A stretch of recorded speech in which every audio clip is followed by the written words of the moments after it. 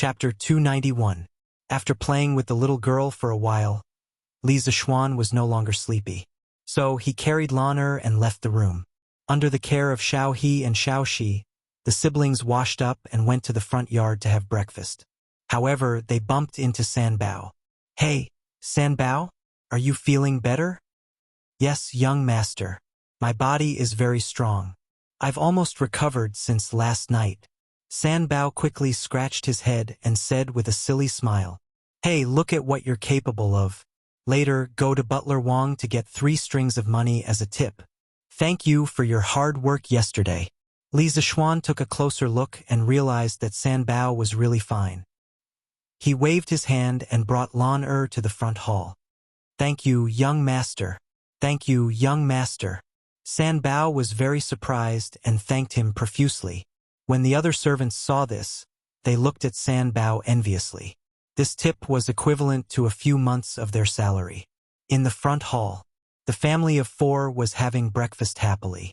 Mrs. Li hadn't seen her son for 3 days. Yesterday's dinner and today's breakfast were very sumptuous. They were all Li Zixuan's favorite dishes. Li Zixuan couldn't help but sigh in his heart. If he ate like this every day, it wouldn't take long for him to become a big fat man. By then, Chang'an would have 1 less handsome man. TSK. Xianer, come and drink some mushroom pheasant soup. This pheasant was sent over by your in-laws yesterday. Mrs. Li scooped some soup for her son with a smile. Li Jingma, who was sitting at the side, was naturally left out. Not only that, because Mrs. Li stood up to scoop some soup for him, Mr. Li couldn't even pick up any food. He could only eat the white rice in his bowl silently. Okay. Mom, you shouldn't eat too much for breakfast," Li Zixuan quickly said. "Who said that I shouldn't eat too much for breakfast? That's nonsense." Mrs. Li rolled her eyes at her son. Although she said that, she still put down the spoon and sat back down. "Haha, that's right. Mother, you just said that this pheasant was sent by Han Lijing. But why didn't he come in person?" Li Zixuan asked as he ate. "Haha, isn't this all because of you?" Old Man Li, who had been eating silently at the side, said, "I heard that Han Li has been busy preparing for your marriage with Han Girl these past few days.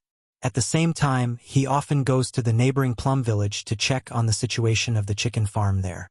He's so busy. How could he have the time to come over and deliver pheasants to you?" This pheasant was hunted by the Han village's farmer. After he gave it to Han Lijing, he couldn't bear to eat it, so he asked someone to send it over. "Oh, I see. Brat, what have you been doing in the workshop recently?" Li Jingma took a bite and asked. In the past, the Li family had always been particular about not talking while eating. Ever since Li Zixuan returned, he had led the entire Li residence astray. It's nothing. I was just bored and made some small things to play with," Li Zixuan explained casually.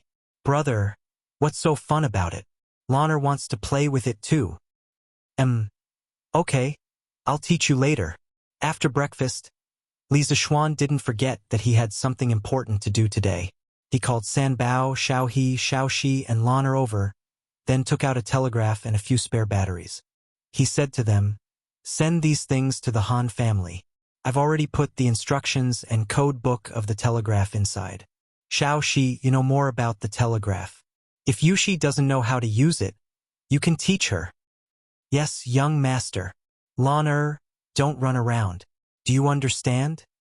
I know. Brother is so long-winded." Li Zixuan couldn't be bothered to banter with her. He looked at San Bao and said, "San Bao, ask a few guards to go with you later and protect Mrs. Safety." Li Zixuan didn't plan to let Lan Er go with them. However, he couldn't resist the little girl's pestering.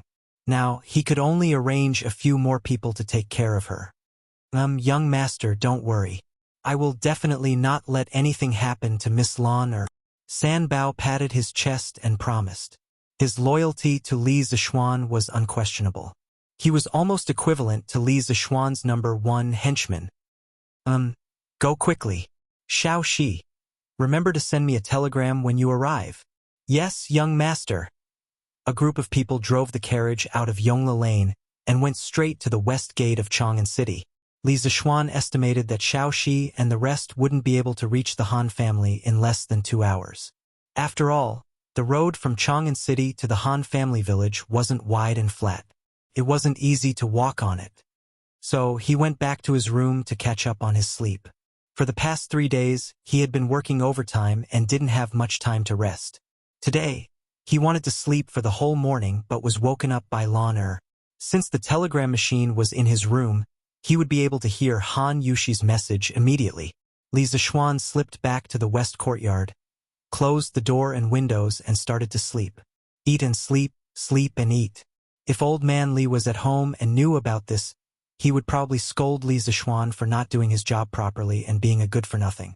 Li Zixuan laid on the bed and fell into a deep sleep after a while. This speed of falling asleep, no matter who it was, they would have to admit defeat. After an unknown amount of time, there was a sudden intermittent DDD sound. He woke up abruptly and knew that Xiaoxi and the rest had arrived at the Han family village. Li Zixuan walked quickly to the long table where the telegram machine was placed and started to record the telegram. Perhaps the person who sent the telegram wasn't very familiar with it. So, it took almost 15 minutes for the short message to be sent. Luckily, Han Yushi's side was slow. Li Zixuan had come into contact with telegrams in his previous life, but this was his first time making one. His speed of recording the code was also very slow. After he finished recording the code, Li Zixuan flipped open the code book and started to translate the telegram. His speed was faster because he was the one who wrote the code book. He couldn't say that he remembered everything, but at least he was very familiar with it. After a while, Li Zixuan translated the contents of the telegram. Young Master, I am Xiaoxi. We have a safe journey and have arrived at Young Madam's house. Young Madam is learning how to use the telegram machine. Just a short 30 words, but there were almost 700 codes. Li Zixuan sighed in his heart. This telegram machine was still not as convenient as a phone. Heh, this is really greedy. You already have a telegram machine, why do you still need a bicycle? Li Zixuan laughed and shook his head. He thought for a while, then looked at the code book and sent a telegram. Take care of Lan Er. Don't let her run around. Also, tell Yushi not to rush and learn slowly. I can wait. Chapter 292. Young Madam. Young Master is talking to you. He wants you to learn slowly. Don't be anxious. Han family's courtyard. After Xiaoxi finished translating the code, she ran to the side and said to Han Yushi, who was reading the telegraph machine manual. Xiaoxi, I haven't married him yet. Don't call him that. Although Han Yushi was happy in her heart, she still looked embarrassed. Hee. Sister Yushi will be Lan Er's sister-in-law in a few days. It's okay to call him that now. Lan Er followed behind Xiaoxi and giggled. Lan Er, you're talking nonsense too. Hee. I'm not. Xiaoxi, can you help me send a telegram? I want to talk to brother too. It was only today that Lan Er found out that Li Zixuan had come up with such a fun thing recently. The magic of the telegraph had already surpassed her understanding of this world. The little girl was now very fond of this efficient and fast method of communication. She saw Xiaoxi's operation just now, but she did not learn it. That was why she said that. Okay, what do you want to say to young master? Xiaoxi will help you send it. Xiaoxi smiled faintly. Let's talk about it over there. Lan Er pulled Xiaoxi back to the telegraph machine and started chatting with Li Zixuan. On the other side, Li Zixuan waited for a long time, but there was no telegram. He could not help but think, could it be that the battery ran out of power? That shouldn't be the case. He had only sent and received 2 telegrams. DDD. At this moment, the telegraph machine finally rang again. Li Zixuan was energized and started recording the telegram. This time, the telegram was shorter. Li Zixuan translated it quickly after he finished writing. However, when he saw the translation result, he was speechless. Guess who I am? Was there a need to guess? Other than the mischievous Lan Er, who else would speak to him in such a tone? He suddenly had a thought and replied mischievously, isn't this the silly girl from Blacksmith Wang's family? How did you know how to use the telegraph machine? Han family's courtyard. Han Yushi's room. Xiaoxi looked at the telegram she just received and couldn't help but laugh. Xiaoxi, what did my brother say? Did you guess it was me? Lan Er was not as tall as Xiaoxi. She tiptoed and looked up, but she could not see the contents of the note in Xiaoxi's hand. She could only ask anxiously. Miss, you should see for yourself. Xiaoxi held back her laughter and handed the translated telegram to Lan Er. Lan Er couldn't wait to take a look. A moment later, her smiling face turned red with anger. Humph, smelly brother. He must have done it on purpose. Lan Er stomped her feet, crumpled the paper ball in her hand into a ball, and threw it out angrily. Xiaoxi, help me send another telegram to my brother. Yes, miss. Beep, beep, beep, beep. Li Zishuan didn't wait for long before the telegraph rang again. Lan Er, bah! Smelly brother, you're the silly girl. Hee hee, this little girl. Li Zishuan smiled and shook his head. He suddenly felt that chatting like this was quite interesting. Oh, so it's Lan Er. Lan Er, you know how to use the telegraph so quickly? Li Zishuan replied with a sudden realization. Lan Er, humph, smelly brother, you're still trying to lie to me. You obviously did it on purpose just now. Also, Xiaoxi is helping me send another telegram. Lan Er still doesn't know how to use this thing. Li Zishuan, hee hee. Lan Er, brother, Lan Er also wants a telegraph to be placed in the room. Li Zishuan, why do you want a telegraph for? Who are you sending it to? Li Zishuan asked curiously. Lan Er, for brother. Lan Er realized that using this thing to talk is very interesting. Li Zishuan. He was speechless. The backyard where Lan Er lived was only a few hundred meters away from his west courtyard. Why would she need a telegraph? In the afternoon, Lan Er, Xiaoxi, and the rest finally returned. After witnessing the magical power of the telegraph at the Han residence, Lan Er came back and found Li Zishuan. She cried and begged for a telegraph. Li Zishuan was helpless. He really didn't have the time and energy to build another telegraph. He would be returning to the Imperial College tomorrow.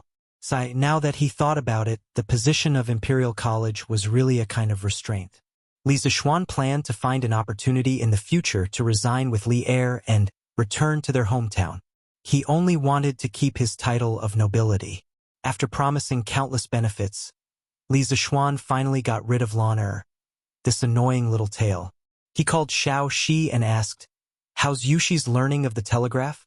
Xiaoxi replied, "Well, young madam already knows how to use it, but she's not very familiar with it yet. She said that she'll contact you when she's familiar with it. Young master, don't be anxious." Ahem. I'm not anxious. I'm not anxious. Li Zishuan touched his nose awkwardly and said. At night, Li Zishuan returned to his room early after dinner and waited for Han Yushi to send a message. At this time, he realized that there was a very obvious flaw in the telegraph. That was that it could not record the received code by itself. It needed someone to be by its side 24 hours a day. Otherwise, he would not even know if he missed the telegram. In fact, the early wire telegraph had a device that automatically recorded the code. It mainly used the electromagnet inside the transceiver to drive the pen on the iron plate to make a mark on the paper tape. If it was a short time, it would be a dot. If it was a long time, it would be a line. Li Zishuan could not help but have an idea. Should he add such an automatic code recording device to his own wireless telegraph? However, this way, the telegraph would be very power-hungry. Why hasn't Yushi sent a telegram yet? Could it be that she has to be very familiar with it before she sends it? Does she have to be so professional? Li Zishuan let his imagination run wild for a while. Then, he looked at the time and could not help but mutter to himself. Beep, beep, beep. Just as he was getting a little impatient from waiting, the telegraph finally rang. In fact, Li Zishuan's guess was right. Han Yushi had been familiarizing herself with the operation of the telegraph over and over again. She had translated what she might say next into the code. Only then did she send the first telegram in her life with some apprehension. "Young master, are you asleep?" Li Zixuan smiled and replied, "No, Yushi, we're gonna get married soon. Why are you still calling me young master?" Han Yushi. "Then what should I call you?" Li Zixuan. "Husband." Han Yushi. "Ah, that won't do. Yushi can't call me that now." Li Zixuan. "Then just call me Brother Shaoxian like everyone else. Calling me young master sounds too distant." Han Yushi. "All right, Brother Shaoxian." Li Zixuan. "Hee Yushi, how is it? This telegraph machine I made is not bad, right?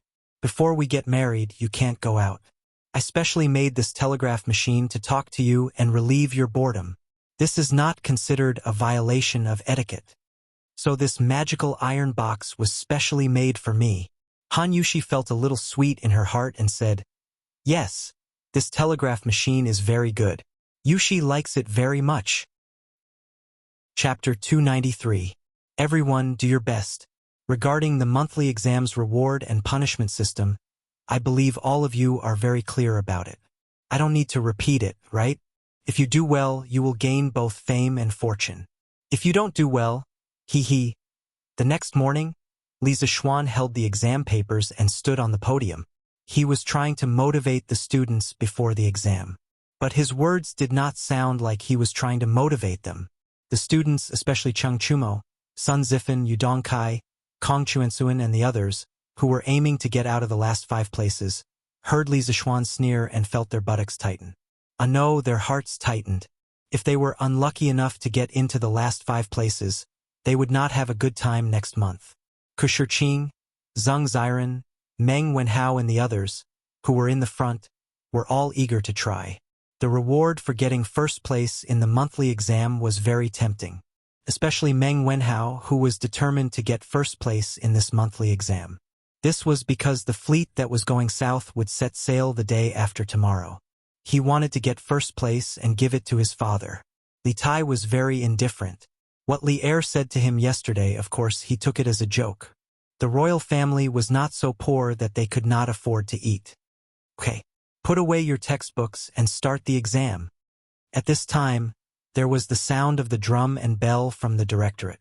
Li Zixuan patted the podium and signaled everyone to be quiet. He began to distribute the exam papers. After handing out the papers, Li Zixuan returned to the podium and brought over a stool. He sat in front of the podium and gloated as he looked at the group of miserable children who were being ravaged by the exam. The questions this time, why? After experiencing the previous weekly exams, the students were already immune to those strange questions. However, when they received the test paper and opened it, they were not used to it. The style of these questions was not quite right. It was so simple. You all can be proud over there. The questions are simple, but it does not mean they are easy. Li Zixuan was sitting on the podium. The expressions of the students naturally fell into his eyes. He couldn't help but snicker in his heart.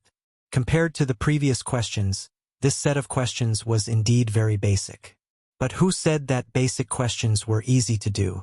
For those who had gone through exam-oriented education, the basic questions were the most difficult. In his previous life, Li Zixuan would rather do some extremely difficult questions than basic questions. Some basic questions were especially easy to lose points. What's more, there were more or less traps in these questions. As for who would fall into the traps, it would depend on their own luck. F***CK. Sir, you're giving me free marks with these questions. Haha. Sun Zifan continued to do a few questions as if he had the help of God. In an instant, he felt very good about himself. He couldn't help but feel very proud. He secretly thought that he wouldn't be beaten when he went home this time, right? In the previous weekly exam, although Sun Zifan relied on the last additional question to get out of the last 5, but he only just got out of the last 5. He was the 8th from the bottom in the mathematics school. When his father, Sun Fujia, casually asked Kong Ingda about Sun Zifan's results after the morning court, he found out that Sun Zifan, the son of the top scholar, was honored as the 8th from the bottom in the class. He was furious. When he returned home, he did not say anything and beat Sun Zifan up. Mrs. Sun pleaded bitterly, but it was useless. Sun Zifen still remembered the next day when he came to the mathematics school with a swollen face and was laughed at by everyone. In order to not be beaten again, this guy had been studying hard recently. He had learned all the new mathematics knowledge that he had not learned before. At this time, if he was asked to do the last weekly exam again, Sun Zifen was confident that he would not be at the bottom.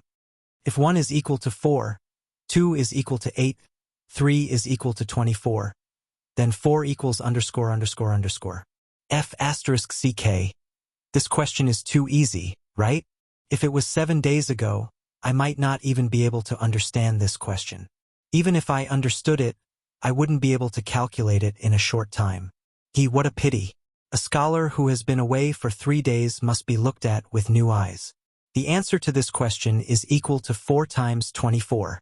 I can use the multiplication formula and calculate it in a moment. When Sun Zifen saw the 5th question, he was overjoyed. He was not stupid. Of course, he could find the pattern. Moreover, he now had a certain foundation in mathematics, so this guy thought that he could find the answer quickly. Sun Zifen calculated the result on the draft paper 96. Then he proudly wrote the answer on the test paper. Of course, in the mathematics library, there were many masters. Naturally, there was no lack of smart people, such as Li Tai, Iron Egg, and Meng Wenhao. As they encountered more and more questions, the 3 of them did not relax at all. Instead, they became more and more serious. Their eyebrows were tighter and tighter. They looked as if they were facing a great enemy. It was as if the question in front of them was a scourge. It's not easy. This question is definitely not as simple as it looks on the surface.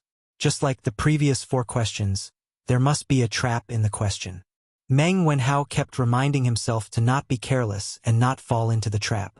In the previous 4 questions, he almost got it wrong. Fortunately, he relied on his intuition and checked on the spot. That was why he did not fall into the trap set by Li Zishuan. Meng Wenhao had been tricked many times. His first instinct when he saw the 5th question was that this question was not easy.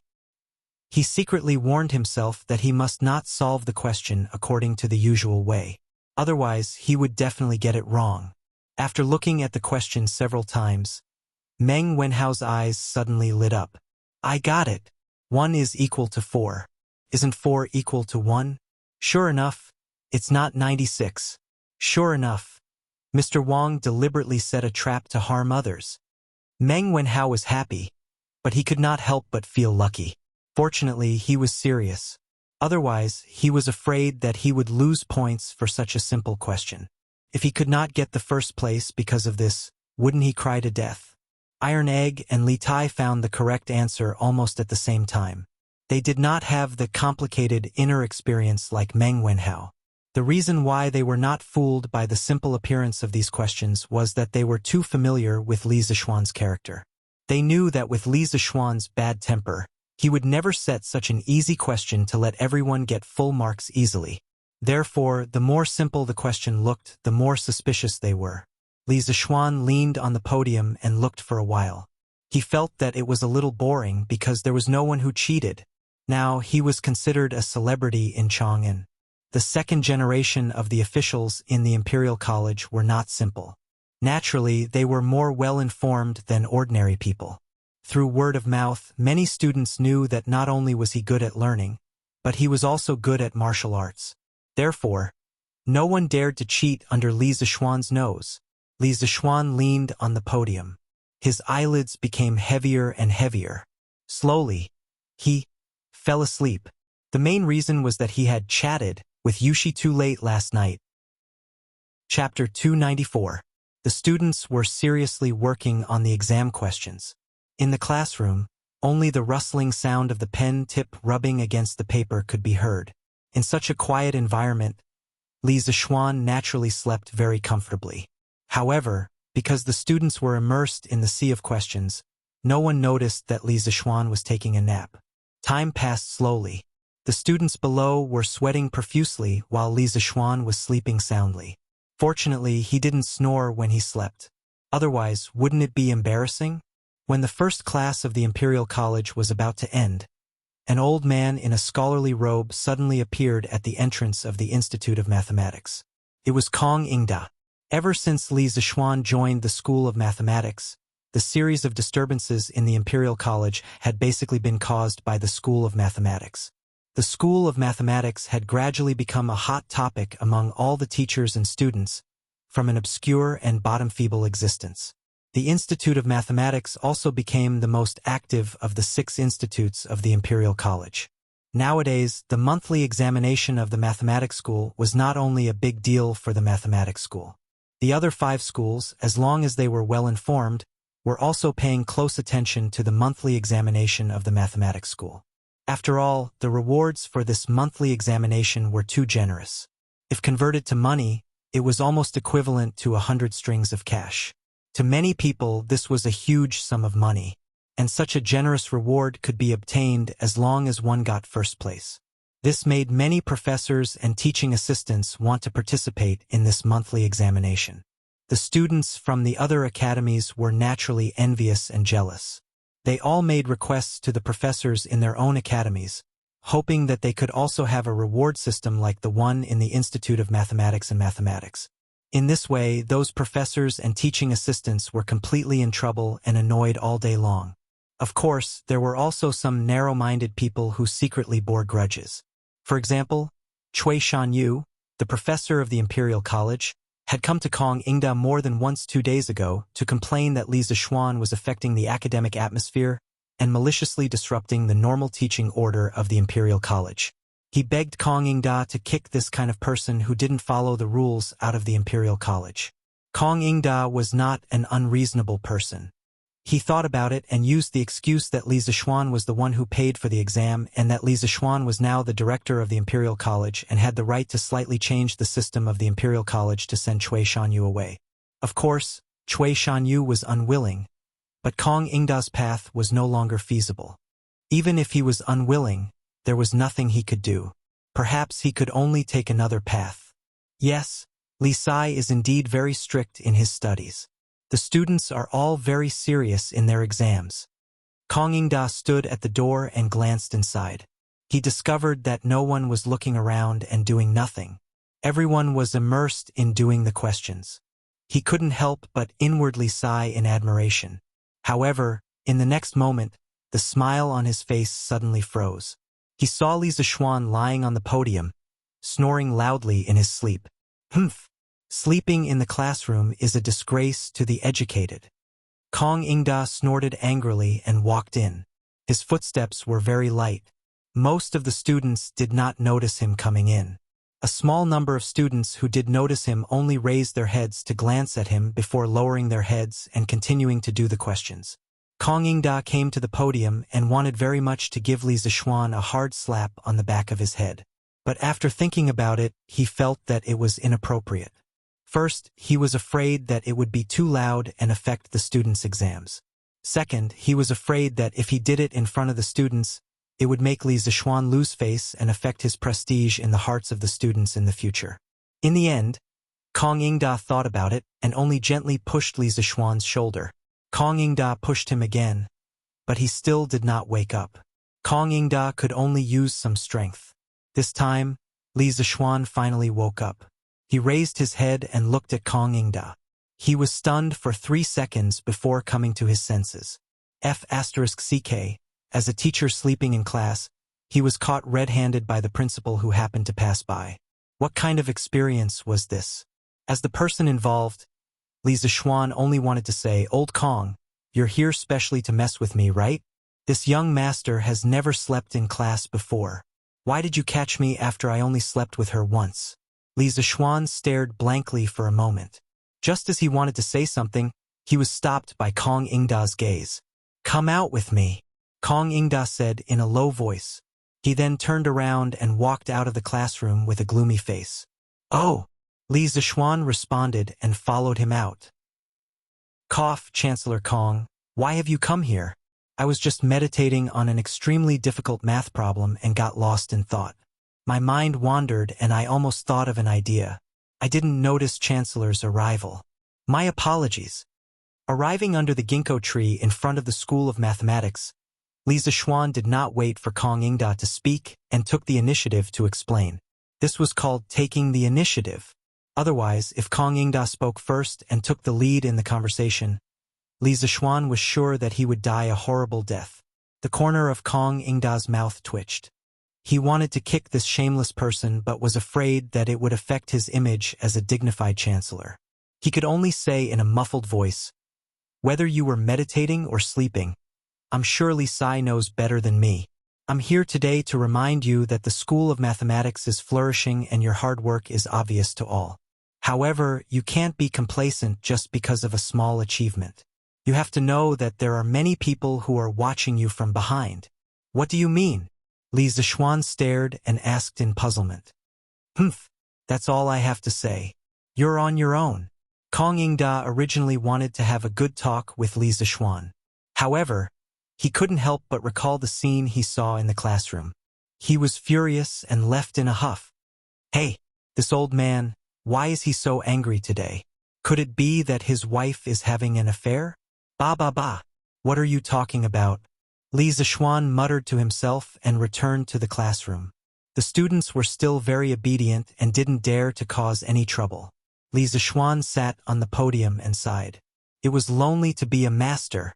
At this time, he really wished that a troublemaker would appear in the school. Then he would have some fun. He was bored and didn't have a cell phone to pass the time. In his previous life, he had experienced many exams. At that time, there were many invigilators who would comfortably play with their cell phones to pass the time while watching the students being tortured. What a pity! He was a time traveler.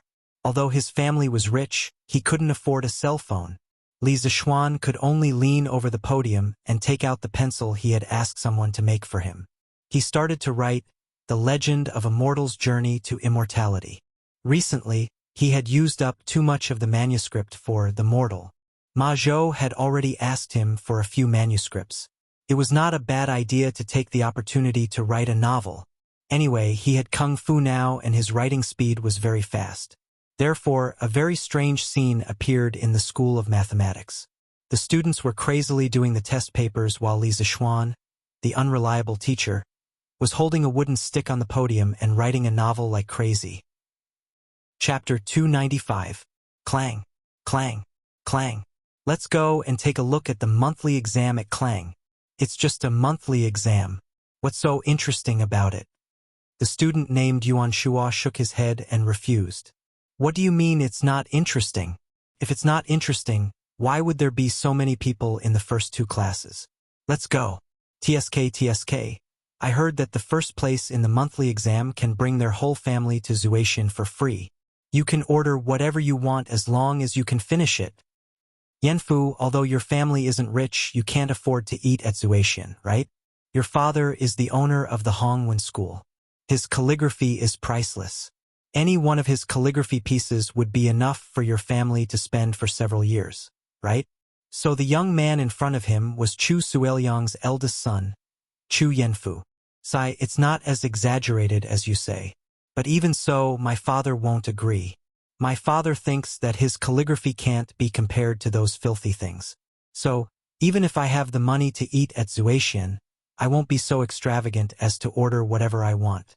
Hee Yanfu. There's no point in being envious. You're not a student of Clang.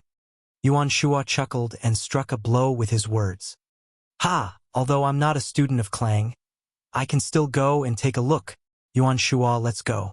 Don't you admire Li Sai's new mathematics? Let's go and take a look. After Chu Yanfu finished speaking, he pulled Yuan Shua's arm and walked out of the classroom without any explanation. Hey, I didn't say I was going. Ahem. Where are you guys going? The two poor kids bumped into one of the 5 professors of Clang. Chui Shanyu. Ah, sir.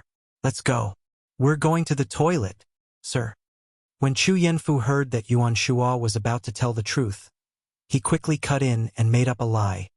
Oh, then go quickly. Don't be late for class later. Chui Shanyu carefully examined their expressions for a while, but didn't see anything strange, so he said coldly, All right, sir, we'll be off then. Chu Yanfu pulled Yuan Shua and ran away. Hey, Yanfu, isn't the School of Mathematics in the south? How can we run east? Yuan Shua asked suspiciously after running for a while. Yuan Shua, are you stupid? Just now, we told Dr. Chui that we were going to the toilet. If you don't run here, won't you be exposed? It's the same if we take a detour to the School of Mathematics and Mathematics. Oh, right, Yenfu. Why did you lie to Dr. Chui just now? Haven't you heard? Recently, Professor Chui has always found Li Sai to be an eyesore, believing that he has led the directorate astray. He has already complained to the Chancellor more than once. Oh? There was actually such a thing? But Li Sai didn't lead astray? On the contrary, ever since he came to the directorate, we all used blackboard chalk, enjoyed the start and end of class system, and even learned pinyin. Why would Dr. Chui slander Dr. Li like this? Sai, who said it wasn't? But Yuan Shua, you don't have to worry. Dr. Li has now become the directorate CE, and Dr. Chui doesn't have the ability to destroy him. In the School of Mathematics and Mathematics, the teachers and students inside were all immersed in their writing and didn't pay attention to the students outside. Li Zixuan was writing a novel and couldn't help but be immersed in the story, so he didn't pay attention to the outside. The students in the School of Mathematics and Mathematics had too many questions, so they didn't have time to look around. After a while, the bell and drum for class rang, and the students outside scattered like birds and beasts, rushing to their respective classrooms. The School of Mathematics and Mathematics regained its silence. Gradually, this monthly examination entered the countdown to the end. Many students had also reached the last question. In this monthly examination, Li Zixuan didn't set any additional questions, so this last question was a compulsory question for the students.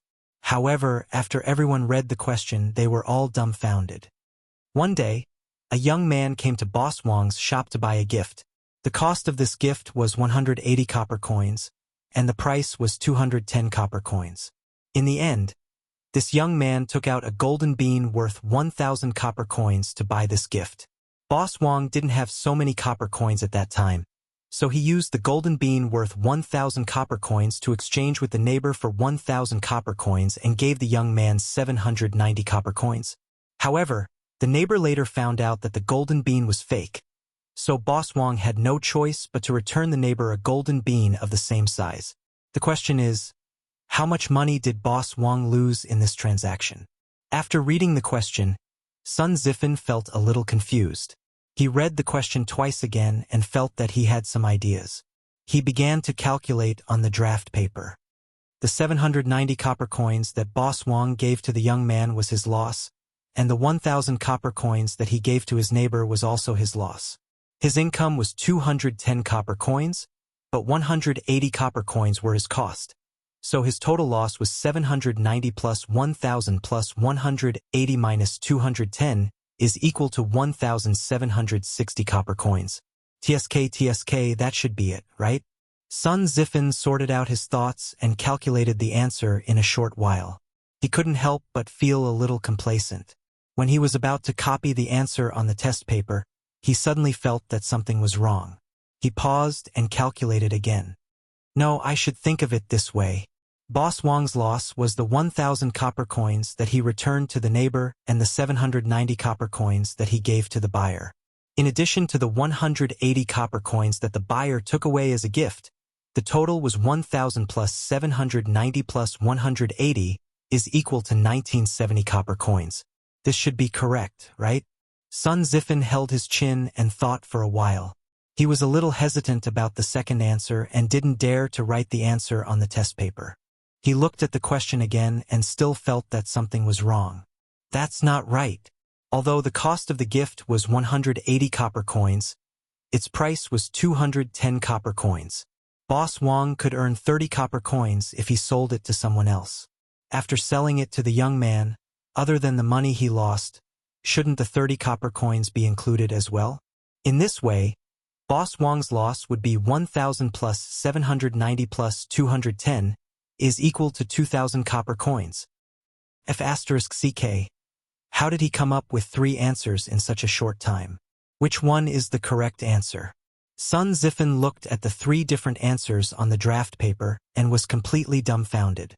If this guy had transmigrated, he would definitely vomit blood and say, F***CK. This question is poisonous. Is it 1760 copper coins? or 1970 copper coins, or 2000 copper coins? Which one should I choose? Sun Zifen's eyes darted between the three answers. After a while, he felt a little dizzy. He shook his head and said angrily in his heart, F***CK, draw lots. I'll take whichever one I get. My luck has always been good. I don't believe that I won't get it. If Li Zishuan knew what this guy was thinking, he would definitely give him 2 big slaps. Do you F***king think you're doing a multiple choice question? Why don't you throw dice instead of drawing lots? In modern times, when students were unable to make a decision on a multiple choice question, many people would choose to draw lots or throw coins. In a way, this silly guy was a pioneer. Chapter 296. The last question of the monthly exam was indeed poisonous. Of course, Sun Zifen was not the only one who was poisoned. Everyone was dumbfounded, and 80% of the students got at least 2 answers. On the podium, Li Zishuan took a deep breath and shook his wrist. In half a day's time, he had actually written a full 20 chapters. He couldn't help but feel a little proud in his heart. It was good to have martial arts. If one were to make a quantitative analysis of everyone's attributes, an ordinary person's dexterity would be around 5 to 6. Li Zishuan's dexterity could reach 30. Of course, writing novels would be much faster. Hey, look at them scratching their heads and frowning. Could it be that they have already reached the last question? Li Zishuan looked up at the student's current situation. After thinking for a while, he immediately understood the reason. He laughed in his heart.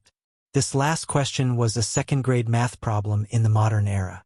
However, it was not to be underestimated. It was said that even if it was done by adults, 9 out of 10 people would get it wrong. Basically, the wrong answers were also varied and varied. Meng Wenhao was the most miserable because he had given 5 different answers to this question: 1760 copper, 1970 copper, 2000 copper, 970 copper, and 1000 copper. However, after careful consideration, he had already eliminated the first 3 answers. This question was deliberately set up by the teacher. You have to find another way to get the correct answer clearly and methodically. You can use the most basic relationship to analyze how much money Boss Wang lost in the end. First, I will analyze Boss Wang and his neighbor. Boss Wang first gave the neighbor a fake golden bean in exchange for 1,000 copper coins. The value of the fake golden bean was 0, so Boss Wang made a profit of 1,000 copper coins from the neighbor. Later, the neighbor found out that the golden bean was fake, so Boss Wang compensated the neighbor with a real golden bean. Now, Boss Wang paid 1,000 copper coins. In addition to the 1,000 copper coins he made before, Boss Wang did not lose any money from the neighbor. Then, he was only left with the money he lost from the young man. Then, between Boss Wang and the young man, Boss Wang gave the young man the change and lost 790 copper coins. After selling the gift, Boss Wang lost 180 copper coins. So, the question is, after selling the gift, did he lose 180 copper coins or 210 copper coins? After all, if this transaction was a normal transaction, Boss Wang could earn 30 copper coins. This was originally Boss Wang's labor. Now that it was gone, should it be counted as a loss? If that's included, then Boss Wang has lost 1,000 copper coins. Meng Wenhao was struggling fiercely in his mind. He hesitated and hesitated. Finally, when he saw that time was almost up, he gritted his teeth and did something that left everyone dumbfounded. Clang, clang, clang. The bell and drum signaling the end of the Imperial College finally rang, signifying the end of the monthly examination. Stop writing. Stop writing. Everyone stop writing. The last student in each row, please stand up and collect your papers. Li Zishuan stood up and shouted. All the students, whether they were done or not, put down their pens. There was no other way. They didn't want to be caught with a 0 score because of this. If that was really the case, he would definitely suffer when he returned home. After a while, Li Zishuan checked the test papers and nodded with satisfaction. Done. Class was over. Ah no, it's a holiday. Also, pray that you don't end up in the last 5. I have already asked the craftsman to prepare the honor roll and shame roll. They will be erected in front of the School of Mathematics in 2 days. I wish everyone a happy holiday. Haha. The students were originally prepared to cheer when they heard that it was a holiday. However, the second half of Li Zishuan's sentence made everyone wilt. Damn. Since you said that, how am I supposed to spend my holiday? Happy holiday? Happy my ass. Chang Chumo rolled his eyes and complained in his heart. This guy had been hanging out with Li Zishuan for the longest time. He had learned a lot of the modern words that Li Zishuan often said and could use them well. Chang Chumo's grades were not good, but he was a fast learner. Ah, sir, how can you do this? Yeah, how am I supposed to spend my holiday? Damn, it's over. I just checked the answers with Meng Wenhao. Only 40% of the answers are the same. Damn, if I end up in the shame roll, I will be skinned alive by my old man when I return home. Ha ha ha. Wang Meng, good job. Now that you said that, I feel a little more confident. Bullshit. Sun Zifan, how good do you think you will be? You might not even score as high as me. Li Zishuan smiled and did not bother about this bunch of cute idiots. He carried the test papers and got into the carriage to go home. He was actually very happy. He had just finished his confinement period and returned to the Imperial College to work for half a day. Then, he would be able to enjoy the wonderful weekend break. Life was still pretty good. Most importantly, now that he had a telegraph machine, he could chat with pretty girls anytime. He would not be bored anymore. After lunch, Li Zishuan was about to start marking the test papers. After all, he did not like to drag things out until the end. At this moment, a servant came to report that Ma Zhou had arrived. Li Zishuan hurried to the main hall in the front yard. Haha, Lord Zhu. Ma Zhou, who was sitting on a chair, stood up and cupped his hands in greeting. It was worth mentioning that Li Zishuan could not stand the stools at home. At first, he only made himself a reclining chair. Later on, he simply asked the craftsman to replace all the benches at home with chairs with backs. Brother Ma, why are you here? Haha. Take a seat. Take a seat. Don't stand on ceremony. Li Zishuan laughed and sat beside Ma Zhou. Ma Zhou obeyed and sat down. He replied, Lord Zhu, I am here today for 3 matters. First, the shopkeeper of Chang'an's number 1 bookstore, Mingde Bookstore, has sent someone to contact us. He said that he wants us to give them a batch of goods to sell on his behalf. Li Zishuan nodded. Didn't I mention this before? If they are willing to cooperate with us, they can do so if the conditions permit. Brother Ma, you can decide for yourself. Ma Zhou shook his head. Lord Zhu, this bookstore is different. Mingde Bookstore's quantity is larger. Moreover, this bookstore's background is not small. Their shopkeeper came with a letter from the current minister of the Ministry of Appointments. A few days ago, they came a few times. However, at that time, I saw that Lord Zhu was in seclusion researching new things, so I sent them away. I did not expect them to come again today. This is a serious matter. I do not dare to act on my own. I am here to ask for Lord Zhu's opinion. Zhang Sun Wuji? Li Zishuan frowned deeply. When he went to the imperial court for the first time, Zhang Sun Wuji spoke up for him. He still remembered this incident. Logically speaking, he should have a good impression of Zhang Sun Wuji. However, he did not. This was because from some history books, novels, and television dramas, Zhang Sun Wuji was a scheming old fox. He was not easy to get along with. Give it to them. Satisfy them as much as possible. I owed Zhang Sun Wuji a favor last time. This time I will return it all. However, Brother Ma, you have to tell them that even if the price of the books they purchase from us is slightly more expensive than our Chichu culture, it will only be 10% more expensive than our books. Otherwise, we will not cooperate with them in the future. Li Zishuan thought for a while and said to Ma Zhou, Yes, Lord Zhu. Ma Zhou nodded in satisfaction. Li Zishuan was very considerate. He also heaved a sigh of relief. Chapter 297. The second matter is about Datang Daily, Li Residence Main Hall. Ma Zhou took out a stack of manuscripts and handed it to Li Zishuan. He said, Lord Zhu, after the publicity you planned, there have been a lot of people who have contributed to the Dehua Jianghu section. The themes of these people's novels are similar to A Legend of a Mortal's Journey to Immortality. I've picked out two of the most outstanding ones. What do you think, Lord Zhu? Li Zishuan smiled knowingly. He had spent so much time promoting Datong Daily's novels, and his hard work had not been in vain. There were indeed people who were truly noble and virtuous in this world, but they were very rare. Most of the scholars, although on the surface they considered themselves noble and virtuous, would fight to fall into the mortal world if the price was high enough. This was exactly what Li Zishuan needed. The novel market would only become popular when there were more authors joining. Haha, not bad, not bad. Let me take a look. Why is the paper so rough? Li Zishuan took the manuscripts and laughed happily at first, then frowned. Cough, Lord Zhu, those scholars who contributed were from poor families. They couldn't afford good quality rice paper. Ma Zhou explained. Oh, I almost forgot about that. How about this, Brother Ma? In the future, for every novel writer that we hire, we will give them 2 pieces of good quality paper for free for every manuscript they submit. This can be considered as a benefit for them. Li Zishuan slapped his head and shouted. This guy didn't know the cost of daily necessities until he was in charge of the household. He had forgotten that, in this era, good quality rice paper was not something that ordinary people could afford. Haha, once this method is out, I'm afraid that the enthusiasm of the scholars will be even higher, right?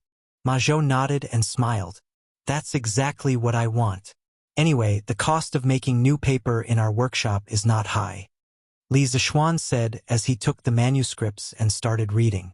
The name of the first novel was Zhang Xiaohua's Journey to Immortality. The author was Tian Xianghua. Introduction. A young man without spiritual roots, by chance, saved a seriously injured elder of Miao Yun Valley. The elder was grateful and recommended him to become a member of Miao Yun Valley, a small cultivation sect. By chance, he obtained the ability to turn waste into treasure. Since then, he has embarked on the path of cultivation. Li Zishuan's expression was a little strange. Why does the introduction look so familiar? Just by looking at the introduction, he knew that it was full of tricks. Chapter 1, Zhang Xiaohua. The enormous mountain range that was shrouded in clouds was like a primordial beast that was about to awaken. Low rumbling sounds came from the sky above the mountain range. Accompanying the loud sounds was a vast amount of energy that covered the sky. Sigh. A disappointed sigh came from an ordinary-looking youth with a wooden expression. He had failed again. This was the 69th time he had failed in the past 5 months. No matter how tough Zhang Xiaohua's mind was, he was still surrounded by depression and despair. The corner of the young man's mouth revealed a trace of a bitter smile. He shook his head and looked at his hand. Was his aptitude really that bad? Zhang Xiaohua clenched his fist tightly.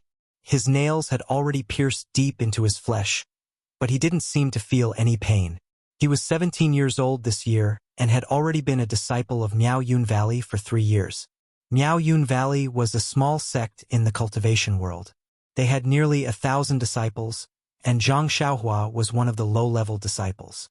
In 3 years, his fellow apprentices had already entered the middle stage of spirit formation.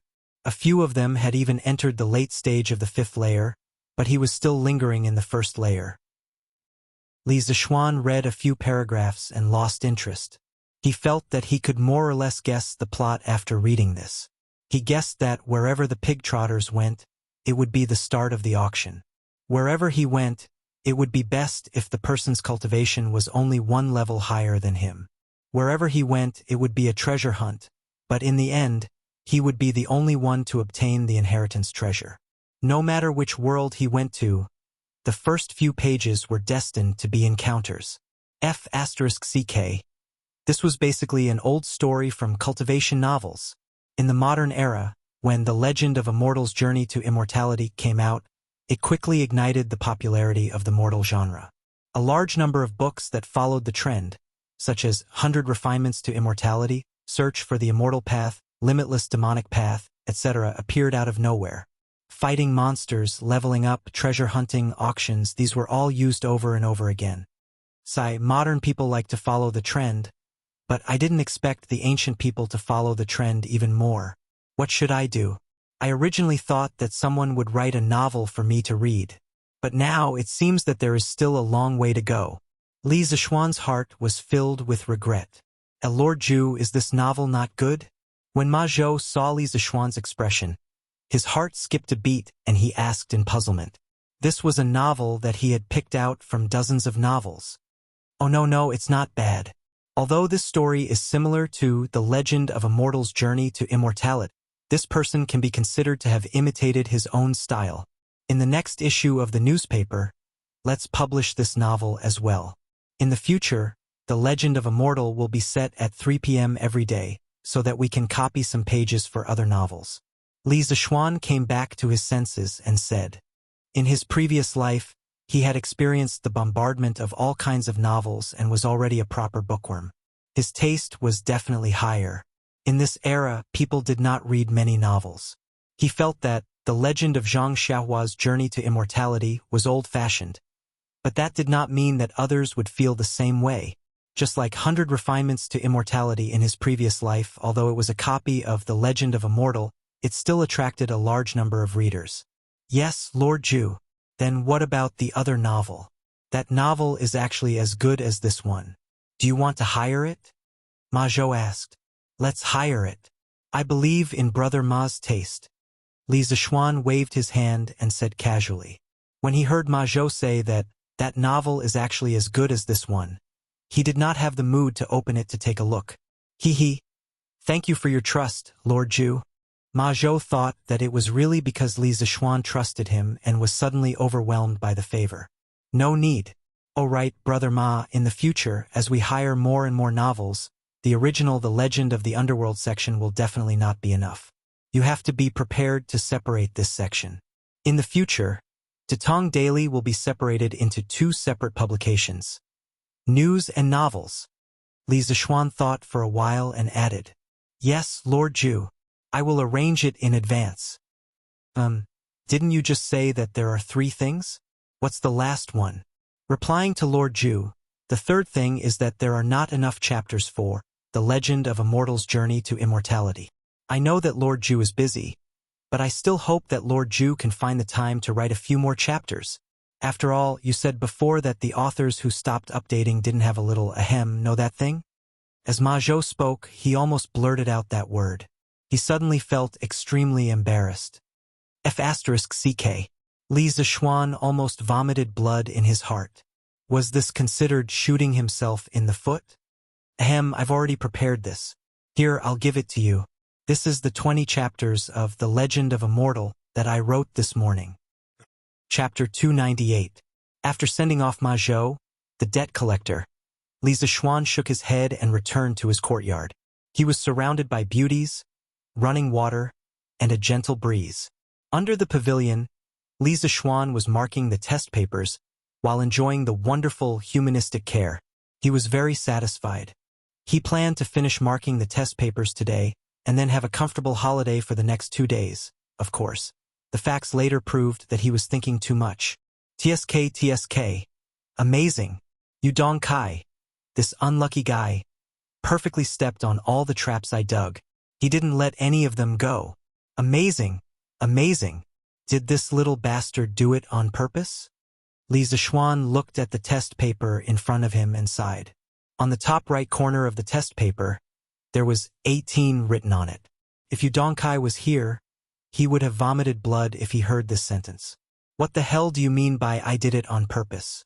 Isn't it because you purposely set me up? Doesn't your conscience hurt when you say that? But then again, Yu Dong Kai was too good.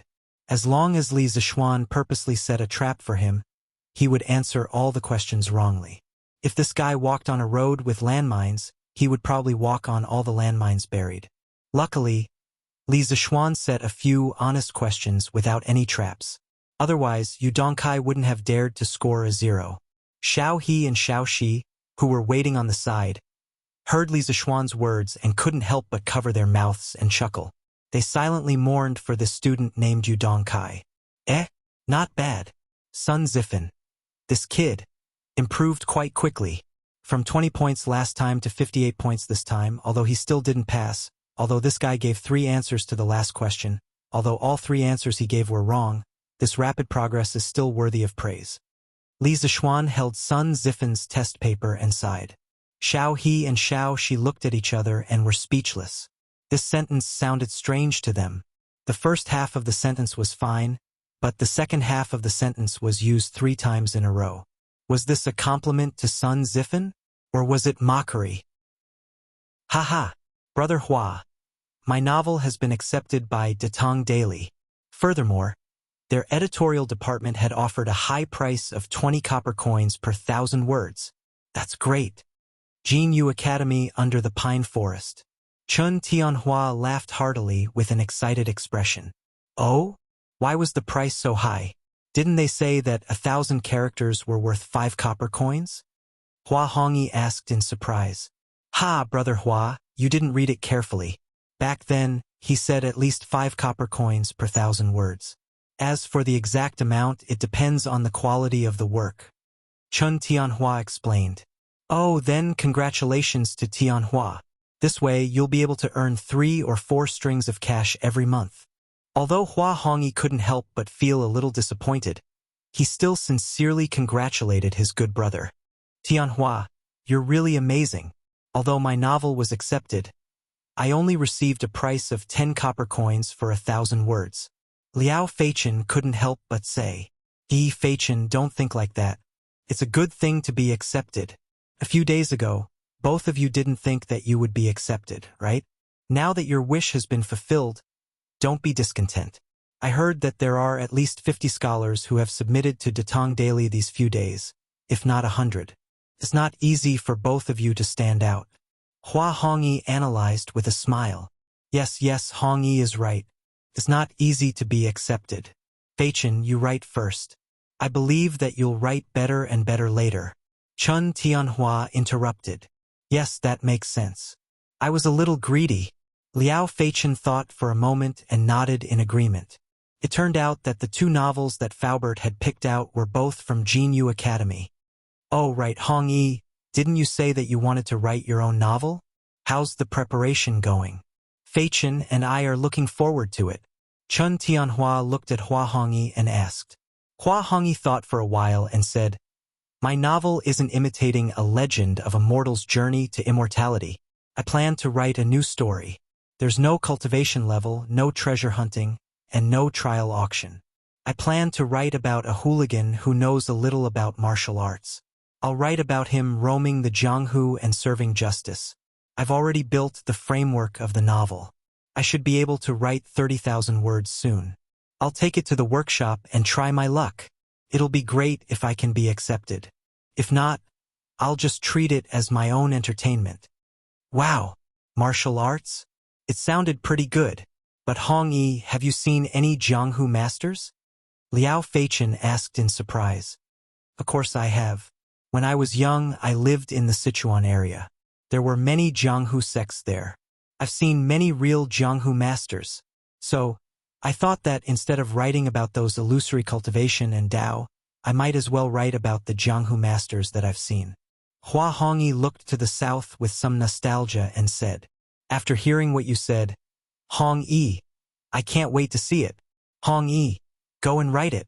Chun Tianhua said excitedly. Yes, go and write it. I've never seen a legendary Jianghu master before. Husband, see if there's anything else you need. I'll go to the East Market tomorrow and buy it for you. The sea is windy and the waves are strong. You have to prepare everything in advance. Yi Lane Meng family. Although the fleet would set sail the day after tomorrow, Mother Meng had already started to help Father Meng pack his things. Hey, it's still early. Why are you in such a hurry, you silly woman? Besides, we're going out to sea to work. Why are you packing so many things for me? Isn't it troublesome to bring them along? Father Meng looked at the luggage on the bed and felt a little uncomfortable. However, he still said impatiently, But these are the clothes that you need to wear frequently. How can you not bring them? Also, I heard from Sister Wang next door that it's cold at sea at night. You might catch a cold. Bullshit. You believe that woman's words? Father Meng said angrily. It's always good to prepare more. Husband, you have to be careful at sea. How and Yaya are counting on you. Mother Meng said weakly. It's fine. I won't die for sure. Don't you know how good I am in the water? Why are you wasting time here? Go and cook for the two children. Father Meng waved his hand and turned around impatiently. However, no one noticed that a drop of turbid tear almost fell from the corner of this tower-like man's eye. He was actually afraid that he wouldn't be able to come back this time. If that was the case, what would happen to his two children? All right, husband.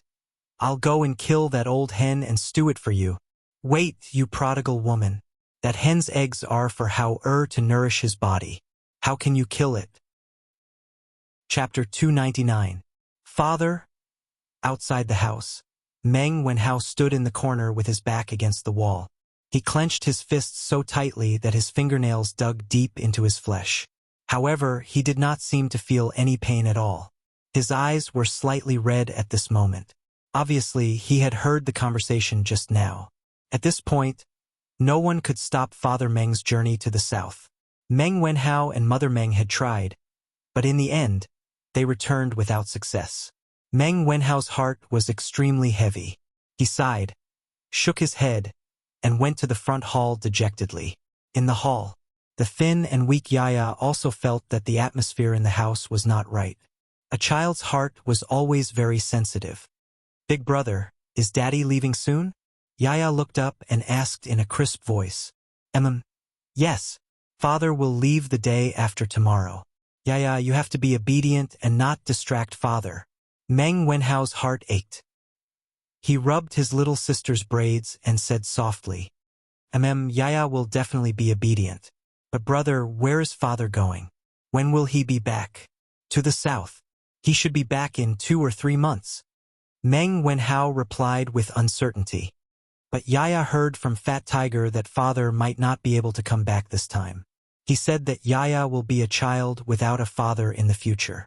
Yaya doesn't want father to leave, but father doesn't listen to Yaya. Brother, Yaya is so sad. Nonsense. Meng Wenhao was furious. He clenched his fists and said hatefully, Yaya, don't listen to that little bastard Fat Tiger's nonsense. The next time I see him, I will definitely beat him up. Father will definitely be fine and will definitely be back soon. Brother promises you. Yaya believes in brother. But brother, don't fight. Fighting is not good. Husband, this is the rice wine I bought in the East Market today. Do you want to try it? At night, candles were lit in every house in the square. In the Meng family, a family of 4 sat around a shabby table for dinner. The atmosphere was very warm. Father Meng glared at his wife. He wanted to scold her for being extravagant, but in the end, he didn't say anything.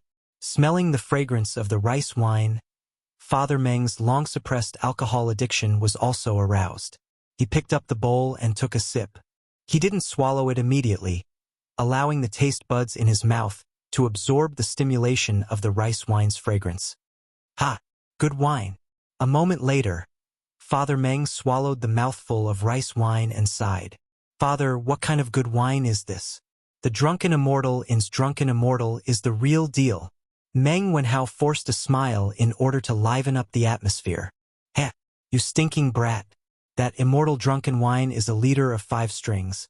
Is it something that rough men like us can drink? Although Father Meng had never drunk the Drunken Immortal before, he was obviously quite knowledgeable.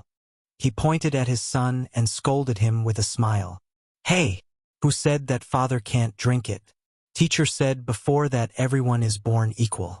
The reason why we are treated differently is because we don't work hard. One day, I will let you drink the Drunken Immortal every day. You can drink as much as you want. Meng Wenhao said firmly. Haha, my son is ambitious. The proudest thing in father's life is to have a son like you. So what if Squire whose family is rich?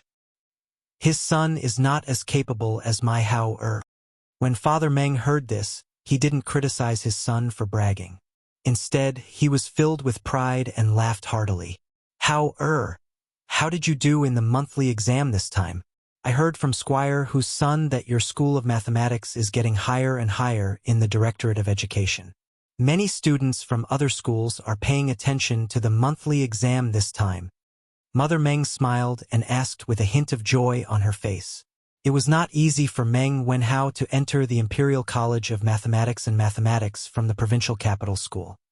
His mother was very satisfied, but people were greedy. After Meng Wenhao entered the Imperial College of Mathematics and Mathematics, Meng Wenhao's mother thought that it would be good if her son could continue to enter the four-gate school of mathematics and mathematics.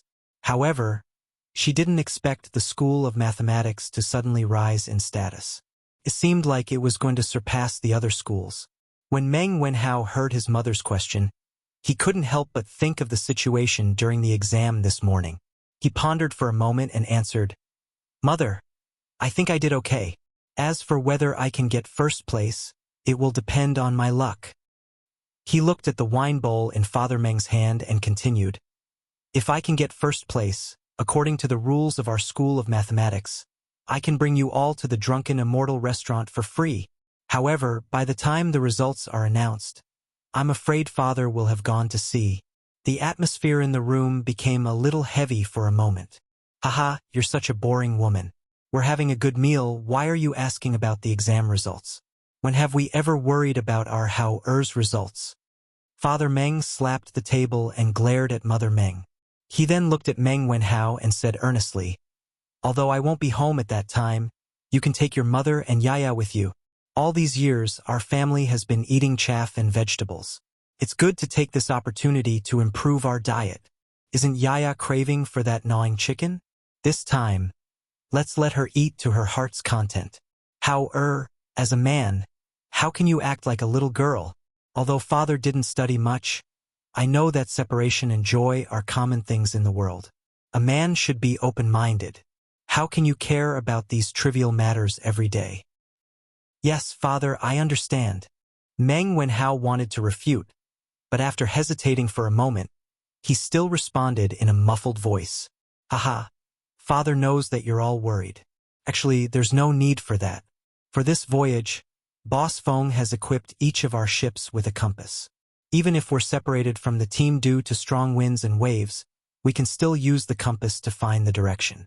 As Father Meng spoke, he took out an exquisite compass from his arms.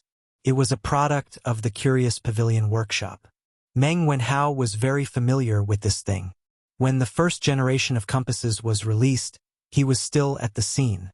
Mother Meng saw the shiny object and took it curiously. "Hey, be careful, be careful. This little thing costs 5 strings of money." Father Meng hurriedly exhorted. Mother Meng was so shocked that her wrist trembled and she almost dropped the compass to the ground. Fortunately, Meng Wenhao's hand was quick enough to catch it. Mother Meng said with lingering fear, "Thank goodness! Why is this thing so expensive? Bring it over." This thing is a navigation tool specially made by the Curious Pavilion for this voyage to the south. It's said that Hao-er's husband, Li Xiannan, personally invented it. This thing is light and can give accurate directions. How can it not be expensive? I heard that the bosses of the other fleets only equip 1 compass for every 5 ships. It's rare to see someone as generous as Boss Feng. Father Meng asked for the compass and carefully put it back into his pocket as he grumbled in annoyance. "Oh, then Boss Feng is really a good person," Mother Meng said happily. "Father, Yaya doesn't want to eat the gnawing chicken. I only want Father to stay." Yaya, who was chewing on her cornbread, said meekly. Father Meng. Chapter 300. Your Highness, you've come? The next morning, Li Zishuan had just finished his breakfast when he received a report from a servant that Li Xiaogong had arrived. He hurried to the main hall to receive him. With Li Xiaogong's status, there was naturally no need to report his arrival to the Li residence. Thus, he was directly welcomed into the main hall by the steward, where he was served tea while waiting for Li Zishuan to arrive.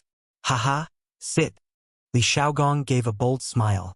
It was clear that he had been living a very comfortable life recently. "Yes." Li Zishuan felt somewhat awkward. "Damn, this is my house. Why do you make it seem like I'm the guest and you're the host? Tomorrow, the army and fleet will set out for the south. Little Xian, you should know about this, right?" Seeing Li Zishuan sit down, Li Xiaogong fiddled with the teacup in his hand as he casually asked this question. Li Zishuan nodded and smiled. This kid really does know. Shouldn't your highness be in the barracks organizing the army? Why do you have the time to come see this kid? Ha! My great Tang's army rests on their spears every day, and there's not a single one missing from their daily training. Why would they need to sharpen their spears at the last minute? Besides, even if this king wasn't here, the generals would have already made arrangements. Otherwise, what would they do? Li Xiaogong's lips curled as he nonchalantly said. Li Zishuan's heart was moved. This is the style of a powerful nation. From the sovereign to the common people, everyone had a powerful self-confidence in their bones. This was something that the Song, late Ming, and Qing dynasties lacked. It was no wonder that, in a few years, the great Tang would be so powerful that it would have no friends. This king came today to thank you for the compass. This thing is truly too useful. Many of this king's veteran Navy soldiers loved it so much that they couldn't bear to part with it. They kept saying that this compass was a life-saving item. This king also asked His Majesty for a reward for you, but His Majesty seemed to have other plans and didn't want to reward you right now. This king couldn't change His Majesty's decree, so I could only personally come to thank you. Kid, your actions have saved the lives of many soldiers. After Li Xiaogong finished speaking, he solemnly cupped his hands and bowed to Li Zishuan. Li Zishuan was shocked. He hurriedly moved aside and said, Your Highness, you are too serious. As a commander-in-chief, it is understandable that you care about the lives of your soldiers. As a citizen of the Tang Empire, I am able to enjoy such a stable living environment because the soldiers on the front line sacrificed their lives for it. Now, it is my duty to do something for the Tang army. I dare not accept your highness's bow. In fact, he knew in his heart that the reason why Li Er did not take the opportunity to reward him was probably because he was still concerned about the wireless telegram. Previously, he did want to get his title promoted as soon as possible, but he did not want to be led by the nose by Li Er all the time. Therefore, this time he directly gave up. If he did not get promoted, then so be it. Anyway, he was quite happy now. Ha! You brat, you sure know how to say things. But what you said is very reasonable. It's rare for you to have such a high level of awareness. Seeing that Li Zishuan did not accept his bow, Li Xiaogong did not force him. He returned to his seat and smiled. He. Your Highness is overpraising me. Li Zishuan gave a dry laugh. In his heart, he was criticizing Li Xiaogong for being insincere. Since he was here to thank him, why didn't he bring any gifts when he came? For example, the few luminous pearls that Wang Yu had given him previously were not bad. He believed that Li Xiaogong's house definitely had such things. It was just a matter of whether Li Xiaogong was willing to part with them. If Li Xiaogong knew what Li Zishuan was thinking, he would definitely give him a big kick. It was true that he was leading the army south this time, but this was not his personal work. In the end, he was still working for Li Er. There was no need for him to fork out his own money for this matter. As for the second matter, Shaoxian, this prince had specially found some seafarers to verify the nautical chart that you gave me. The result was that your nautical chart was flawless and perfect. With this detailed map and the compass, this king is even more confident about going out to sea this time. This is all thanks to you. Brat, how about this? If you have any difficulties in the future, come and tell this prince. If this prince can help, this prince will definitely do his best to help. Li Xiaogong stroked his half-inch beard and said straightforwardly. Li Zishuan was overjoyed. This was more like it. After working so hard for so long, he finally received some returns. He. Then this little one would like to thank your highness. I wish your highness a triumphant return in advance. Li Zishuan cupped his hands and said with a smile. It was not easy to gain the friendship of a prince. It was equivalent to gaining another backing. Should I go in or not? But what should I say when I go in? Yongle Lane. Meng Wenhao stood opposite the Li residence. Looking at the tall walls, he was somewhat hesitant. In the morning, he felt too depressed at home. He originally planned to go to an E-Lane to see how little Yuer was doing. On the way, he passed by Yongle Lane. He did not know what he was thinking, but he unexpectedly walked in and stood beside the Li residence. He looked into the distance and hesitated. Then take care, your highness. This little one will go to Murky Mountain to see you off tomorrow. While Meng Wenhao was hesitating, a burst of laughter came from the front door of the Li residence. Then two people came out. One was Li Zixuan, and the other was a middle-aged man with a noble aura. Meng Wenhao had never seen him before. "Aha, that's fine. See you tomorrow on Murky Mountain." The middle-aged man laughed and got into a luxurious carriage parked in front of the door. Then the carriage started and gradually went away. Wenhao, why are you standing here? Are you here to see your master? Why don't you come in? Li Zixuan was about to turn back to the house when he inadvertently glanced at Meng Wenhao at the entrance of the alley. He asked curiously.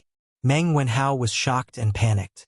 He was so focused on watching Li Zixuan and the middle-aged man talking that he forgot to avoid Li Zixuan's sight. Now that he was discovered, he could only bite the bullet and go over to reply. But the strange thing was that he clearly saw Li Zixuan and didn't shout, but his voice traveled so far. It was really strange. "Sir, this student is just passing by." Meng Wenhao came in front of Li Zixuan and stammered. The corners of Li Zixuan's mouth curled into a meaningful smile, and then he looked at Meng Wenhao and said with a smile, "Since you're just passing by and I've coincidentally bumped into you, then why don't you go in and have a seat? This isn't a dragon's pool or a tiger's den. Wenhao, why are you so afraid?" "No, this student isn't afraid. I'm just afraid of disturbing, sir," Meng Wenhao hurriedly explained. It's good that you aren't afraid. Come in. I also have something to tell you." Li Zixuan didn't wait for Meng Wenhao's reply. He flicked his sleeves and turned to enter the courtyard. Meng Wenhao opened his mouth but didn't have time to say anything. He could only obediently follow in. He was also very curious about what Li Zixuan wanted to tell him. Chapter 301. Meng Wenhao had just followed Li Zixuan into the front hall of the west courtyard when he smelled a faint fragrance of spices. Following that, he felt a trace of refreshing coolness. He looked around and found that there was actually a basin of ice placed in each of the four corners of the room. Above the wooden basins, there was still a trace of cold air. Meng Wenhao couldn't help but sigh in his heart at Li Zixuan's extravagance. This was the first time he entered the Li residence's interior. When he came to the Li residence before, Li Zixuan received him in the pavilion in the courtyard. He couldn't help but take a few more glances. There was a large chair made of lacquered red peachwood, a few seats that were relatively simple but still couldn't hide the magnificence of the carved materials, a small square table with a porcelain pot decorated with flowers and birds, and a few small porcelain cups with the same flower decorations. A table, a chair, a table, and a stool, the furnishings were ingenious. The entire room revealed a sense of luxury and nobility. "Haha, sit. Although Li Zixuan didn't stare at Meng Wenhao, he had been paying attention to him from the corner of his eyes. He came to the vermilion chair at the head of the hall, sat down, and laughed. "Thank you very much, sir." Stimulated by the fragrance of the spices and the coolness of the ice, Meng Wenhao's heart gradually calmed down and wasn't as flustered as before. "Here, let me tell you a piece of good news first. Congratulations on getting 101 points in this month's examination. First place in the entire academy." Li Zixuan didn't beat around the bush at all and directly said, "Og?" The main reason Meng Wenhao came today was to inquire about the results of this examination. Although he felt that this examination was not bad, and he was lucky enough to get first place, but when it really came down to it, he realized that he was not mentally prepared in this aspect at all. Hearing this, he could not help but be stunned. Immediately after, he was hit by such a huge surprise that he almost fainted. His lips trembled a little. He wanted to say something, but nothing came out. His young heart was like a pot of fire that was burning up, hot and warm. Li Zixuan smiled and didn't say anything to interrupt. He just leisurely drank his wine while waiting for Meng Wenhao to wake up from the surprise.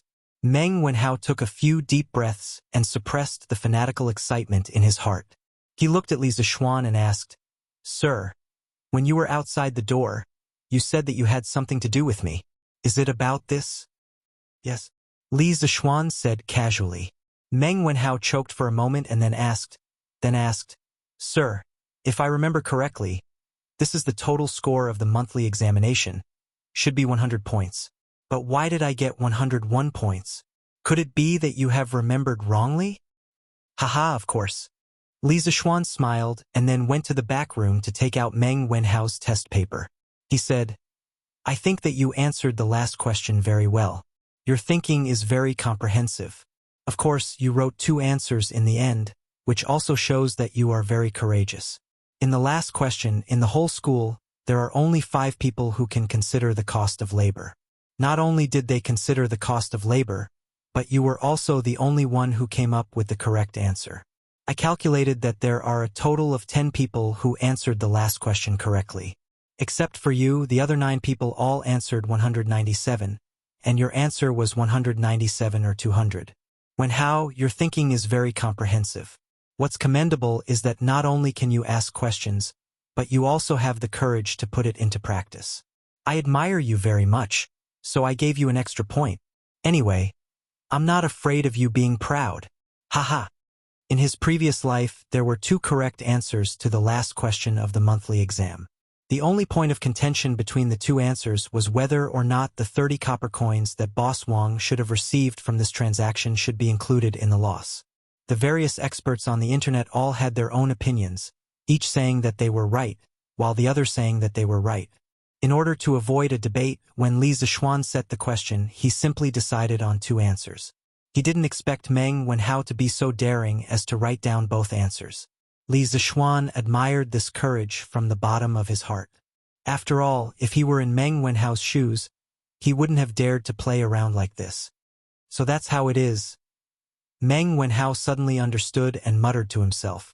After he handed in the test paper yesterday, he regretted it for a while. He was afraid that, because of his meddling, he wouldn't get a point for the last question. He didn't expect that, in the end, he would get an extra point. Li Zishuan laughed and said, Haha. Wenhao, don't be so agitated. Since you were lucky enough to get first place in this monthly examination, what I said before still counts. After classes officially start in 2 days, I will announce this time's results to the public. At that time, you can bring your family to the Drunken Immortal restaurant. Feel free to order whatever you want to eat. I'll treat you. Wow, little Xian, you're treating. Then I want to go too. At this moment, Chang Chumo's voice came from outside the room. Following that, they saw this fool swagger in, followed by San Bao, who had a bitter expression on her face. San Bao pointed at herself and was about to explain something when Li Zishuan waved his hand and laughed. All right, you don't have to explain. I know. You can leave now. How could he not know Chang Chumo's personality? Other than the first few times he came to the Li residence and had someone announce his arrival, which other time didn't he swagger indirectly? This personality that didn't know how to be polite was very similar to that little fatty Li Tai. Yes, young master. San Bao saw that Li Zishuan's tone was amiable and didn't seem to be angry. He heaved a sigh of relief and quickly left. Chumo. Chang Chumo had taken care of Meng Wenhao in the School of Mathematics, so Meng Wenhao quickly stood up and greeted Chang Chumo. Chang Chumo smiled and nodded at Meng Wenhao in greeting. Cho Nyo, I haven't seen you come over to play recently. Why did you come over just because we talked about food? Li Zishuan joked with a smile. Ever since he started teaching at the Imperial College and became Chang Chumo's teacher, this fellow didn't come over to play with him. Perhaps this was the natural fear students had for their teachers. Li Zishuan felt that it was a pity. Chang Chumo was his first close friend after transmigrating. If he lost this friendship because of this, he would feel that it was a pity. Ahem. Who said that? I didn't come over to eat today. I just happened to hear it. Chang Chumo explained awkwardly, then sat down on a chair beside Li Zishuan. Heh. TSK, Shaoxian, the chairs in your house are still the most comfortable. It's a pity that they aren't sold outside. Otherwise, I would have asked my father to buy a set. This fellow leaned against the back of the chair and didn't forget to exclaim. Hee, if Uncle Chung really likes this chair, I can ask the workshop to make another batch. It won't take much effort. But it's only you who wants it, not Uncle Chung, so I think we should just forget about it. Li Zishuan didn't want to alienate this friendship. He didn't put on airs in front of Chang Chumo and spoke as casually as before. Shaoxian, you're not a good friend. Chang Chumo said angrily. Haha. All right, let's get down to business. Chonyo, why are you here today? Li Zishuan laughed and asked, no longer teasing him. What else can I be here for? I'm just here to ask old Chang how he did in the exam and whether he would enter the role of shame. Chang Chumo sat up straight and looked at Li Zishuan. Although Chang Chumo didn't care about his results, he didn't want him to enter the role of shame and embarrass the Chung family. Chapter 302. Oh, so, Chonyo, you're here to ask about my results. Li Zishuan felt as if the sun had risen from the west when he heard that Chang Chumo was here to ask about his results. The son of the devil incarnate actually cared about his results? Yeah. Xiao Xian. Tell me, did I get out of the role of shame? Chang Chumo asked anxiously. Li Zishuan glanced at Chang Chumo and then looked at Meng Wenhao with a strange expression. They were both his students, but one of them was here to ask if he got first place, and the other was here to ask if he got out of the bottom 5. This was really... Ahem. Let me think about it. Oh, I remember, Chonyo, you got 59 points this time. Not bad. You're already in the middle of the School of Mathematics. Li Zishuan's insane mental strength was not for show. With just a thought, the results of the monthly test appeared in his mind. He looked at it and found Chang Chumo's results and ranking. Really? Haha, that's great. My dad has nothing to say now. Chang Chumo was very excited when he heard it and shouted loudly. However, after a while, he suddenly reacted and said unhappily, That's not right. Why is it only 59 points? Xiao Xian, we have such a good relationship. Can't you give me more points? Don't worry. I won't be proud if you give me more points. Ahem. Meng Wenhao almost choked to death when he heard this. There was no other reason but because of what Chang Chumo said. Li Zishuan had just told him that today he had seen the strange relationship between Chang Chumo and Li Zishuan. Both of them had a similar style of speaking. Li Zishuan was also speechless. Now it seemed that his previous worries were unnecessary. Chang Chumo, this idiot, did not alienate this friendship because of the teacher-student relationship. This joker was still as shameless as before when he played with treasures. Oh, now that I think about it, ugly bull, you forgot to deduct a few points from your test paper. So you can only get 50 points. You're not just 1 point away from 60 points. You can't expect me to give you another 10 points, right? Li Zishuan shrugged, pretending to be helpless. Chao little Xian. I've never seen someone as shameless as you. Chang Chumo stomped his feet and said angrily, Bang! You still have the guts to call others shameless. Li Zishuan casually tossed a teacup to Chang Chumo, who was already prepared. He stretched out a hand and caught it firmly. Haha! Just kidding. Don't take it seriously. Chang Chumo laughed dryly. Then he suddenly sighed and said, That's right. Actually, little Xian, you can also see that I'm not cut out for studying. The fleet heading south is going to set off tomorrow.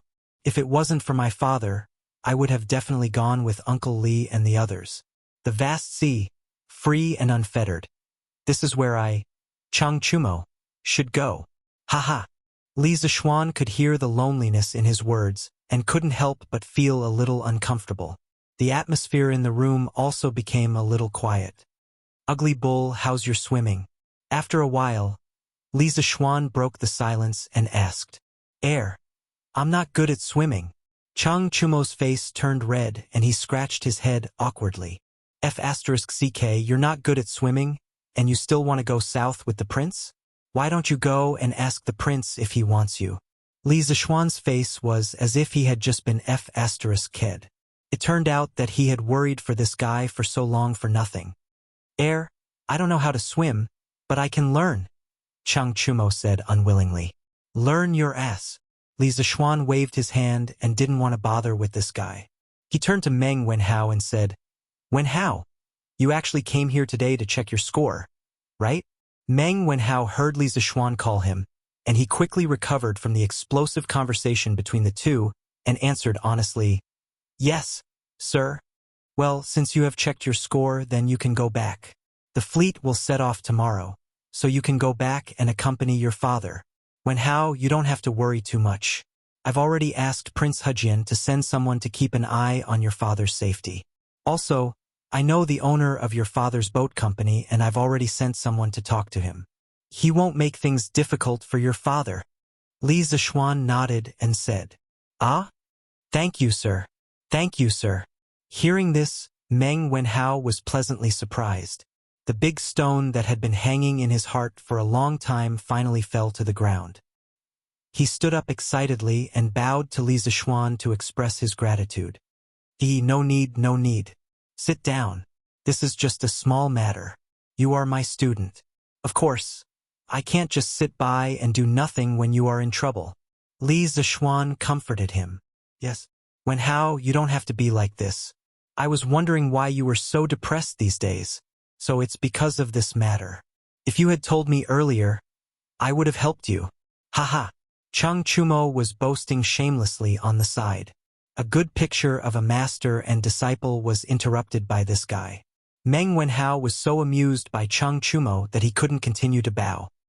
He stood up, hesitated for a moment and said to Li Zishuan, "Sir, this student has one more thing to ask. If it is convenient for you, please agree." Li Zishuan nodded and said, "Say it first."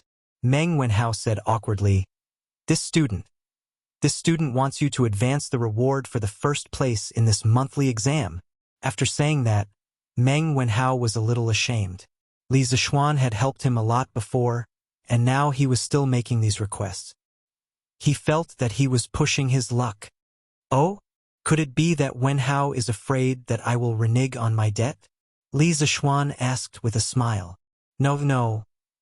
Meng Wenhao quickly explained, but before he finished, he was interrupted by Cheng Chumo.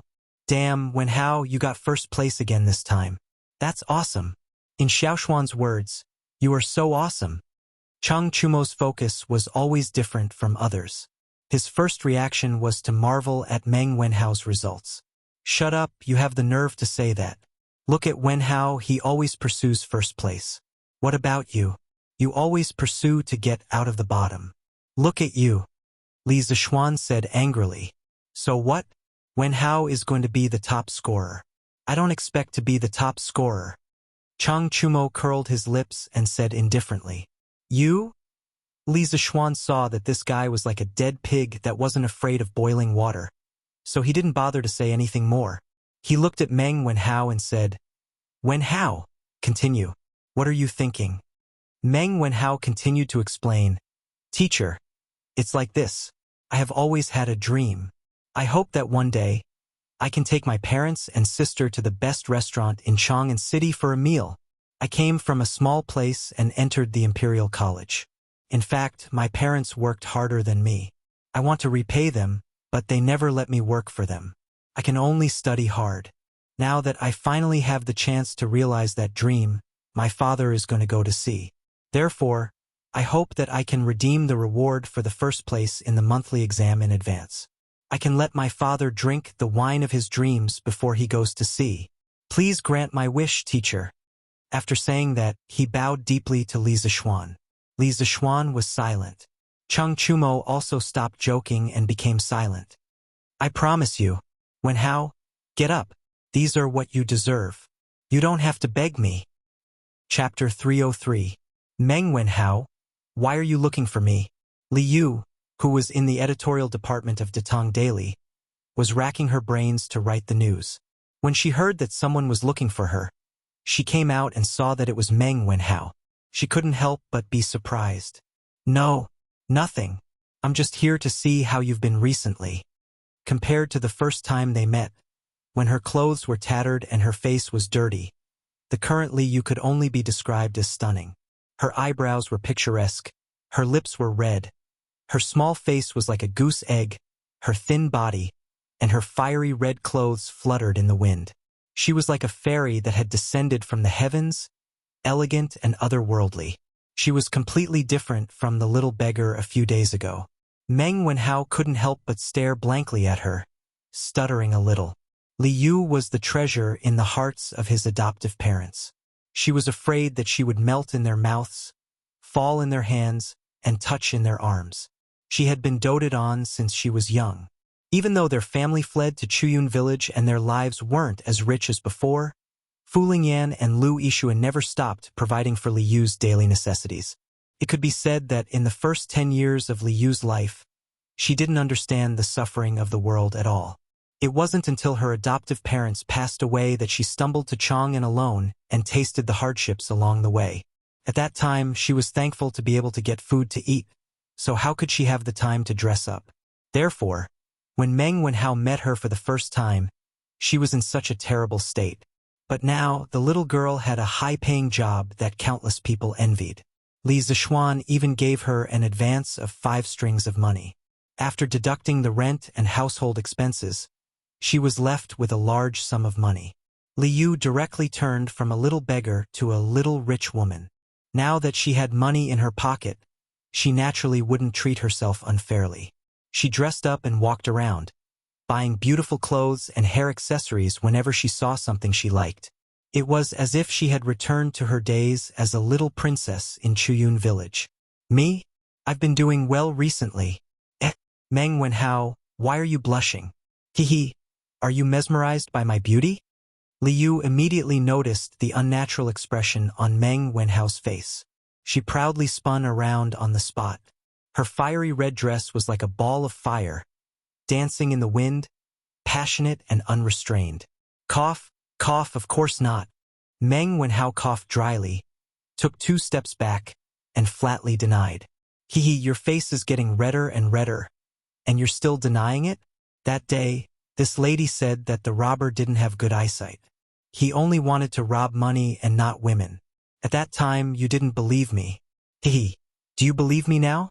Li Yu pointed at Meng Wenhao's red face and giggled. Meng Wenhao was speechless. He thought to himself that it was a good thing that the robber didn't have a good eye. If he did, you would have been in big trouble that day. All right, I won't tease you anymore. Tell me, why are you looking for me? I don't believe that you came here just to see me. Li Yu twirled the hair in front of her chest with her fingers and said with an expression that said, I'm very smart. Don't lie to me. Meng Wenhao scratched his head and said, also, I'm here to treat you to a meal. You treated me to Yangchun noodles before. Cough, although we didn't eat it, at least we became friends because of it. At this moment, he couldn't help but recall the frivolous words that Li Zishuan had said in the morning at the Li estate. Oh, that's right. Why don't you call Li Yu along as well? I think the 2 of you will be quite interesting together. Sure. It's rare for you to take the initiative to treat me to a meal. Tell me, where do you want to eat? Li Yu was quite surprised when she heard this. She thought for a while and agreed. Hehe. Let's go to the Drunken Immortal restaurant. Wow.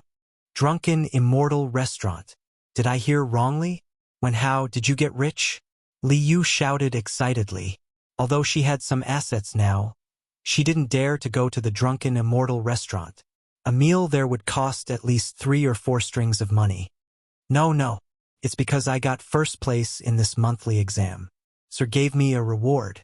He said that I can bring my family and friends to the Drunken Immortal restaurant for free. We can order whatever we want to eat as long as it's not a waste. When Meng Wenhao said, you can bring your family, he paused for a while. He was afraid that Li Yu would misunderstand, so he quickly added the words, and friends. Li Yu didn't know the rules of the mathematics school, so she didn't suspect anything. She just exclaimed, wow! Wenhao, you're amazing. There are so many talents in the Imperial College, and you actually got first place. Meng Wenhao was very happy to be praised by such a beautiful girl.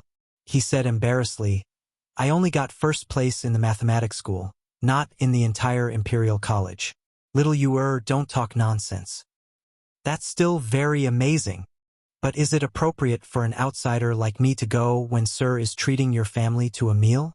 The mischievous Li Yu became shy at this moment, which was rare. There's nothing inappropriate about it. Not only my family, but Sir and his friends will also go. Meng Wenhao explained. Oh, okay. I'll go to the Drunken Immortal restaurant after I'm done. Li Yu was relieved when she heard that Li Zishuan would also go and that she wasn't the only outsider. Although she looked like she didn't care about anything on the surface, she still had a sense of propriety in her heart. She knew what to do and what not to do. Mom, you don't have to cook for lunch. I'll treat you to a big meal at the Drunken Immortal restaurant. Meng Wenhao came back from the workshop and saw his mother picking vegetables in the courtyard. He went up and said with a smile, "Ah? Do you have a fever? Why are you talking nonsense? How can our family afford to go to the Drunken Immortal restaurant?" Meng Wenhao's mother hurriedly put down the vegetables in her hands and got up to touch Meng Wenhao's forehead. Meng Wenhao didn't know whether to laugh or cry as he took away his mother's hand and said, "Mom, I don't have a fever, and I'm not talking nonsense. I went to Sir's house this morning and he said that I got first place in the monthly exam. According to the previous rules of the Institute of Mathematics, the top scorer can bring his family to the Drunken Immortal restaurant for free. I discussed it with Sir and decided to have this meal at noon today. So Mom, you, Dad, and Yaya, quickly pack up and get ready to go." "Really?" Meng Wenhao's mother widened her eyes in surprise. She wasn't greedy. She just enjoyed the honor. "Really, Mom? Quickly go," Meng Wenhao said again helplessly. "Ah, that's great. Darling, Howard got first place in the exam. Quickly pack up. We're going to the Drunken Immortal restaurant for lunch." After getting confirmation, Meng Wenhao's mother reacted and ran into the house excitedly, shouting as she ran. Chapter 304. Isn't it inappropriate for us to do this? Sir Li has taught you a lot, and we're here to ask him to treat us to a meal. Isn't that a little unreasonable? Meng Wenhao's family of 4 arrived at the Drunken Immortal restaurant in the East City. Seeing the bustling place, Father Meng was an honest man. Thinking that Li Zishuan was going to treat them to a meal out of his own pocket, he felt a little guilty, so he hesitated. Yaya didn't understand the ways of the world, but when she heard her father's words, she felt that her luxurious lunch was going to be ruined. The little girl raised her head and looked at Meng Wenhao, hoping that her brother could change her father's mind. Sure enough, Meng Wenhao didn't disappoint her. "Dad, this is the system set by our school of mathematics. Even if I don't go to the Drunken Immortal restaurant for this meal, Sir won't agree. Sir won't go back on his word for this little bit of money." However, you're right. Since that's the case, let's go in quickly. Don't let Sir Li wait too long. Father Meng agreed after hearing his son's analysis and felt that this was indeed the case. Yaya heard this and her little face immediately bloomed with a smile. Meng Wenhao smiled, pulled his little sister, and walked towards the Drunken Immortal restaurant with his parents. "Little you, you're here?" In a private room on the 4th floor of the Drunken Immortal restaurant. Li Yu was personally let in by manager Lu. After all, the 4th floor was usually not open to the public. Li Yu wouldn't be able to enter without someone leading the way. Li Zishuan looked at the splendidly dressed Li Yu, who was pretty and cute, as if she was a different person. His eyes lit up as he greeted her with a smile. Greetings, sir." Li Yu pursed her lips and smiled. She walked gracefully in front of Li Zishuan and bowed to Li Zishuan. Since the first time she met Li Zishuan, she had been calling him Mr. Li Zishuan like Meng Wenhao. Even though she was working for Li Zishuan now, she couldn't change the way she addressed him. "Haha. Come, little you let me introduce you. This is Cheng Chumo, the eldest son of Duke Lu's family. This is Qin Huayu, the eldest son of Duke Yi's family. This is Yuqi Baolin, the eldest son of General Yuqi's family. They are also Wenhao's schoolmates." Now that someone was treating him to a meal, the thick-skinned Cheng Chumo naturally wanted to join in on the fun. Li Zishuan didn't refuse. He thought about it, then asked someone to invite Qin Huayu and Yuqi Baolin over to another table. Their families had always been close, so it wasn't a bad idea for them to meet up occasionally and get to know each other better. When Li Yu heard Li Zishuan's introduction, she was shocked. Chang Yaojin, Qin Qiong, and Yuqi Jingda were all too famous. It was hard for her not to have heard of them. She didn't expect that she would be lucky enough to meet the descendants of these 3 famous generals today. Li Yu greets young Master Chang, young Master Qin, and young Master Yuqi. Li Yu bowed to the 3 of them. "Haha. Miss Li doesn't need to be so courteous. Just be casual." Little Xian has already told us about how you outsmarted the villains and punished the unscrupulous merchants. I admire Miss Li's wit. Qin Huayu politely returned the greeting. Haha, Huayu is right. No need to be so courteous. Yuchi Baolin wasn't good with words. As the saying goes, the more one talks, the more mistakes one will make. He could only agree. Young Master Qin is joking. Those things were just Li Yu's previous playful actions. It's nothing serious. Li Yu said humbly. Li Zishuan rubbed his eyes. He suspected that this little girl in front of him was a fake Li Yu. The Li Yu he knew was clearly a willful, eccentric little girl. When did she become such a virtuous lady? It seems like this little girl could be both a spoiled lowly and a virtuous lady. She really was a little beauty with 100 transformations. Meng Wenhao had picked up a treasure. TSK. Wenhao's taste is not bad. Chang Chumo had obtained more information from Li Zishuan. He pinched his chin and smiled as he looked at Li Zishuan for a moment and muttered in a somewhat improper manner. Li Yu didn't hear it clearly, but Li Zishuan's hearing was good. After he heard it, he glared at Chang Chumo. He really didn't know how to chat. Who would joke with a girl like this? It seems like this guy was destined to be a single dog for life. Haha. Little Yu sit here for a while. When Wenhao and the others arrive, you can go and eat with them. Ah? Mister, you're not going to eat with them? Li Yu was dumbfounded. We're not going. There are so many people at the table. Li Zishuan shook his head and said, Then, Mister, I'm not going either. I'll just eat here. Li Yu hesitated. We're all men here. Why are you, a little girl, joining in the fun? What's wrong? Our fearless little Yuer also knows how to be shy? Li Zishuan joked. Of course not. Who's shy? Young Master Meng, this way please. Yes, this is the room. The 4 of you can eat here. My young master and a few of his friends are next door. He'll be here in a while. Meng Wenhao and the others arrived at the Drunken Immortal restaurant. After they explained their identities, Manager Lu personally led them to the room next to Li Zishuan's. Thank you, Manager. Meng Wenhao politely cupped his hands and said, Haha. You're welcome, young Master Meng. You're an important guest that my young master specially instructed. Just tell him what you want to eat. I'll take my leave first. Okay. Take care, Manager. Brother, Yaya wants to eat nibbled chicken. After Manager Lu left, Yaya pulled Meng Wenhao's sleeve and said greedily, Nowadays, gnawed chicken was already a household name in Chang'an. In the past, Yaya could only listen to those rich kids describe how delicious gnawed chicken was, and then she would drool at the side. Now, after coming to the birthplace of gnawed chicken, how could the little girl hold back? Okay, I'll let Yaya eat nibbled chicken today. You can eat until you're full. Meng Wenhao rubbed the little girl's ponytail and smiled. By the way, Dad, do you want to drink Immortal Drunken Wine? Drunken Immortal Restaurant's most famous is Immortal Drunken Wine. Do you want a liter?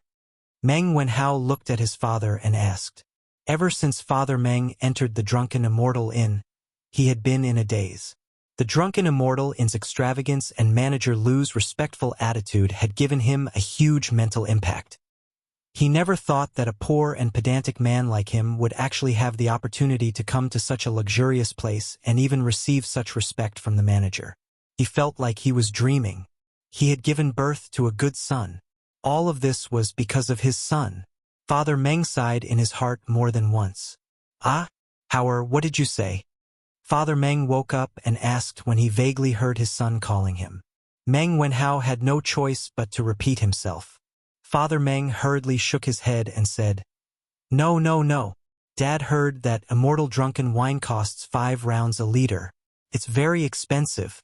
Although Lord Li is treating us to a meal, we can't not be generous and ask for such expensive things. Haha, Uncle Meng, you don't have to worry. Just order if you want a drink. I don't care about this bit of money. Since we're here, we have to eat and drink well. Otherwise, wouldn't we be wasting the opportunity that Wenhao fought so hard for? At this moment, a burst of hearty laughter came from outside. Following that, Li Zishuan walked in with Li Yu. When Li Zixuan and Li Yu came in, Manager Lu personally served them while sending a servant to inform Li Zixuan. When Li Zixuan heard the news, he walked over with Li Yu and happened to hear Father Meng's declining words. Chapter 305. Sir. When Meng Wenhao saw Li Zixuan enter, he quickly stood up and bowed. Then, he turned to his parents and said, Father, Mother, this is my teacher in the School of Mathematics. Meng Wenhao's father was shocked. He didn't expect his son's teacher to be so young. He secretly thought that the son of a rich family was indeed not someone his small family could compare with. He was so young and yet he had the ability to become a teacher in the Imperial College. Meng Dechuan greets Lord Zhu. Zhu Qing greets Lord Zhu. Meng Wenhao's father and mother quickly came over and bowed to Li Zixuan. As a commoner of the lower class, they had a natural fear of the upper-class aristocrats. They had never come into contact with such a high-ranking official, so they were even more reserved. Haha, you don't have to be so polite. Take a seat. Li Zixuan quickly walked over and helped the two of them up. He said in a warm voice, You two gave birth to a good son. Haha, this banquet is an opportunity that Wenhao fought for himself. Since you are here, don't think about saving money for me. Eat and drink as much as you can. If you don't eat well, I will be unhappy. This is what you deserve. Meng Wenhao's father and mother heard this and were inexplicably excited. They stepped forward and said, Thank you, Lord Zhu. Haha, no need. Wenhao, is this your little sister? Li Zixuan smiled and waved his hand. Suddenly, he saw Yaya hiding behind Meng Wenhao and looking at him timidly. Yes, sir. Come. Yaya. Come and greet, sir. Meng Wenhao quickly pulled Yaya out and said. Before Meng Wenhao's mother came, she had dressed the little girl up. At this moment, Yaya's hair was neatly combed. Although the clothes on her body weren't luxurious or expensive, they were still neat and tidy. At least there weren't too many patches. But even so, the little girl was too thin and looked malnourished. It was very distressing to look at her. Yaya greets Lord Zhu. When the little girl saw that everyone was looking at her, she couldn't help but feel nervous, uneasy, and shy. She carefully took 2 steps forward and bowed to Li Zixuan and said weakly, Haha. Little sister is called Yaya. She's so cute. But Yaya still needs to eat more in the future. Right, what's Yaya's favorite food? Li Zixuan could see the wariness and restraint in the little girl's eyes. He squatted down and tried to use a gentle tone to look into Yaya's eyes. However, with his current appearance, it was unknown whether he would be misunderstood as a wretched uncle who was trying to kidnap a lowly. Oh, Yaya wants to eat the gnawed chicken. Perhaps Li Zixuan's appearance was very deceptive. Hearing this, Yaya tilted her head and thought for a moment before replying in a crisp voice. And the drunken immortal restaurant has so many bites of chicken. How many bites of chicken can Yaya eat? 3 portions, no, 5 portions. Yaya looked at Li Zixuan gesturing there, and her mouth couldn't help but drool. She licked her lips and replied, Haha, good. Yaya, you have to keep your word. You have to eat 5 servings, okay? Only by eating more can Yaya grow up to be as beautiful as this big sister. Do you understand? Li Zixuan waved his hand to stop Meng Dechuan, who wanted to come over and scold Yaya. He then pointed at Li Yu and said to Yaya. Yaya looked at Li Yu, who was dressed up like a little fairy. Her eyes revealed an envious gaze. She firmly nodded and said, Yaya must eat more. In the future, I must grow up to be as beautiful as this big sister. When Li Yu heard the 2 people praising her beauty, the corner of her mouth couldn't help but curl into a beautiful arc. It was obvious that she was very happy in her heart. And Yaya is so obedient. Li Zixuan patted Yaya's head with satisfaction. He stood up and looked at Father Meng and Mother Meng and said, Cough, since that's the case, I won't disturb your family's meal. Oh, this lady is Li Yu. She can be considered as half a disciple of mine. She is also a very good friend of Wenhao. She hasn't seen Wenhao for a long time. Today, she came over to eat together and reminisce about the past. Li Zixuan almost forgot the purpose of this visit. He quickly pushed Li Yu out and introduced her. As for how much of his words were nonsense, Only Meng Wenhao and Liu knew. Greetings to uncle and aunt. Liu knew that it was time for her to go on stage. She gracefully stepped forward and bowed. Good, good, good. No need to be so polite, no need to be so polite. Mother Meng's eyes lit up. She enthusiastically stepped forward and held Liu's hand with a smile. Li Zishuan gave Meng Wenhao and Liu a look that said, "This is all I can do for you too." Then he bid farewell to Father Meng and Mother Meng and left the room. Sigh. As a teacher, not only do I have to impart knowledge to my students, I also have to matchmake them. TSK, TSK. Li Zishuan thought to himself. Haha, how long has it been since the last time we gathered? Today I, Old Chung, am going to drink to my heart's content. In another room, Chung Chumo poured a glass of drunken immortal for everyone, except for Li Zishuan, of course, and laughed heartily. Li Zishuan knew very well that the excuse of not gathering for a long time was just an excuse. Most importantly, he did not have to force them to pay for the food and drinks today. Chonyo is right. Huayu, Bao Lin, it's rare for us to gather together. Let's eat and drink to our heart's content. To Li Zishuan, money was just a bunch of numbers. He did not even know how much money he had. Of course, he had to be generous when it came to treating his friends to a meal. Thank you, little Xian, for your hospitality. Here's a toast to you.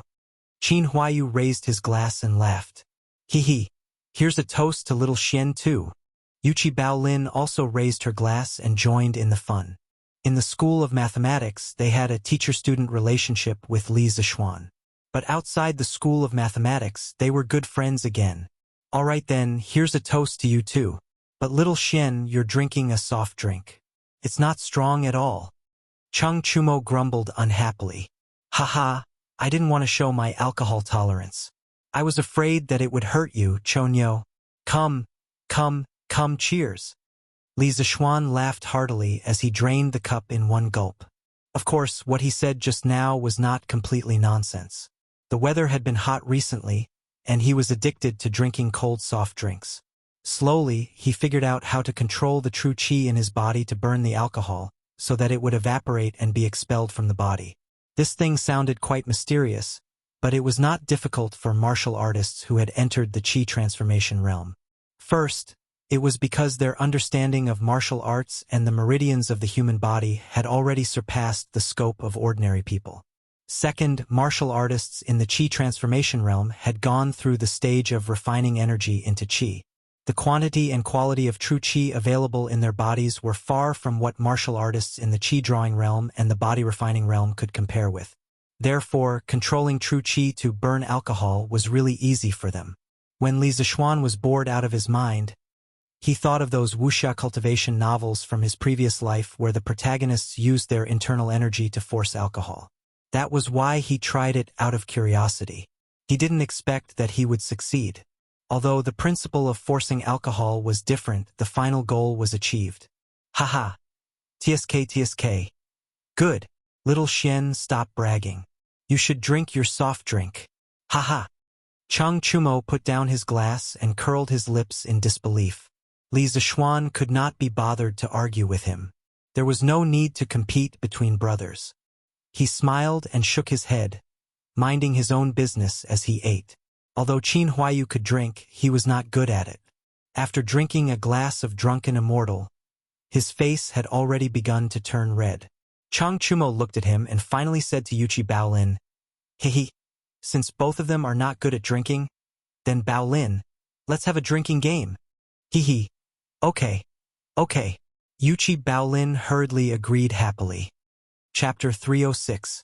You two are good brothers. 3 stars illumination. 4 happiness wealth. 5 champions. 6 smooth. 7 coincidences. 8 immortals longevity. 9 consecutive rings.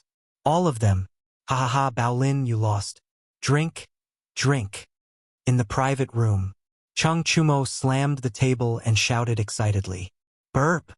Let's drink. Who's afraid of you? Yuchi Baolin was bigger than Chung Chumo, but she wasn't as smart. She always lost when she played with Chung Chumo, and her drunken immortal level was higher. Therefore, after a while, Yuchi Baolin was a little tipsy and couldn't speak clearly. Li Zixuan and Qin Huayu were almost full. They put down their chopsticks and sat at the side to watch the show with interest. This was the second time Li Zixuan saw the ancient version of the finger-guessing game. The first time was also in this place. That was when the gnawed chicken had just come out. Cheng Chumo and Li Chengqian were playing finger-guessing games here. However, Li Zixuan was accompanying Lan Er and Changle to tell stories, so he didn't pay much attention. Therefore, this was the first time Li Zixuan seriously observed the ancient version of the finger-guessing game. The finger-guessing game was also known as finger-guessing, finger-guessing, finger-guessing, finger-guessing, finger-guessing, and finger-guessing. It was a game that people played to liven things up when drinking. It originated from the Han Dynasty. When drinking, two people stretched out their fingers at the same time and each said a number. Whoever said a number that matched the total number of fingers stretched out by both parties would be the winner. The loser would drink. There was a word from 1 to 10 which was collectively known as the fist word. The fist words were generally different from place to place. Later, the finger-guessing game developed into a family, and the method of execution became an independent system. Empty fist, inner fist, 5 poison fist, 5 elements order, 7 stars order, and 3 victories order were all in this category. Haha! Come again! As the finger-guessing game required shouting, it was easy to get excited in this kind of atmosphere. At this moment, Cheng Chumo was in a state of excitement. This guy had forgotten his purpose of coming here today to freeload. Good, good, good, again, again. Yuchi Baolin was tongue-tied, but she still wanted to continue. Li Zixuan shook his head. He might as well let the two of them play to their heart's content. He and Qin Huayu started chatting on the side. What is Lord Li doing? Why is it so lively? On the other side of the private room, Mother Meng heard the commotion and couldn't help but ask. Judging from their voices, it seems to be Bao Lin and Huayu. They must have come with Sir. Meng Wenhao listened attentively and replied, Yes, it's the young masters of Duke Lu, Duke Yi, and Duke Yi. I just saw them over there. Li Yu, who was sitting beside Mother Meng, chimed in. Ah? Since he is the son of the Duke, how high is his official rank? Mother Meng had never been to school, nor had she seen much of the world. She thought that the son of the Duke was also a high-ranking official. Mother, they are still studying in the Imperial College. They don't have an official rank, so they can't be considered officials. That's right, Auntie. These young masters from the High Duke's family are Wenhao's classmates. So that's how it is. Little you know so much. No wonder Lord Li accepted you as his disciple. Today, Li Yu was going to be a lady to the end. Her words were appropriate and her actions were generous. Meng Wenhao didn't recognize her anymore. However, this made Meng Wenhao's mother very satisfied. She looked at Li Yu with admiration in her eyes, but there was also a trace of inexplicable meaning. Father Meng was greedily drinking the drunken immortal at the side.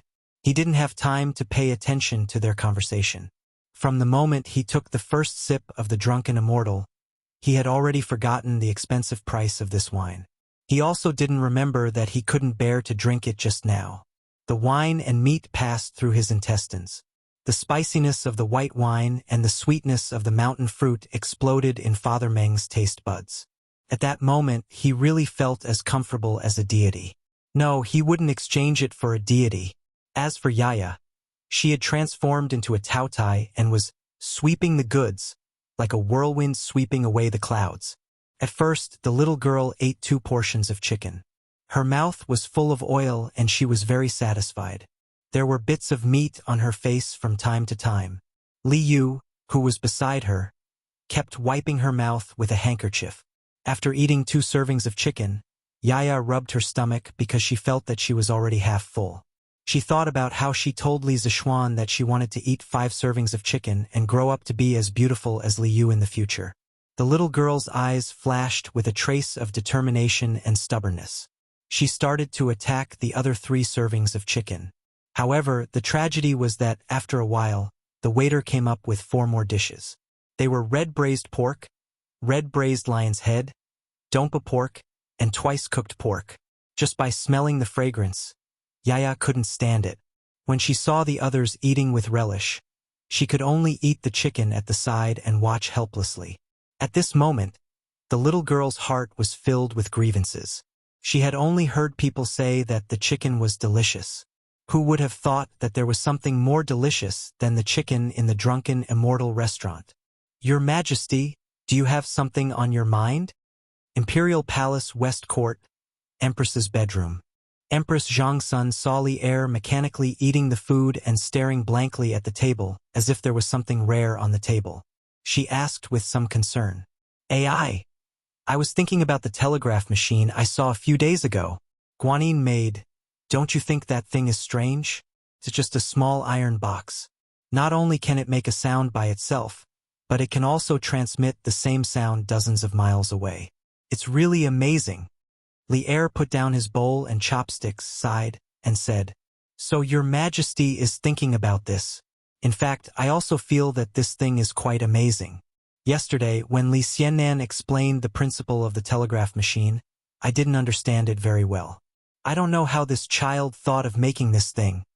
Seeing that Li Er didn't seem to want to eat anymore, Empress Zhongsun took a clean bowl and scooped soup for Li Er while smiling. Hey, this kid. Li Er laughed, took the soup from Zhongsun and said, I didn't understand much, but I understood the general meaning.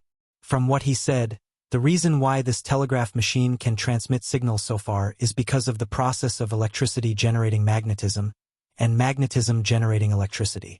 I know about magnetism. Isn't it a magnet? But what is this electricity? Is it the thunder and lightning in the sky? Ah, thunder and lightning? The thunder and lightning in the sky, we mortals can also create it? Zhang Sun covered her mouth in surprise and said in surprise, Oh, who knows? This brat has too many secrets.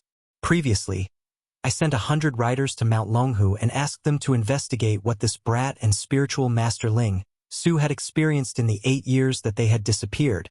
But they didn't find anything. They seemed to have evaporated from the world in those 8 years.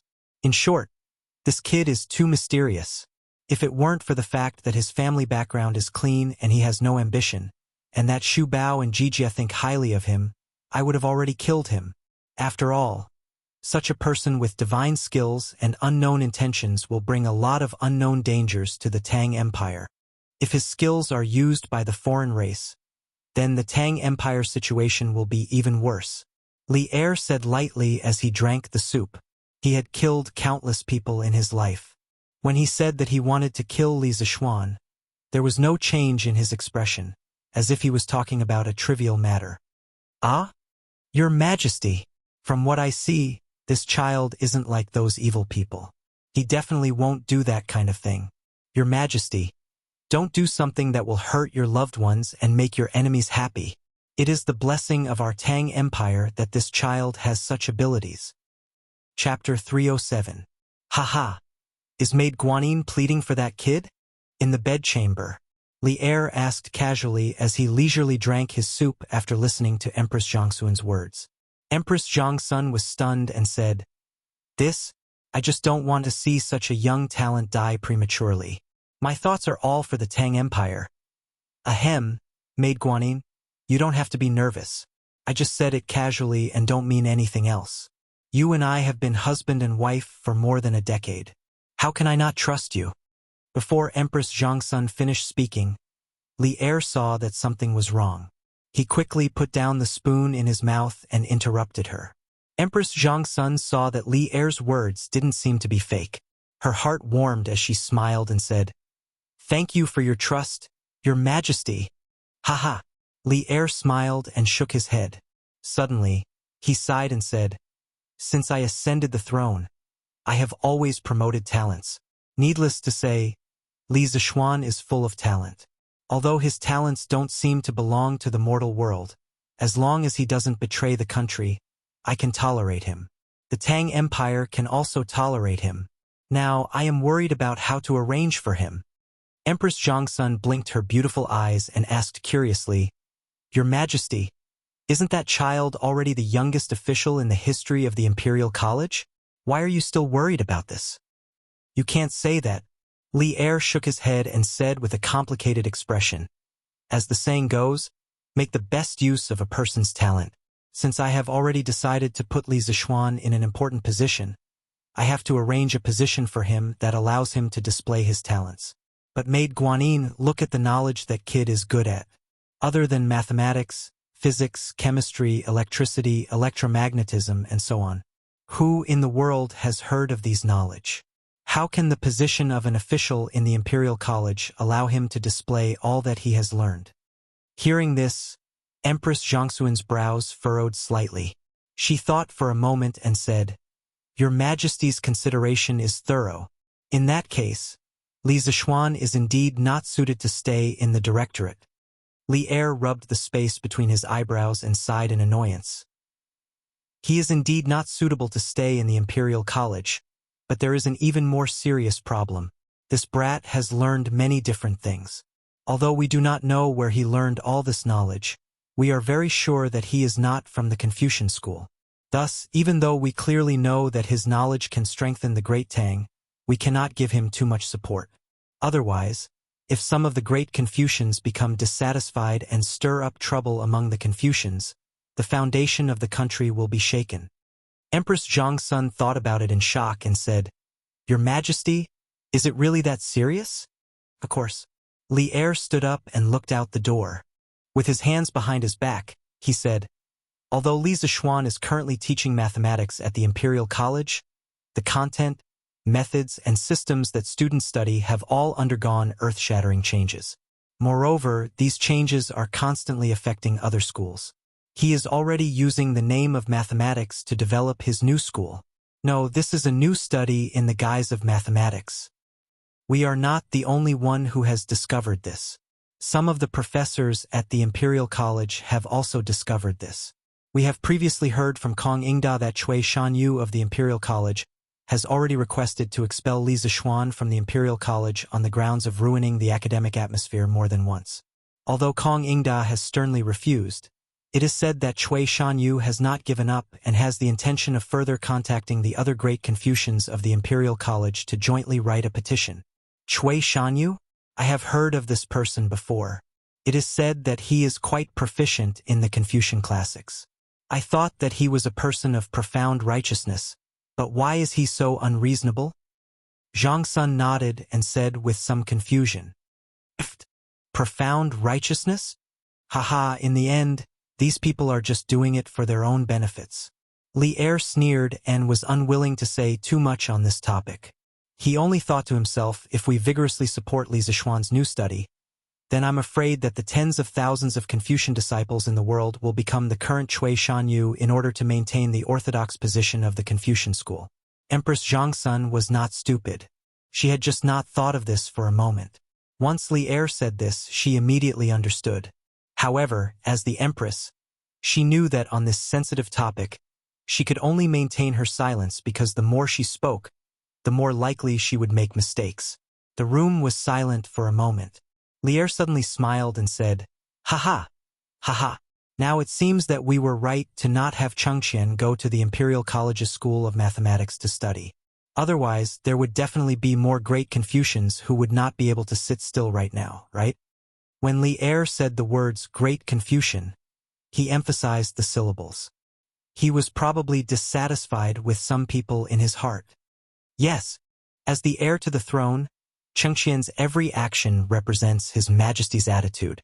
If even he went to the School of Mathematics, the officials would definitely not agree. However, this is also difficult for Chengqian. I heard that not only does he have an extremely good relationship with Li Zishuan, but he is also very interested in Li Zishuan's new mathematics. He has always been studying the textbooks of the School of Mathematics in the Eastern Palace. Today, he is probably still studying the monthly exam papers that the School of Mathematics just went through. In addition, Chengqian would occasionally run to Qingke to ask questions. In this way, the relationship between the two brothers has improved quite a bit. When Empress Zhongxun heard Li Er say this, she immediately began to feel sorry for her son. Haha, as the crown prince, he should sacrifice something for this. The problem now is, where should Li Zishuan be placed? Li Er first smiled as if it was a matter of course. Then, when he thought of Li Zixuan, he began to frown. Why not ask Li Zixuan for his thoughts, Your Majesty? This child has always had a lot of ideas. I think he will have some ideas. Empress Zhangsun stroked the hair in front of her forehead and said, Heh, this is a good idea. Guanin's servant is indeed more intelligent than others. Ha ha. Li Er's eyes flashed with a trace of brilliance as he said excitedly, Eastern Market. Chen's noodle shop. Yes, it was the noodle shop that almost cheated Li Yu and Meng Wenhao last time. Tianhua, aren't you too stingy? You're treating me and Fei Chen to a meal at this small noodle shop? In front of the noodle shop, the three only seedlings of Jin Yu Academy were sitting on the stools and waiting for the boss to serve the dishes. Oh no, it was the dishes. Then, Hua Hongyi looked at the terrible surroundings and couldn't help but complain. That's right. Tianhua, you're too unkind. This time, Datong Daily gave you such good conditions. How much money will you earn from writing this novel? Moreover, today is the first time your novel is in the newspaper. It's fine if you don't treat us to Zuaitian restaurant to celebrate, but no matter what, you can't come to this broken noodle shop. Liao Feichen also quickly agreed. Chun Tianhua's mouth twitched slightly. Zuaitian restaurant? His 1 month's remuneration was probably not even enough for the three of them to have a meal at Zuaitian restaurant. Feichen, Hong Yi, I haven't received my remuneration yet, right? Datong Daily will only give me this month's remuneration next month. When I get my remuneration, I'll bring you to a good meal, but definitely not at Zuaitian restaurant. Moreover, the Yangchun noodles in this noodle shop are not bad either. Chun Tianhua was helpless. Tycoons were always used to be cheated. Dad, that pretty boy with a mole on his face outside called our noodle shop a broken noodle shop. Do you want me to beat him up? Not far away, in the kitchen, Giant Baby complained to Boss Chun who was cooking noodles. Are you surprised? Are you surprised? Ha ha. After the dinner gathering, the swordsmen immediately wrote a chapter to calm themselves down. Therefore, the record of the swordsman for 144 days did not break. Although I'm tired now, I'm still happy. Dear readers, seeing that the swordsmen are working so hard to update, can you come to QQ to read or subscribe to a few chapters on Qidian? Because I found a lot of students who read pirated versions, and some of the pirated versions are very interesting. If there's no author on it, I'll write it at the end, and the pirated readers won't be able to see it. Swordsmen drag their tired bodies to update every day. Don't tell me I can't exchange it for 20 cents a day from you guys? Chapter 308. What are you talking about? Dabao, don't cause trouble. Boss Chun, who was rolling out noodles, heard his son's silly words. His arm shook and he almost crushed his fingers. He immediately said to Dabao angrily, ever since Li Zixuan caused trouble in his noodle shop, not only was his business not as good as before, but he was also scared out of his wits by Li Zixuan's martial arts. He used to think that with two giants at home, he didn't have to be afraid of some unruly and evil customers. But Li Zixuan taught him how to be a person through his abnormal martial arts value. So he didn't dare to be as arrogant as before. Oh, Dabao knows. The Giant Baby scratched his head. He was somewhat puzzled by his father's attitude, but he didn't dare to continue asking. Outside the noodle shop, Sai, I don't know how my Zhang Xiaohua's biography of a cultivator is received. On the way here, we only heard people talking about a mortal's journey to immortality, but no one talked about my Zhang Xiaohua's biography of a cultivator. Hong Yi Feichen.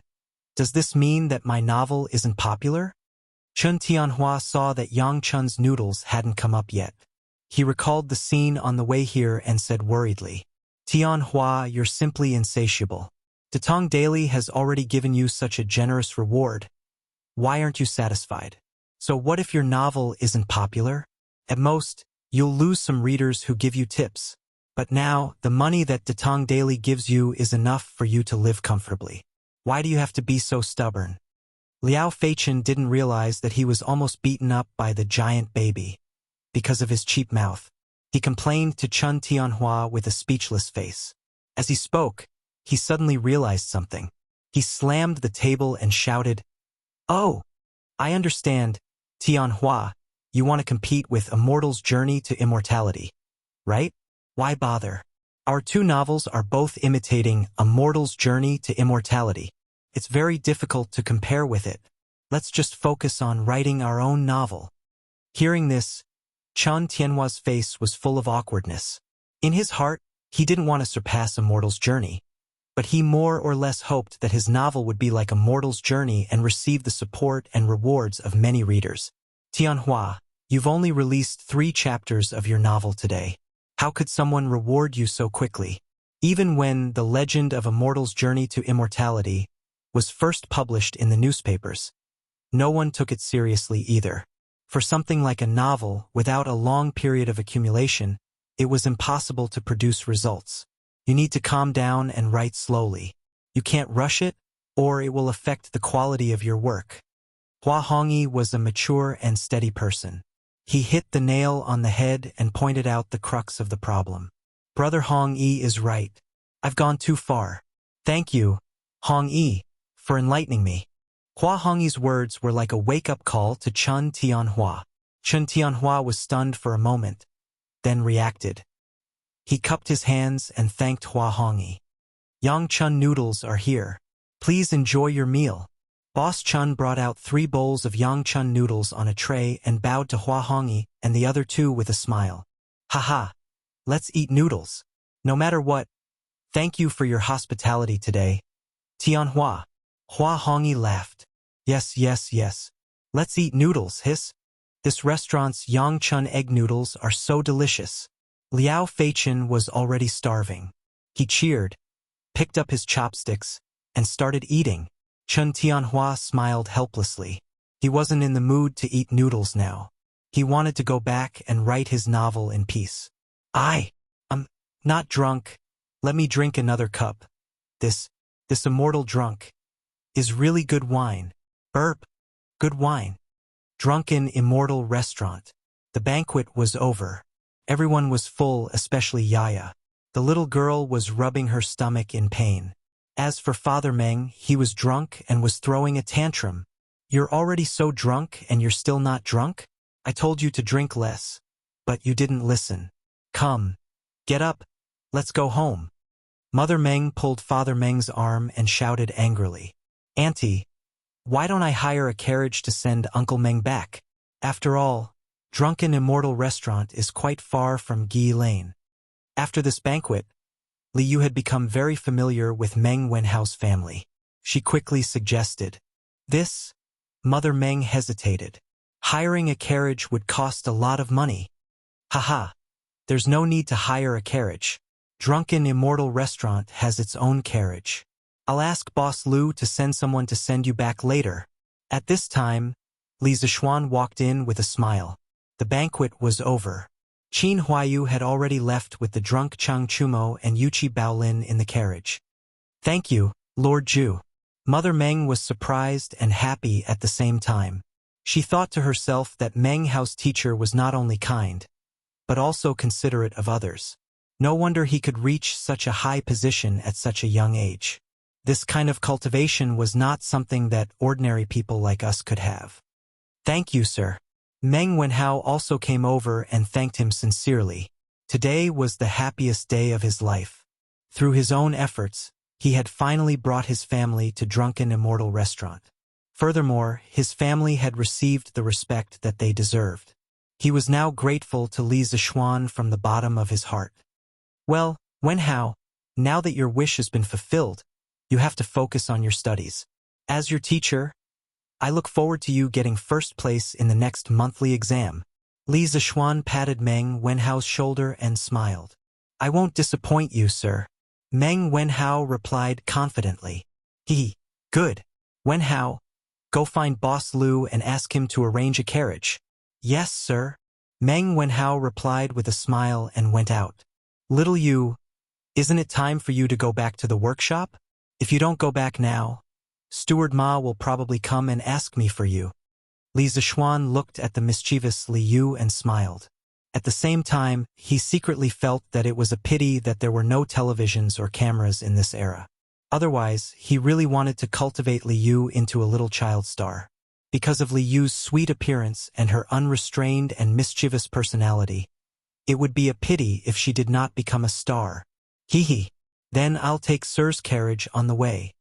Li Yu stuck out her tongue and smiled mischievously. Drunken Immortal Restaurant was in the northwest of Chang'an City. Strange Interest Pavilion was in the northeast of Chang'an City.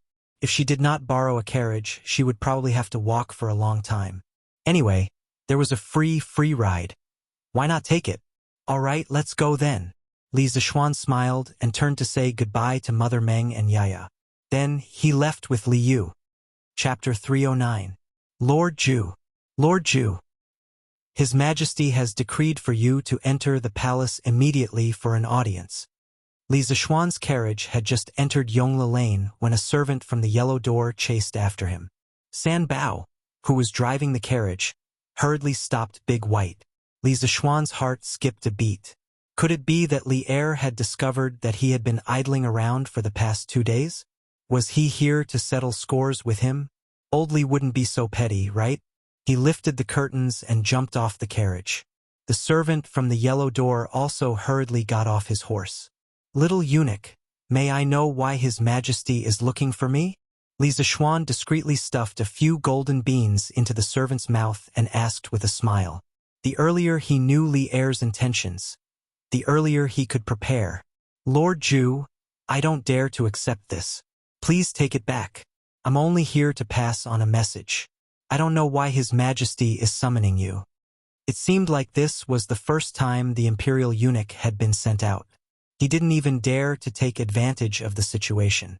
Li Zishuan smiled and didn't force him. He said, "Then please wait for a moment.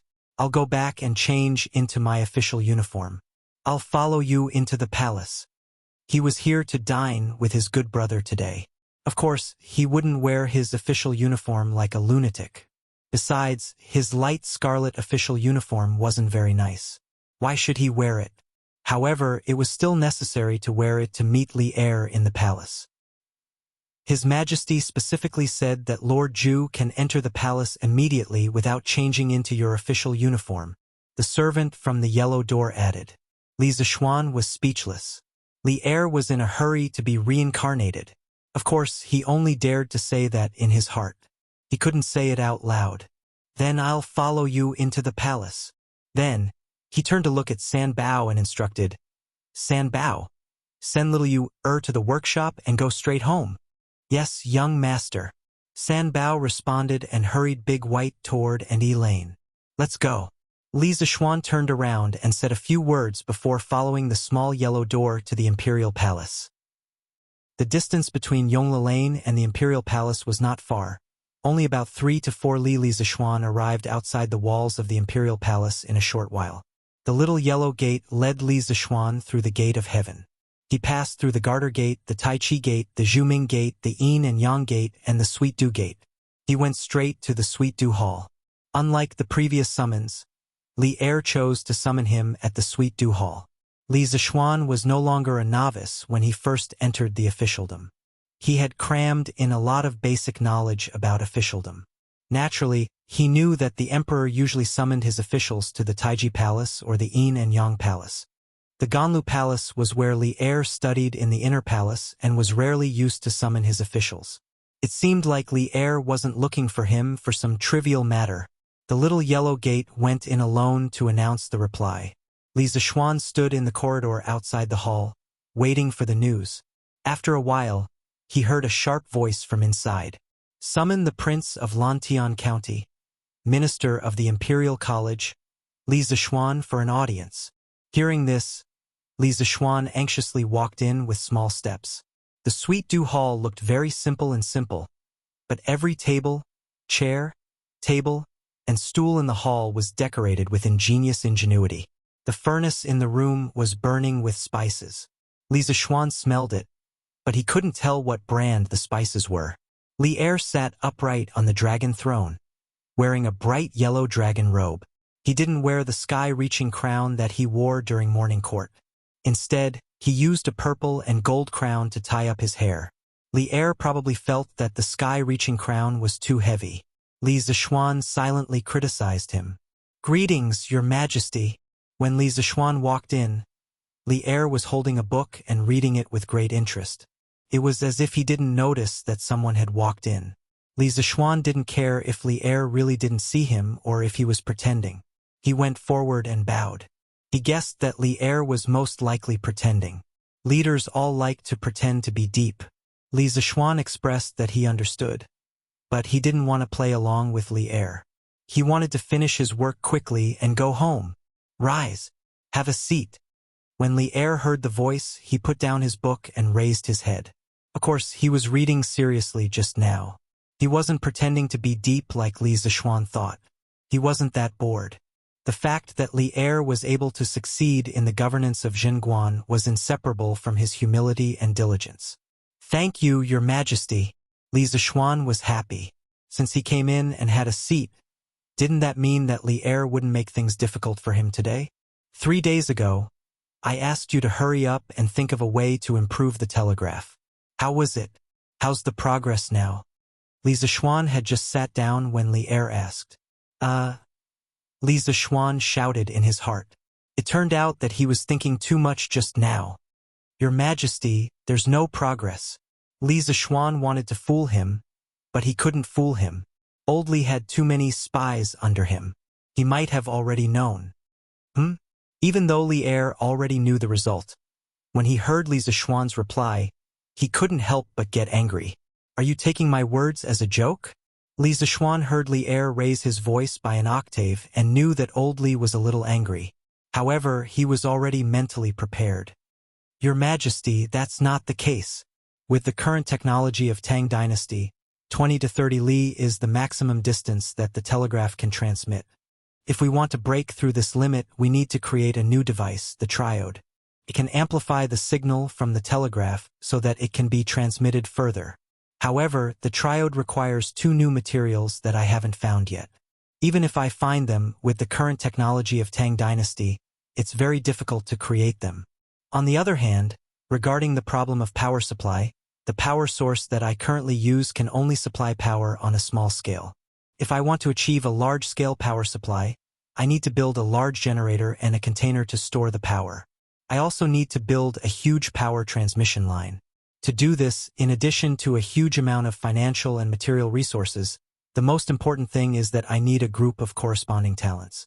Otherwise, I won't be able to do it alone. When Li Zixuan decided to quit, he already knew that he would be questioned by Li Er. He also had a draft of the relevant excuses. At this moment, he spoke one set of words after another. Seemed like he was really serious. Li Zixuan was a little confused by Li Zixuan's words. Although Li Zixuan had already said it more straightforwardly, he didn't know what the triode, generator, container to store the power, and so on were new terms. However, it still sounded very professional. Li Er frowned and thought for a while. He said, "What you said is not unreasonable. Let's not talk about this for now. I have another matter to discuss with you today." Chapter 310. We have another matter to discuss with you today. In the Sweet Dew Hall. Hearing this, Li Zixuan's spirits were suddenly lifted. He thought to himself, here comes the main topic. The things before should be just the appetizer. Otherwise, Li Er wouldn't have called him here to talk. Here, take a look at this memorial first. Li Er pulled out a yellow memorial from the dragon table in front of him. Zhao Song hurriedly took it and handed it to Li Zixuan. Li Zixuan didn't know what Li Er was up to. He opened the memorial and started reading. He skipped the routine at the beginning and went straight to the main body. Today, the subject, Cui Shanyu, together with 7 professors from the Imperial Academy, and the 4 Gates Academies, will jointly impeach Li Zixuan, the Secretary of the Imperial Academy, for corrupting the academic atmosphere of the Imperial Academy, disrupting the teaching order of the Imperial Academy, and privately spreading and teaching miscellaneous studies. Your subjects do not deny that Li Sai has brought some positive changes to the Imperial College since he joined, such as the blackboard and chalk. However, merits are merits, and demerits are demerits. Li Sai privately changed the teaching schedule and even proposed a 2-day break for every 5 days. This greatly affected the enthusiasm of the students in the other academies. Your subjects believe that Li Sai is using the excuse of giving the students a break to slack off. Such behavior is indeed unbecoming of a teacher. Your subjects are ashamed to work with such a lazy person. Your subjects also believe that the opinion proposed by Li Sai is inappropriate. Since the 3 sovereigns and 5 emperors, Chinese characters have been passed down for more than 1,000 years. From the Shang dynasty's oracle bone inscriptions to the Qin dynasty's Xiao Zhuan script, the Han dynasty's Jinkai script, and the standard handwriting of our dynasty, Zhengkai script, it has gone through dozens of forms, but most of them are derived from hieroglyphics. The pinyin proposed by Li Sai has a strange shape and definitely doesn't originate from the Central Plains. Your subjects believe that the Chinese language is broad and profound. How can it be labeled with symbols from a foreign land? Li Sai's actions are an insult to the ancestors of our country and are destroying the foundation of our great Tang. If we allow pinyin to be popularized, we Confucians will become sinners for all eternity. This subject earnestly requests your majesty to immediately stop Li Sai from running amok. In addition, this subject has heard that Li Sai often imparted miscellaneous knowledge to the students, both in and out of class. His Royal Highness, Prince of Wei, has also been poisoned by this. This subject is deeply saddened. The King of Wei is a disciple of the imperial family. If he doesn't bathe in the holy light of the Confucian Tao, why would he learn the unorthodox Tao? Li Sai is trying to shake the foundation of the country. We ask your majesty to punish him severely. Such a morally corrupt person simply doesn't have the right to hold the post of Secretary of the Imperial College. I hope that your majesty can quickly choose someone more worthy. Otherwise, my great Tang's holy land of talents will quickly become a place of filth and corruption because of Li Sai alone. Your subjects Cui Shanyu, Zhu Qinglu, Sima Minglang, Gu Fengyan, Shangguan Yufeng, Lu Yanyu, Zhang Zhanli, and Xikong Linghao respectfully greet you. I implore your majesty to make a decision as soon as possible. Don't tolerate and nurture evil, and return the Imperial College to its former glory. F***ck your mother. This old thief has gone too far. The more Li Zishuan read, the angrier he got. Cui Shanyo's memorial was simply too infuriating. Li Zishuan's true energy was in a mess from his anger. His long hair was fluttering even though there was no wind. This was caused by the uncontrollable flow of true energy from his body. His eyes were also a little red. After transmigrating for so long, this was the first time he had been angered to such an extent. Cui Shanyo's memorial completely described him as a piece of dog sh*t, a black sheep, a cultured scum, and a treacherous subject of the country. At this moment, Li Zishuan no longer cared about where he was. He threw the memorial to the ground with all his might and cursed loudly. But he still wasn't done venting his anger. He went up and stomped on it twice more, 2333333. When Zhao Song saw Li Zishuan's furious look, he immediately circulated his true energy and secretly raised his guard. Bam! How dare you, you impudent brat! Li Er's eyes widened. He didn't think that there would be someone who dared to swear in front of him, and even stomped on his memorial in front of him. Li Zishuan's guts were really too big. After a while, Li Er reacted.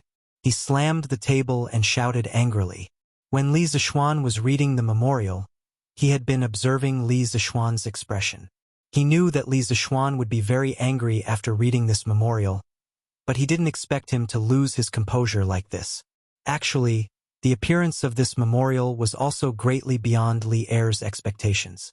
During lunch, he was still telling Zhang Sun about Cui Shanyo's secret opinion of Li Zishuan. That was what Kong Ingda told him, but this second-hand news was still lagging behind. He had just received Cui Shanyo's first move, and Cui Shanyu had already joined forces with 7 other professors to submit a joint memorial. Although Li Er's own position was slightly biased towards Li Zishuan's side, he couldn't ignore this memorial. This was because this was an impeachment case. Cui Shanyo's memorial this time didn't even go through Kong Ingda. He directly sent it to the palace in the form of a secret memorial. In addition, there were too many people involved in this joint impeachment. There were only 15 people in total from the Imperial Academy, the Imperial College, and the 4 great academies, and 8 of them were on this memorial. If it was not handled properly, it would definitely cause a commotion. Your Majesty, please calm down. I was too angry and lost my composure in front of you. Please calm down, Your Majesty. Li Er's shout caused Li Zishuan to quickly come to his senses. He looked around and remembered that he was still in the Sweet Nectar Hall. He quickly went forward and cupped his hands in apology. Humph, you're getting bolder and bolder. Ever since I ascended the throne, no one has dared to be so impudent in this palace.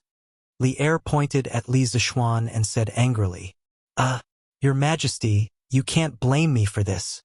With a bitter face, Li Zishuan explained, Old dog Chui. Professor Chui's memorial is completely distorting the facts. He wants to pull me down from my position so that he can take over the Imperial College. This old dog. This person is sinister and cunning. His intentions are really vicious. He sees that I am talented and knowledgeable in both ancient and modern times. Moreover, I have attracted many students to transfer from the Imperial College to the Institute of Mathematics and Mathematics with my charisma. Therefore, he is jealous of me and intends to use such a despicable method to frame a loyal and good person. He wants to make a talent of Tang like me be wrongly imprisoned so that he can achieve his dirty goal. He doesn't know that Your Majesty is wise and wise. Your eyes can see through all the darkness of time. How can you be fooled by such petty tricks? Therefore, any schemes and machinations will be useless in the face of His Majesty. Shut up. As Li Er listened, he couldn't take it anymore. Li Zishuan could be shameless, but he couldn't be shameless. At this moment, he really wanted to say to Li Zishuan, Will you die if you don't brag? I'll shut up. Your Majesty, please calm down. Li Zishuan laughed dryly. In fact, he said this on purpose. His previous behavior was, strictly speaking, punishable. After such a farce, old Li would definitely forget about it. He could also use this time to think about how to refute Chui Shanyo's memorial.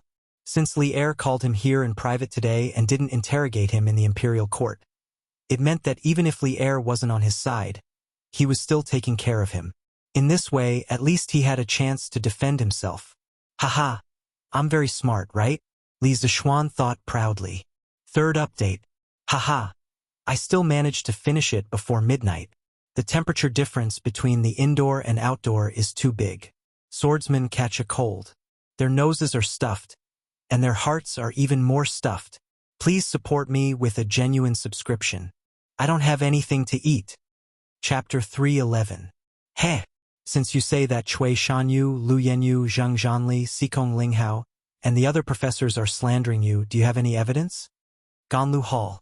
Li Er leaned back and looked at Li Zishuan sternly. Li Zishuan's previous thoughts were indeed correct. Regarding this matter, Li Er indeed had the intention of opening a back door for Li Zishuan. Calling Li Zishuan over for questioning today more or less had the intention of practicing in advance. Your Majesty, this matter doesn't require any evidence. Do you have any evidence for the 3 crimes that Chui Shanyu and the other professors have accused me of? They were just using their own opinions to judge whether I was guilty or not. Could they possibly represent the students of the Imperial College? Can they represent the millions of people of the Great Tang Empire? As the saying goes, justice is in the hearts of the people. If they convict me based on their words alone, then I won't accept it. Firstly, Chui Shanyu accused me of implementing a 2-day break system in the School of Mathematics after 5 days of classes. He also thought that I was using the excuse of a break to slack off. I just want to say that it's bullsh*t. All of the above are just his personal conjectures. Did he investigate beforehand? How did he know that I was slacking off? The break system that I set doesn't contain any selfishness. Ever since I took over the School of Mathematics, the students' homework has become increasingly heavy.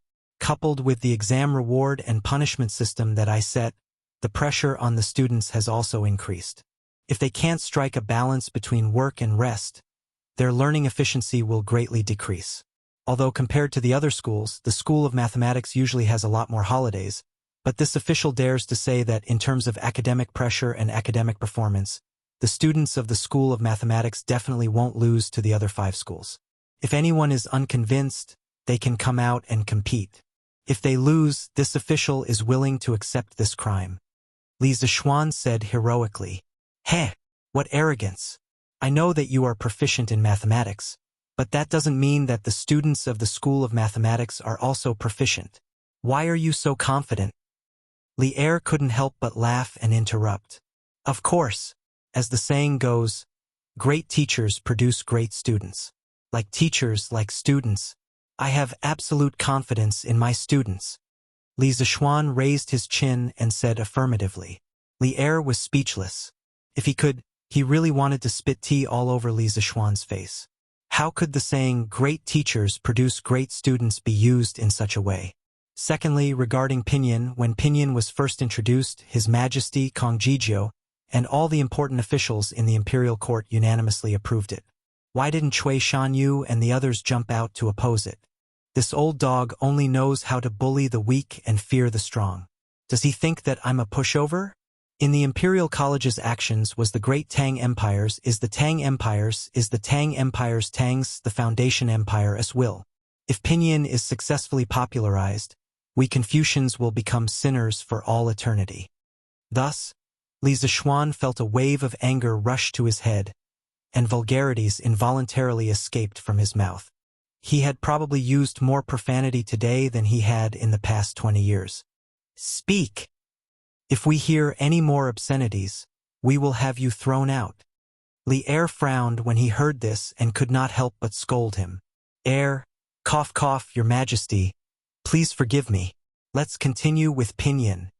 After interacting with Li Er for a long time and grasping his temper, Li Zishuan was no longer as afraid as he was in the beginning. Although Old Li liked to trick people, as long as they didn't commit crimes of principle like treason, Old Li wouldn't chop off people's heads. He wasn't like the Braid dynasty 1,000 years later, where they often held literary trials and had to be careful with their words. The benefits of pinyin are obvious. It will allow our great Tang to have thousands upon thousands of people who can read and write. It will definitely be a blessing to the poor. This subject believes that Cui Shanyu and the others must have ulterior motives for objecting in such a hurry. They are afraid that once there are more scholars, they will lose their sense of superiority. This subject has every reason to suspect that Cui Shanyu and the others are lackeys sent by the noble clans to obstruct the imperial court's education. I hope that Your Majesty will investigate this. Li Zishuan smiled sinisterly and began to paint Cui Shanyu and the others in the eye in front of Li Er. He knew that Li Er had the intention to attack the noble clans, so it was a good opportunity to have two appetizers. Among the 8 professors who impeached him, there were those with the surname Cui, Lu, and Zheng. He didn't know if these people were related to the 5 surnames and 7 hopes. In any case, even if they weren't related, this young master wanted to be related to them. Who asked you to stab this young master in the back? If I don't take revenge, I'm not human. As expected, Li Er's expression gradually turned serious when he heard this, but he didn't say anything in the end. Li Zishuan was slightly disappointed and could only continue. Regarding Cui Shanyu's words about pinyin being like a foreign language, this subject has something to say. First of all, Cui Shanyu's words have no proof. Since he said that pinyin is a foreign language, then he has to show proof and let everyone see which foreign language pinyin is from. Secondly, so what if pinyin is a foreign language? As long as it can allow more people to become literate and make our great Tang stronger, then it is a useful language. If our great Tang wants to stand at the top of the world, then we must learn to be tolerant. Take the strengths of others and make up for our own shortcomings. Only by being tolerant can we become the strongest great Tang. If my great Tang wishes to stand at the peak of all countries, it must learn to be tolerant, to take the strong points of others and make up for our weak points. Only by being tolerant can the great Tang become the strongest and most prosperous. Li Er's expression froze. He couldn't help but repeat Li Zishuan's words to himself. He asked Li Zishuan to come over today just to hear what Li Zishuan would say about Cui Shanyu's impeachment. He never expected to hear such a warning that made his heart surge with emotion and even made his blood boil. He was really touched. If our great Tang wants to stand at the top of the world, then we didn't expect you to understand such a principle of life. as expected of the disciple of an otherworldly expert. Li Er looked at Li Zishuan and praised with a complicated expression. Nanny? Didn't the Tang dynasty have these two sentences? Li Zishuan was dumbfounded. He thought that these two sentences were some ancient proverb, but from Li Er's words, it didn't seem to be the case. Well, he had unintentionally acted cool in front of old Li again. If our great Tang wants to stand at the top of the world, then we must be tolerant. These 8 words were like a self-encouraging couplet by the national hero Lin Zexu. If our great Tang wants to stand at the top of the world, then we must be tolerant. Your Majesty is too kind. Then let me continue with the third crime of Cui Shanyo's impeachment. Miscellaneous studies. The feeling of acting cool was naturally great. Li Zishuan felt as if he was possessed by Zhuge Liang. He was about to engage in a war of words and unleash a wave of OE damage that ignored all skills. There's no need to say any more. It's enough that you know about Cui Shanyo's impeachment. As for how to deal with it, I have my own plans. Go back and do some self-reflection. Tomorrow morning, there will be a verdict on your matter. Come to the court when the time comes. All right, if there's nothing else, you may leave. Li Er's mind was no longer on this matter. He waved his hand absent-mindedly, as if he was shooing away a fly, telling Li Zishuan to leave quickly. Li Zishuan was speechless. He was in the middle of talking, but old Li was too deceitful. This was like taking off one's pants and telling a girl that her period was here. Then I shall take my leave. Li Zishuan had no choice but to cup his hands and leave. Chapter 312. He was impeached for no reason, and he had to attend the morning assembly tomorrow. He was just sitting at home, and trouble came from the sky. F***ck that old dog Cui. You've gone too far, damn. I'm going to kick you to death. Li Zishuan was getting angrier and angrier as he wandered along the streets. He kicked everything he saw. Luckily, there weren't many people around. Otherwise, he wouldn't have felt good. Young master, you're back. San Bao was the first to welcome him when he reached the door. Have you sent Liu over? Li Zishuan nodded and asked casually. Replying to young master, it has been delivered. That's good. Li Zishuan waved his hand and was about to return to the house. Suddenly, he stopped in his tracks and waved at San Bao. San Bao, come here. Young master has something to tell you. Hey, young master, please tell me. When San Bao heard this, she hurriedly ran over excitedly and said, You go. Hey, come in, come in. As soon as Li Zishuan opened his mouth, he realized that something was amiss. He hurriedly brought San Bao into the manor. Thus, the servants of the Li residence saw this scene from afar. Their young master was sneakily discussing something with the servants of the manor under the large locust tree in the front courtyard. One of them was babbling non-stop, gesturing with his hands as he spoke.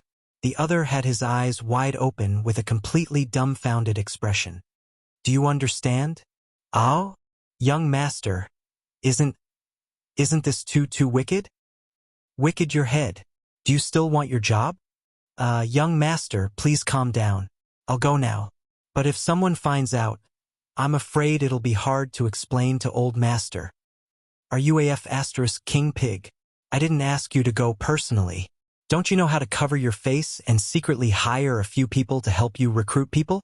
Yes, young master is right. I'll go now. Wait, I haven't paid you yet. Where are you going? You brat. Your brain isn't working so well today. Go to Butler Wang and give him 100 strings of coins. If it's not enough, there's more. Oh? Young master, why do you need so much? 10 strings of coins is enough. San Bao almost knelt down as he said bitterly. What do you know? The more money there is, the bigger the matter will be, and the happier I will be. This young master doesn't lack money. If you do a good job, you will be heavily rewarded. Hurry up and go. Li Zishuan slapped the back of San Bao's head and said in annoyance.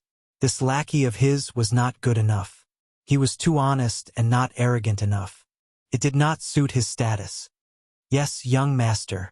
I will go immediately. When San Bao saw that his young master was getting impatient, He didn't dare to hesitate any longer. He quickly ran off like a rabbit. He cherished his status as Li Zishuan's #1 lackey very much. Cough, cough. What are you looking at? Get to work. Li Zishuan scolded angrily when he saw the servants and maids in the distance looking at them with gossipy expressions. Immediately, the servants and maids scattered in all directions. Oh! The next day, 4:45, 4:15 a.m. Some people were still asleep, while others had already woken up. The only people who had woken up so early were the peddlers and the ministers who were rushing to attend the morning court. Thus, from this point of view, the officials of the imperial court had something in common with the common people, and that was that they all needed to wake up early. However, today was a little different. Because the fleet heading south was about to depart in the morning court was pushed back. All officials of the 5th rank and above had to go together to the docks on Murky Island in the eastern suburbs of Chong, and to send off the army. Oh, madam, you can buy more meat in the future. We won't have to live such a poor life anymore. Haha. Xingye Feng. In a shabby and narrow courtyard, Cui Shanyu was drinking porridge and eating vegetables as he spoke to the middle-aged woman in linen clothes in dissatisfaction. Master, you're not talking nonsense, right? With your little salary, how can our family afford to buy meat? The woman in linen clothes said with a strange expression. Haha. Short-sighted. It won't be long before this old man can return to the family. By then, what can we not have? Cui Shanyu laughed proudly. What? Master, are you telling the truth? The woman in linen clothes raised her voice by an octave. She was extremely excited and even used master. It was obvious that she cared a lot about her family identity. Of course, I can't tell you the specifics now. You'll know after a while. Yes, yes. Come, master, eat more. Madam, I'll go to Murky Island now. Today, His Majesty specially summoned me to attend the morning court, so I may be back later. You can have lunch first. Don't wait for me. Cui Shanyu finished his breakfast happily and was ready to go out. Of course, he didn't mean that the food was delicious, but that he had gained respect from his wife and could finally straighten his back. Okay, master, take care. The woman in linen clothes said quickly. Haha. Silly tiger. Let's go. To Murky Island. Cui Shanyu waved his hand in high spirits and was ready to go out with a hunchbacked young man. With Cui Shanyu's poor appearance, how could he afford to buy a horse and carriage? That was why he woke up early today, because the journey was long and he had to leave early. Ouch! Cui Shanyu pushed open the shabby courtyard door and took a step out. He almost slipped out of the door. Master, hee. What's wrong with you? The young man named Silly Tiger seemed to have something wrong with his brain. His master was in trouble, but this idiot could still laugh foolishly. He really didn't know how many episodes he could survive. I think I stepped on something soft. Silly Tiger, help me take a look. My eyesight is not very good. Oh, my other foot stepped on something too. Cui Shanyu didn't care about Silly Tiger's untimely laughter. Perhaps he was already used to it. It's just that he moved around like this, and his other foot immediately stepped on something soft. At this moment, the sky was just beginning to brighten. He was old and dizzy, so naturally he couldn't see anything clearly. He could only ask Silly Tiger for help. Hee, master. I'll help you take a look. Silly Tiger chuckled and quickly ran over. Hurry up and look. What did you step on? Could it be a poisonous snake? Speaking of this, Cui Shanyu immediately broke out in a cold sweat. Even a big man would be afraid of snakes. No, master. You stepped on shit. Stepped on shit. Shit. Your mother. Cui Shanyu's face was full of Sparta. Even though he was used to Silly Tiger's way of speaking, at this moment, he still felt that the word was extremely harsh. Preposterous. Under the feet of the emperor, someone actually dares to pour such filth in front of my door. It's really outrageous. Cui Shanyu was trembling with anger, and his beard was almost sticking up. No one could stand a pile of shit in front of their door. However, what was even more unbearable for him was yet to come. Master, this isn't someone's feces. It's someone's feces. Look, it's still warm. It was still warm. Still. Ah. Ugh, wah. It was no wonder that Chui Shanyo's mental fortitude was weak. The scene was just 2F** king strong. Chui Shanyu could no longer hold it in. He ran to the corner of the wall and began to vomit. However, as he ran, he inevitably stepped on a few more piles of feces. Master, what's wrong? I'm not done yet. I can see that this shit is from a child. Look, how thin are these strands of feces? Blurg. Shut up. Ugh. Holy shit. I've unknowingly written 700,000 words. Most importantly, I've written so many words, but there's no eunuch at all. This was too rare. Isn't everyone going to subscribe 2 chapters to support me? If very few people read the original version, it's easy for me to get castrated. Piracy was the main reason why there were so many eunuch books. I hope everyone can come and read or support Qidian. Chapter 313. Chui Shanyu awkwardly returned home and changed into a new pair of shoes. He did not even bother to take a shower. He hurriedly held the lantern, bypassed the countless landmines in front of the door, and with a faintly discernible smell of feces, he headed towards Chong and East City Gate. As for where the landmines in front of the door came from, he did not have the time to investigate. He thought that when he came back from the morning court, he would find the people from Wu Ho government and let them investigate. If I find out who is so wicked, I will definitely teach you a lesson. Chui Shanyu thought bitterly in his heart. Oh, that's great. Haha. Now I can have money to buy candy to eat. In the small alley to the west of Chui Shanyo's house, there were actually 40 or so half-grown children gathered. Among them was a big boy with a bare upper body. When he saw that Chui Shanyu and his servant had disappeared, he jumped up excitedly and made a big fuss. Haha. Just now old man Chui stepped on my poop. This time Xiao Wu can get an extra 100 coins of reward? A 6 or 7-year-old boy wearing rags and a bun on his head pulled the slightly older boy and asked, Xiao Wu, the sky is so dark. How can you see clearly? The big boy depressingly asked. Of course I can see clearly. If Big Brother Chi Nu doesn't believe me, you can go and take a look. Xiao Wu left a mark beside Zhao's papa. That place is half a step away from the door. Xiao Wu specially chose that place. That old man must have stepped on it. When the little boy called Xiao Wu heard that the big boy did not believe him, he anxiously wanted to pull him closer to check. Wu Wu, let go. We will wait here for Brother Biao Zi to come. We will talk when he comes. The big boy quickly pulled his hand away. He was not willing to suffer in that stinky minefield. Brother Biao Zi is here. Brother Biao Zi is here. Suddenly there were 2 surprised voices among the children. Then the crowd automatically separated into 2 sides. A bare-chested burly man walked over with 2 rascally-looking young men. Hello, Brother Biao Zi. Hello, Brother Biao Zi. More than 40 children bowed and greeted the burly man in unison.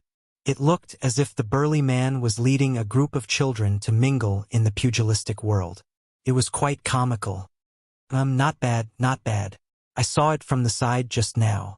You all did well. I Biao Zi always keep my word. I won't cheat you of your money.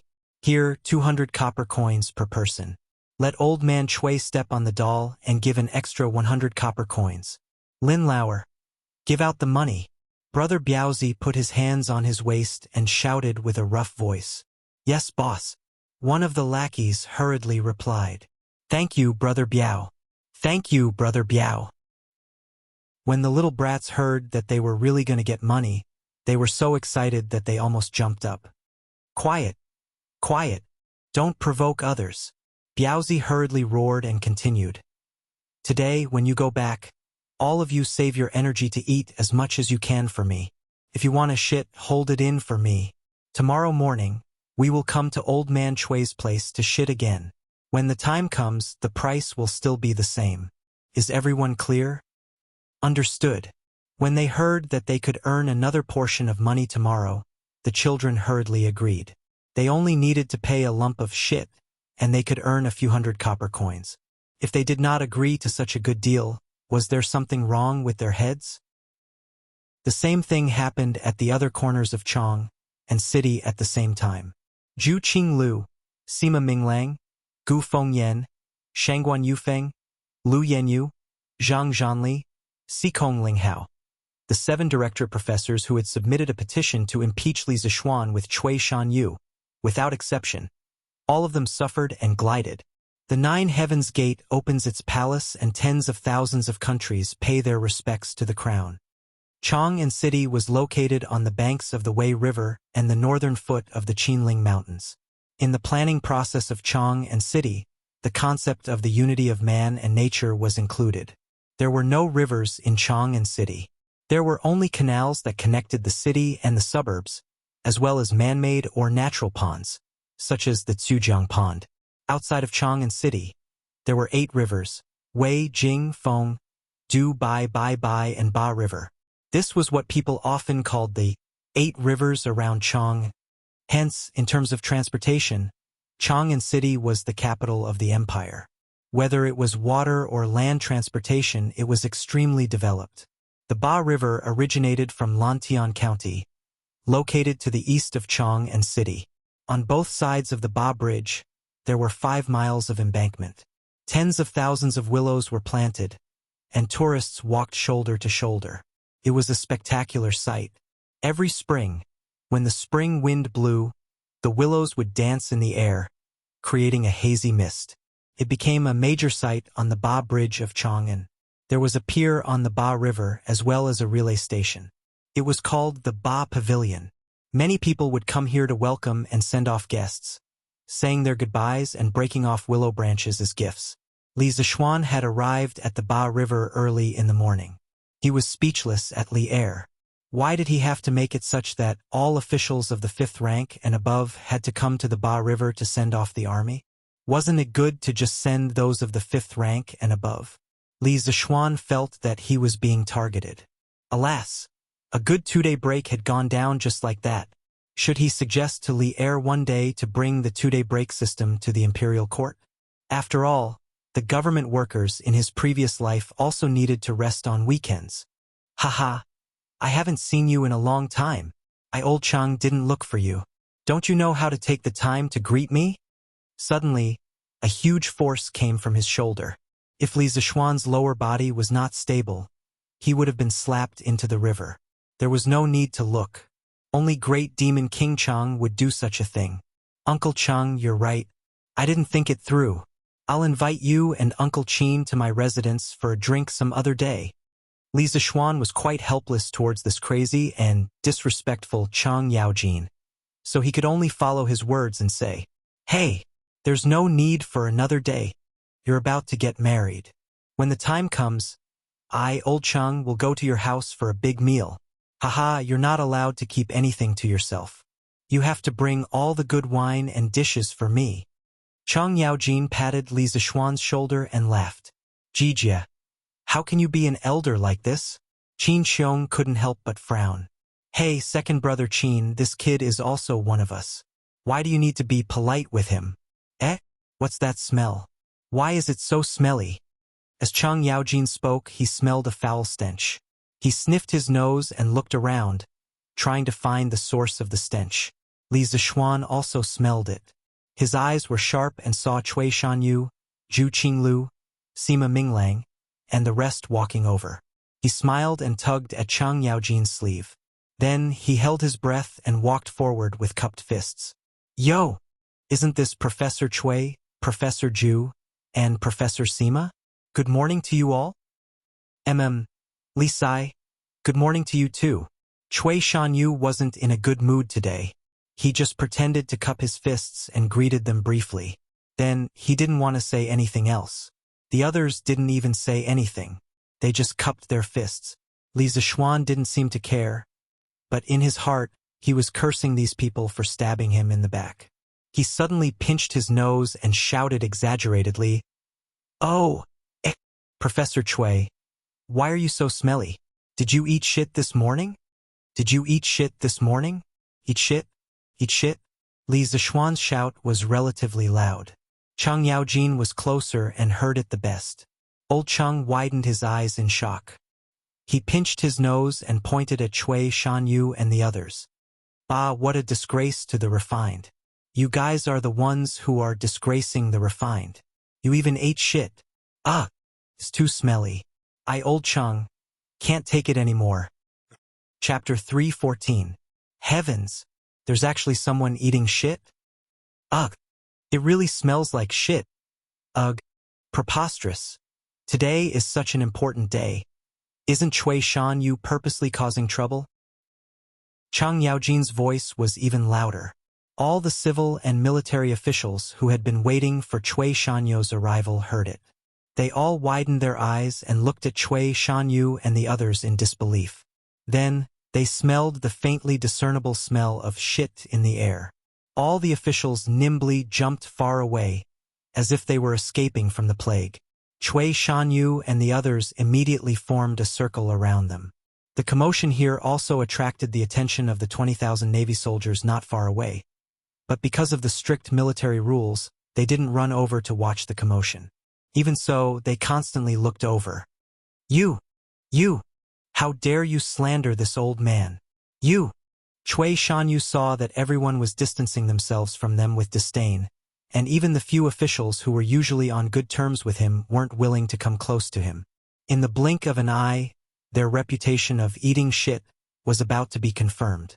Cui Shanyu, who always valued his reputation, couldn't help but be ashamed to death. He pointed his trembling right hand at Li Zishuan and angrily cursed. At this moment, he couldn't care less that Li Zishuan was his superior, and even used the word scoundrel. My fellow colleagues, please don't listen to the nonsense of others. Why would we, scholars, eat such filthy things? This is all a misunderstanding. Yes, we just accidentally stepped on a child's shit on the road. We definitely wouldn't eat such filthy things. Assistant Minister Huang, you have to believe me. Lu Yenyu hurriedly pulled one of his usual good friends and explained. Ah, Professor Lu, this one will believe you. Let go first. I'm not feeling well. Ugh. Assistant Minister Huang hurriedly broke free from Lu Yenyu's hand and ran to the side to vomit. After all, he had just finished breakfast not long ago. The other doctors had basically fallen into the same situation. No matter how they explained, no one was willing to listen. They all fled in all directions. This was because they were all in the same situation as Assistant Minister Huang, having just finished their breakfast. Who would be willing to deal with such an unappetizing matter? Fang Xianling, Du Ruhui, Zhang Sun Wuji, and Wei Zheng, these few civil officials, also stood far away and frowned as they looked at the 8 Imperial College professors. Preposterous! How can Cui Shanyu and the others be so ignorant? Wei Zheng said with a face of displeasure. Maybe there's something else. Let's wait for His Majesty to come. Fang Xianling said. Zhang Sun Wuji smiled but didn't say anything. He looked at Li Zishuan, who was far away, with a meaningful gaze. This old man's dozens of years of reputation has actually been destroyed by your hands. This old man. Ah! Seeing that his reputation was about to be destroyed in an instant, Cui Shanyu's eyes almost split open, and he couldn't hold it in any longer. He moved his old arms and legs and charged towards Li Zishuan like a madman. Looking at his posture, he wanted to smash Li Zishuan to death. Li Zishuan was shocked and ran around in the crowd, pathetically, while shouting, "Professor Cui, I'm innocent. This brat has never said that you ate shit. I'm just asking if you ate **T. With his skills, even if he stood still and let Cui Shanyu hit him for a year, he would be fine. However, he was afraid that Cui Shanyu would scam him, seeing that this person was already so old. If something happened to him, wouldn't he be blackmailed for a large sum of medical fees? Pfft, bastard. This old man will not live under the same sky as you. When Cui Shanyu heard Li Zishuan say "eat shit" again and again, and that he was as slippery as a loach and couldn't be caught at all, he couldn't hold it in any longer. He staggered 2 steps and spat out a mouthful of blood. Professor Cui, are you okay? Zhu Qinglu, Sima Minglang, Gu Fengyan, Shangguan Yufeng, Lu Yenyu, Zhang Zhanli, Sikong Linghao, and the rest rushed over to support Cui Shanyu. They had smelled the sh*t smell for so long that they had developed a certain level of immunity. Therefore, no one would despise each other at this moment. Sigh. It's none of my business. Okay? Professor Cui, why are you so persistent? Look at how old you are. If others see this, they might say that I'm bullying you. Li Zishuan said with pity. You.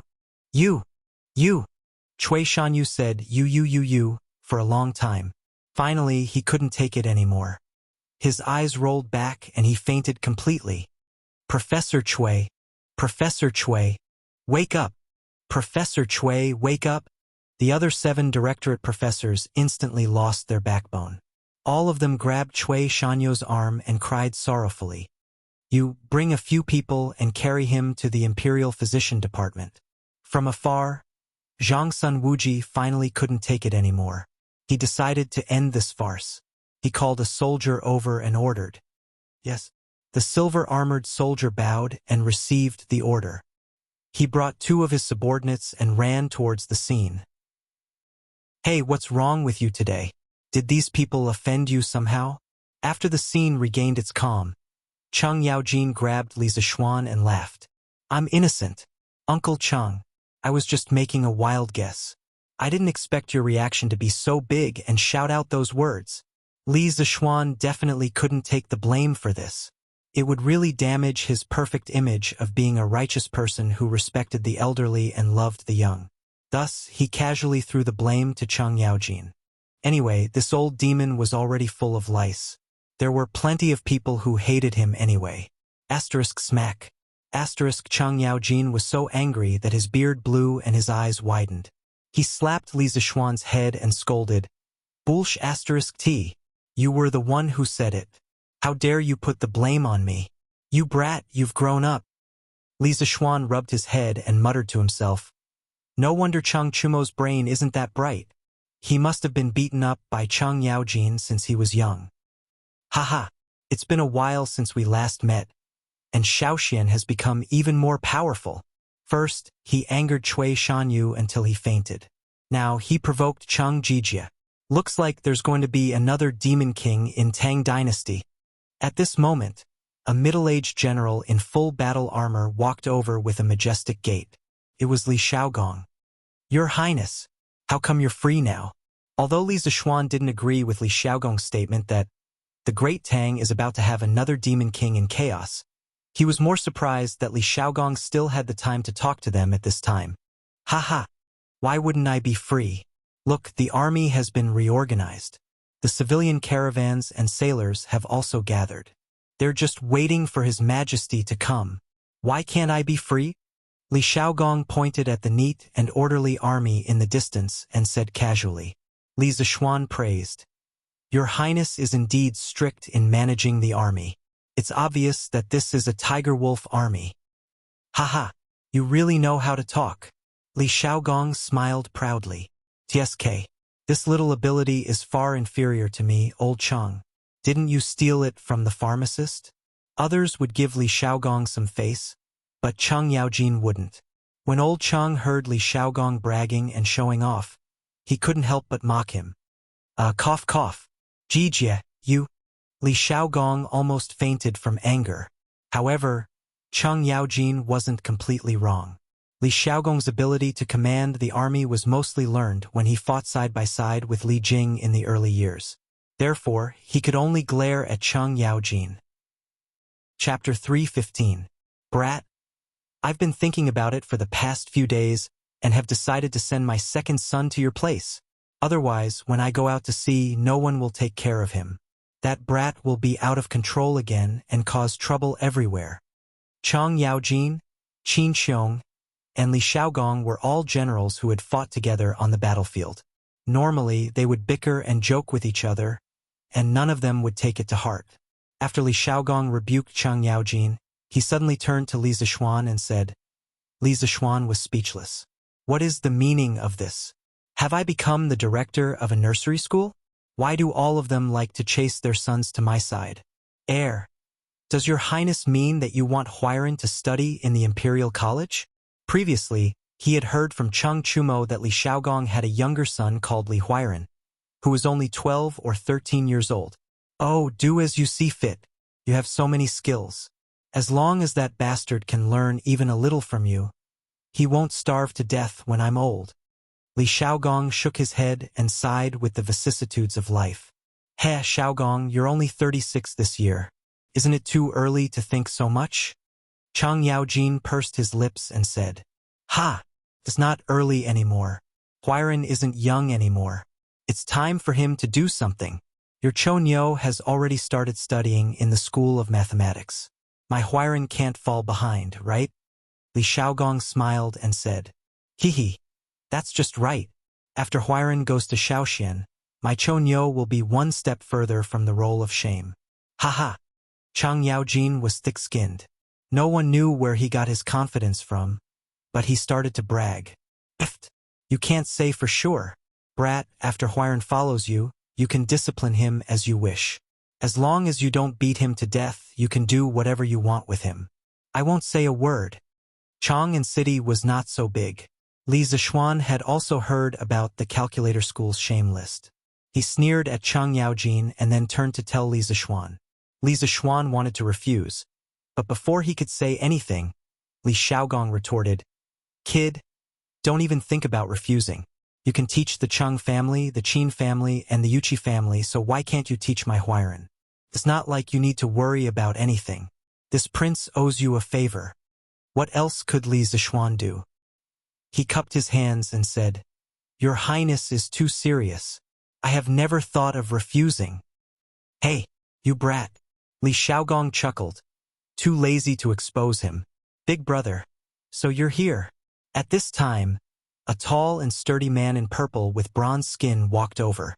He was about 20 years old, and behind him was a little girl who looked like a porcelain doll. She was about 3 or 4 years old, at most 4 years old. But just by looking at her now, it was very likely that she would grow up to be a beauty. "Yo, Chengfan, you're here too." Li Xiaogong smiled. "Big brother is leading the army out to sea today. Of course, I have to come and send you off." "Uncle Cheng, who is this person?" Li Zishuan quietly tugged at Chang Yaojin's sleeve and asked softly. "This is the king of Jiangxia. How come you don't even know him?" Chang Yaojin muttered with a strange expression. "Ah?" Li Zishuan was stunned for a moment. He didn't expect that this ordinary-looking man was the king of Jiangxia, Li Daozong. At the mention of Li Daozong, people immediately thought, "Isn't he the prince who framed Xue Rengue?" But in fact, that was a novel. He didn't frame Xue Rengue at all. Li Daozong, who had outstanding military achievements, was vilified for 1,000 years for no reason. Li Daozong's courtesy name was Chengfan. He was Li Er's cousin, and also Li Xiaogong's cousin. He participated in many battles in his life, such as defeating Lu Wuzhou, defeating Wang Shichong, destroying the Eastern Turks, Tuyuhun, and conquering Goguryeo. He made outstanding military achievements for the unification and expansion of the Tang dynasty. In his later years, Li Er evaluated Li Daozong as a famous general on the same level as Li Ji and Xue Wanche. During the period of Wuda Jinjin Temple, only Li Xiaogong and Li Daozong were in the imperial family. Li Daozong's great contributions could be seen from this. As for why he wasn't listed in the Lingyan Pavilion in the end, no one knew. Since this person was Li Daozong, then the identity of the little girl behind him was obvious. Wasn't she the famous Princess Wenqing, Li Shuyan? Li Zishuan looked at the quiet little girl who was only as tall as his knee and didn't know whether to laugh or cry. This was because when he had just transmigrated, he more or less had some thoughts about the famous beauties of the Tang dynasty. Princess Wenqing, who had left a thick mark in the history of the Tang dynasty, was naturally among them. But now, what was there to think about? "Hey, Shuyan, come and let Grandpa Cheng hug you." Old Chang ignored Li Zishuan, who was in a daze. He squatted down and opened his arms to Li Shuyan as he chuckled. "Hello, Grandpa Cheng." The little girl obviously knew Chang Yaojin. Seeing this, she ran over with small steps. "Hey, I haven't seen you for a few days. Our little Shuyan has become prettier?" Chang Yaojin picked up the little girl and coaxed her with a smile. You old man, you're clearly an uncle.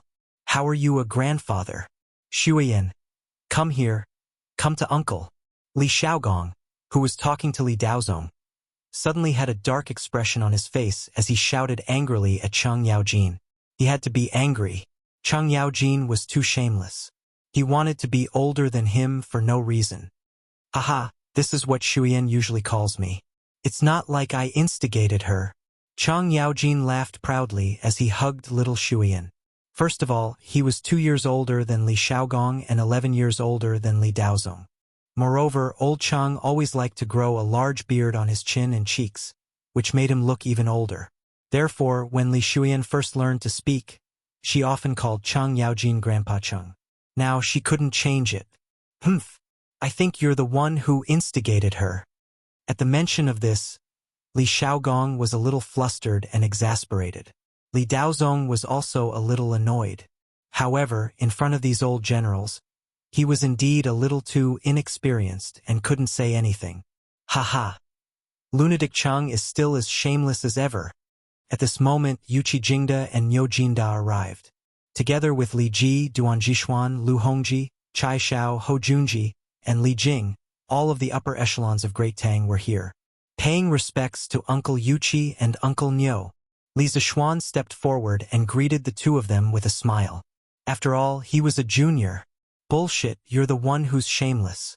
Look at how thick your skin is. Little Shuiyan, isn't Grandpa Chang right? It was as though Chang Yaojin and Yuqi Jingda were enemies in their previous lives. The moment they saw each other, they started bickering. Pooey, Lunatic Chang, do you want to fight again? Haha, do you think I'm afraid of you? But not today. Old Chang, will fight you for 300 rounds another day. Chang Yaojin retorted as he played with little Shuiyan. His Majesty has arrived. At this moment, a sharp voice sounded, following which, a series of orderly and powerful footsteps could be heard. The noisy civil and military officials, as well as the commoners who were sending their loved ones off, quickly quietened down. Li Zishuan thought, the main show is finally here. Chapter 316.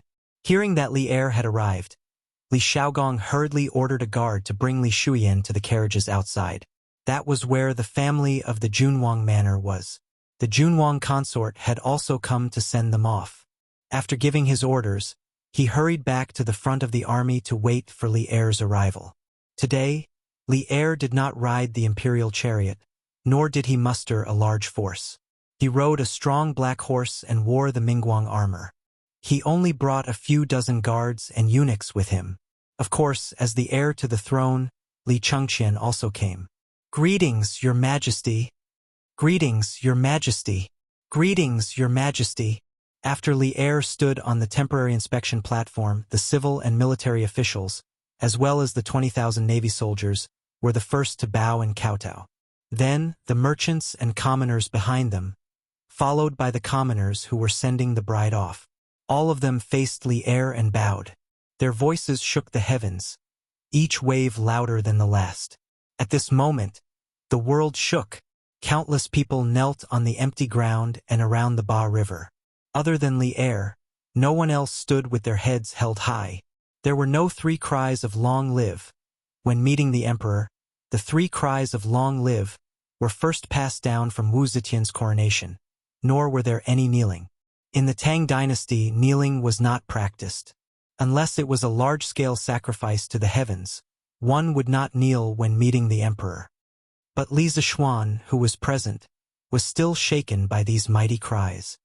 Rise! Li Er was dazed. How long had it been since he had heard the mighty cries of the soldiers in front of the battlefield?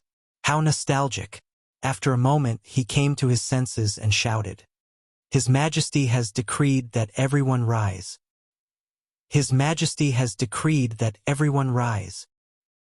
Naturally, there were eunuchs below who passed on Li Er's words. Thank you, Your Majesty. Thank you, Your Majesty.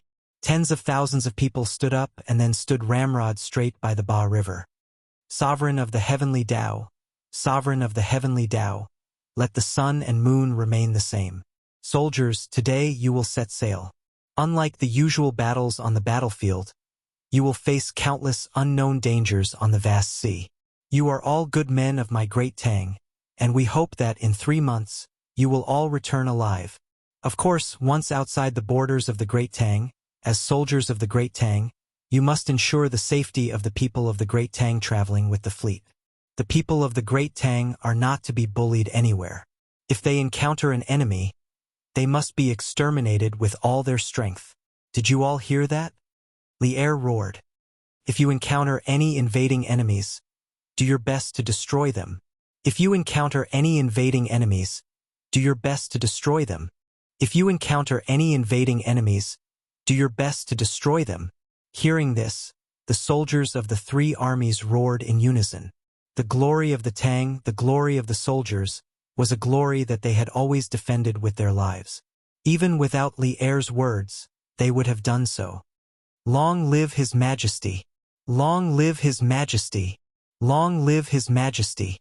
Even though the custom of shouting "Long live His Majesty" 3 times was not yet popular, at this moment, many merchants, peasants, and common people were moved to tears by Li Er's words of love for the people as if they were his own children. An elderly man spontaneously shouted "Long live His Majesty," and the others excitedly followed suit. In a few moments, the entire murky plain was filled with cries of "Long live His Majesty." Those who had experienced the turmoil of the world all knew how fortunate it was to have a wise ruler ruling the country. They truly hoped that Li Er could live to 10,000 years old. Li Zishuan was infected by this enthusiastic scene, his heart surging with emotion. He couldn't help but follow the crowd and shout, "Long live His Majesty." He thought to himself, whether or not Li Er was putting on a show, old Li's charisma was truly strong. With just a few words, he was able to stir the soldiers until their blood was boiling. Li Zishuan felt that he could not achieve this ability to inspire the hearts of the people. Li Er took in a deep breath. Of course, he was not putting on a show. He was just saying what he wanted to say. This scene was completely outside of his expectations. "Where is Li Xiaogong, director of the Nanyang army?" After the cheers dissipated, Li Er looked at the orderly soldiers below and roared. For this expedition, Li Xiaogong had been given the title of Director of the Nanyang Army. He was fully in charge of the 20,000 navy and tens of thousands of peasants.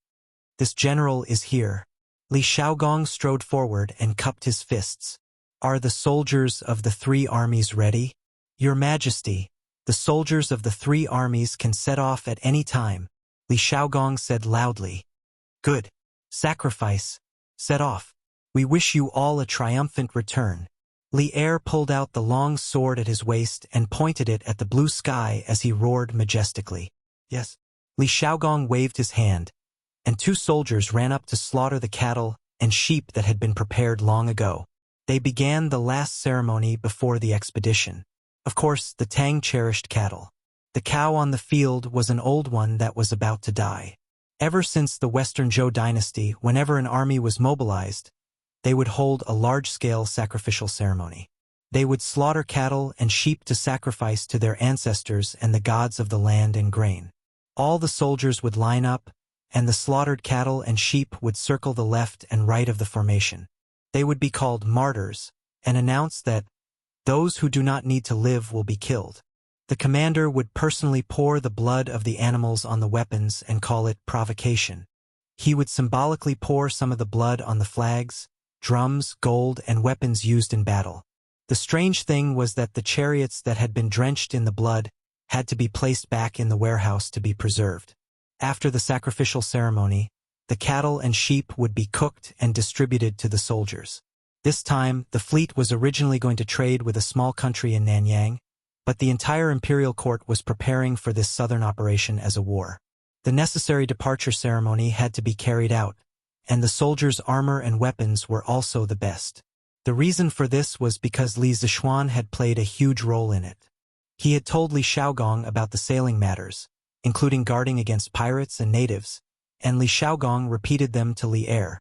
Li Er felt that it made sense, so he gathered Fang Xinling, Du Ruhui, Zhang Sun Wuji, Li Jing, and the other important officials to discuss. These big shots were all farsighted people. If Li Zishuan could see it clearly, how could they not see it clearly? Thus, they all seconded the proposal. Just like that, this huge fleet with sharp fangs gradually took shape. Today, they would set sail and enter Nanyang. The ceremony is complete. Set off. Around an hour later, the sacrificial ceremony was finally completed. Every soldier was symbolically given a piece of meat. After Li Shaogong asked Li Er for instructions, he roared and ordered the army to set off. Walala! The soldiers, merchants, and farmers followed a rehearsed formation and boarded the ships in an orderly manner. The people who were sending off their loved ones all burst into an uproar. Everyone was shouting the names of their loved ones. Father, mother, and I will wait for you to come back. In front of the crowd, Meng Wenhao's nose twitched. He held back his tears and waved at the fleet. However, his voice was quickly drowned out by the waves of cheers. Chapter 317. After half an hour, all the soldiers, merchants, and commoners had boarded the ships. Thousands of large merchant ships occupied the entire Ba River. It was a vast expanse of boundless expanse. It was very majestic. Dong, dong, dong, dong, dong, dong, dong, dong, dong, dong. On the shore, two strong men began to beat the battle drums.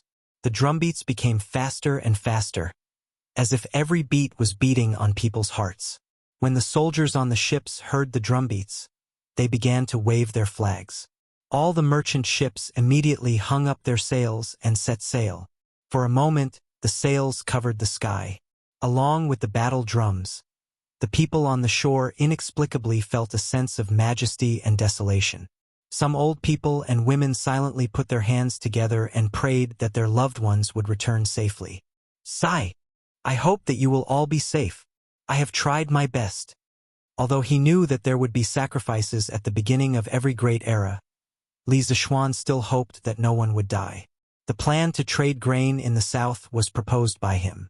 If many harmonious and happy families were broken because of this, he would feel uneasy. However, there were always gains and losses. This sea trade trip would definitely produce results that would shock everyone. In the next year's locust plague, many people would starve to death because of it. For the first time, the Tang Empire extended its claws and fangs overseas. Perhaps it would start a mighty era of great voyages. Fortunately, I have transmigrated to the Tang dynasty. In this era, the emperor was wise and the ministers were virtuous. The whole country had a keen and progressive spirit, so it would be easier to facilitate the ocean voyages. However, if I had transmigrated to the Ming dynasty, I would have to find a way to break through the sea-ban policy. In the process, I would inevitably have to fight with some people who already benefited from it. Li Zishuan silently rejoiced that he had transmigrated to this open and high-spirited era. Otherwise, if he, who had no political experience, had to fight with a group of old foxes in the officialdom, wouldn't he be done for? Why don't I see Cui Shanyu? Didn't I ask him to come to the morning court today? After the departure ceremony, Li Er brought the civil and military officials back to the palace and started the morning court session. After an hour, there were no more ministers who had anything to report. At this moment, Li Er glanced at Zhu Qinglu, Lu Yenyu, Zhang Zhanli, and the others. He suddenly remembered that Cui Shanyu had submitted a secret memorial to impeach Li Zishuan yesterday. Hence, he asked softly, "What's the matter?" Li Zishuan had woken up too early in the morning and was dozing off with his back leaning against a huge wooden pillar. When he heard Li Er's question, his spirit was roused and he woke up. He thought to himself that the good show had finally begun. He just didn't know if these people could still sue without Cui Shanyu. "Your Majesty," Professor Cui vomited blood and fainted after being angered by Li Sai. He is now being treated by the Imperial Physician Department. "Your Majesty, please uphold justice for Professor Cui." Lu Yenyu cried out in grief and walked to the front of the officials. He said with some sadness. What was funny was that wherever he passed, everyone was smelled and took 2 steps back. Li Er saw it clearly from above and was puzzled. Suddenly, a foul smell hit him in the face. Li Er quickly covered his nose and said unhappily, "What did Minister Lu eat this morning? Why is it so smelly?" Ugh! Lu Yenyu, who was playing the sympathy card in front of Li Er, suddenly felt his mind go blank when he heard this. He thought of what had happened since this morning and couldn't help but feel sad. He felt that the whole world was full of malice. Your Majesty, this old minister went out this morning and accidentally stepped on a child's feces. In order to participate in the departure ceremony, this old minister only washed it hastily. This caused a breach of etiquette in front of you. Your Majesty, please forgive me. After being stunned for a while, Lu Yenyu could only admit defeat and beg for forgiveness with a bitter face. Oh, forget it. Considering your loyalty, I won't pursue the matter. Although Li Er was unhappy, he couldn't punish someone for such a small matter. He waved his hand and said magnanimously, "Thank you, Your Majesty. You said that Cui Shanyu was angered by Li Zishuan to vomit blood. What happened? Quickly tell me." Li Er looked indifferently at Li Zishuan, who was leaning on the coiling dragon pillar, and asked indifferently. He was a little annoyed and secretly blamed Li Zishuan for causing trouble for no reason. Your Majesty, today on Murky Island, Li Sai slandered us for eating feces. Everyone knows about it. Professor Cui has always valued his reputation. How could he accept such an insult? He was so depressed that he vomited 3 liters of blood and fainted from anger. Lu Yenyu was so moved that tears almost flowed out. After dawdling for so long, Li Er finally asked the main question. Thus, he stepped forward excitedly and bent down to complain to Li Er. However, this almost suffocated Li Er to death. Li Zishuan, who was behind him, widened his eyes and secretly scolded Lu Yenyu for being so shameless. What did he mean by vomiting 3 liters of blood? Why don't you F*King try vomiting 3 liters of blood? Let's see if you can still live? As expected, a scholar didn't use a knife to kill people. He only relied on his mouth. Your Majesty, I'm innocent. This humble subject smelled a stench when Dr. Cui spoke this morning. I only asked him if he ate shit in the morning. This humble subject definitely did not announce to outsiders that he ate shit. This humble subject can testify to this point, both civil and military officials present. Instead of waiting to be wronged, it was better to take the initiative to explain. In any case, Li Zishuan could not be blamed for what happened this morning. If there was anyone to blame, it was old man Cui who stabbed him in the back. Moreover, his psychological endurance was too weak. Your Majesty, this old subject can testify. Li Sai's words are true. Chang Yaojin immediately stood up and supported Li Zishuan. On the way to the palace, Li Zishuan had already told Chang Yaojin and the others about his impeachment by Cui Shanyu and the others. Of course, old Chang would stand on Li Zishuan's side. Moreover, he had also played a part in making Cui Shanyu faint in the morning. Hearing Li Zishuan and Chang Yaojin's words, Li Er nodded indifferently. He looked at Lu Yenyu and asked, "Minister Lu, is what Li Sai said true?" This Lu Yenyu was dumbfounded. If he objected again, he would be lying to the emperor. After all, there were many people present at that time, and they were all on good terms with Li Zishuan. Your Majesty, although what Li Sai said is true, Professor Cui fainted from anger because of Li Sai. Moreover, when we went out today, we found a large amount of children's feces at our doorsteps. This subject believes that this might have something to do with Li Sai. At this moment, another feces man stepped out from the crowd and cupped his hands at Li Er. It was Zheng Zhanli, the doctor of the Four Gates Academy. "Oh, there's such a thing? Li Zishuan, did you do this?" A glint flashed across Li Er's eyes as he looked at Li Zishuan and asked. In fact, he guessed that this immoral thing was most likely done by Li Zishuan. After all, he had just shown the impeachment of Cui Shanyu and the others to Li Zishuan yesterday. Heh! This brat is really vengeful. Li Er scolded in his heart. Chapter 318. Your Majesty, this has nothing to do with me. Professor Zhang, you have to have evidence before you speak. I have no grudges with you, so how could I do something so despicable? This doesn't make sense at all. Li Zishuan cried out his grievances. In any case, none of the courtiers knew that Cui Shanyu had impeached him in private. Furthermore, No one knew that Li Er had talked to him yesterday and practiced in advance. As long as he grasped these 2 points, he would be able to clear his suspicions. Of course, Li Er must have known about it, but old Li would not expose him. Yes. Why would Li Sai do something like this for no reason? Yes, Zheng Zhanli is slandering us. Say, do you think this is just an excuse they made up? Actually, they really did eat it this morning. Li Zishuan's words were reasonable, and he was born with good looks, so it was easy for people to like him. As long as there was no conflict of interest with him, most people would believe what he said. Hearing the discussions of the courtiers, Zheng Zhanli almost vomited blood.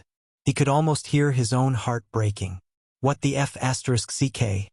Where was the trust between people? Why did no one believe him when he spoke the truth? Li Zishuan's move was ruthless. Zheng Zhanli could not think of any excuse to refute, so he could only swallow this loss silently. Your Majesty, no matter what, Cui Shanyu lost consciousness because of Li Sai. Your Majesty should give Cui Shanyu an explanation.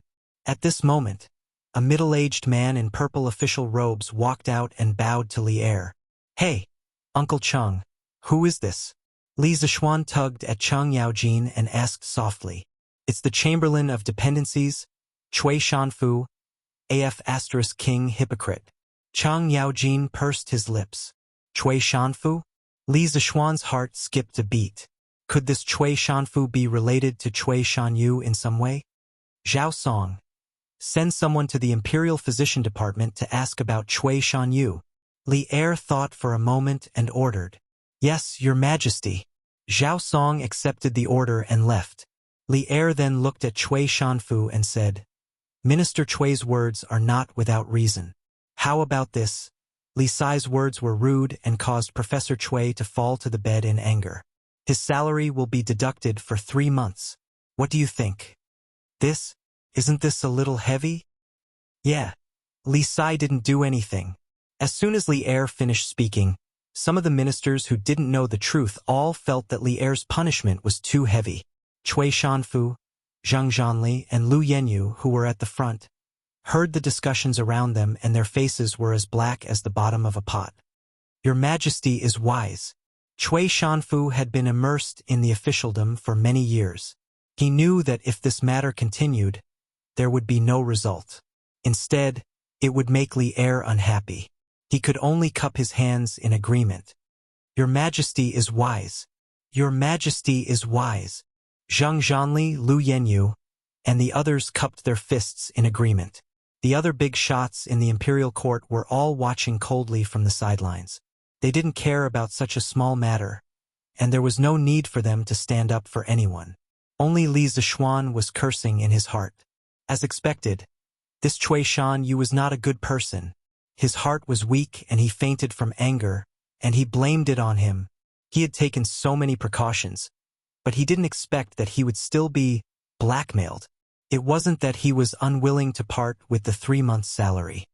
He just felt that his salary would be deducted by Li Er because of this trivial matter. Since there are no objections, then let's talk about Minister Lu and the others impeaching Li Zishuan. Li Er nodded in satisfaction and started talking about the important matter. When the ministers who were watching the commotion heard this, their eyes lit up. They knew that this was the secret that they didn't know. I've been impeached? Lord Lu, Lord Zheng, I've just arrived at the Imperial College and don't know the rules. If I've done anything inappropriate, please point it out to me. I'll definitely consider your opinions carefully. But why did the two of you? At this moment, Li Zishuan's face turned pale with fright. Then, he cupped his hands and said to Lu Yenyu and Zheng Zhanli with a panicked look. His aggrieved expression and fearful words were a living example of a newbie who had just entered the officialdom admitting his mistake to his seniors.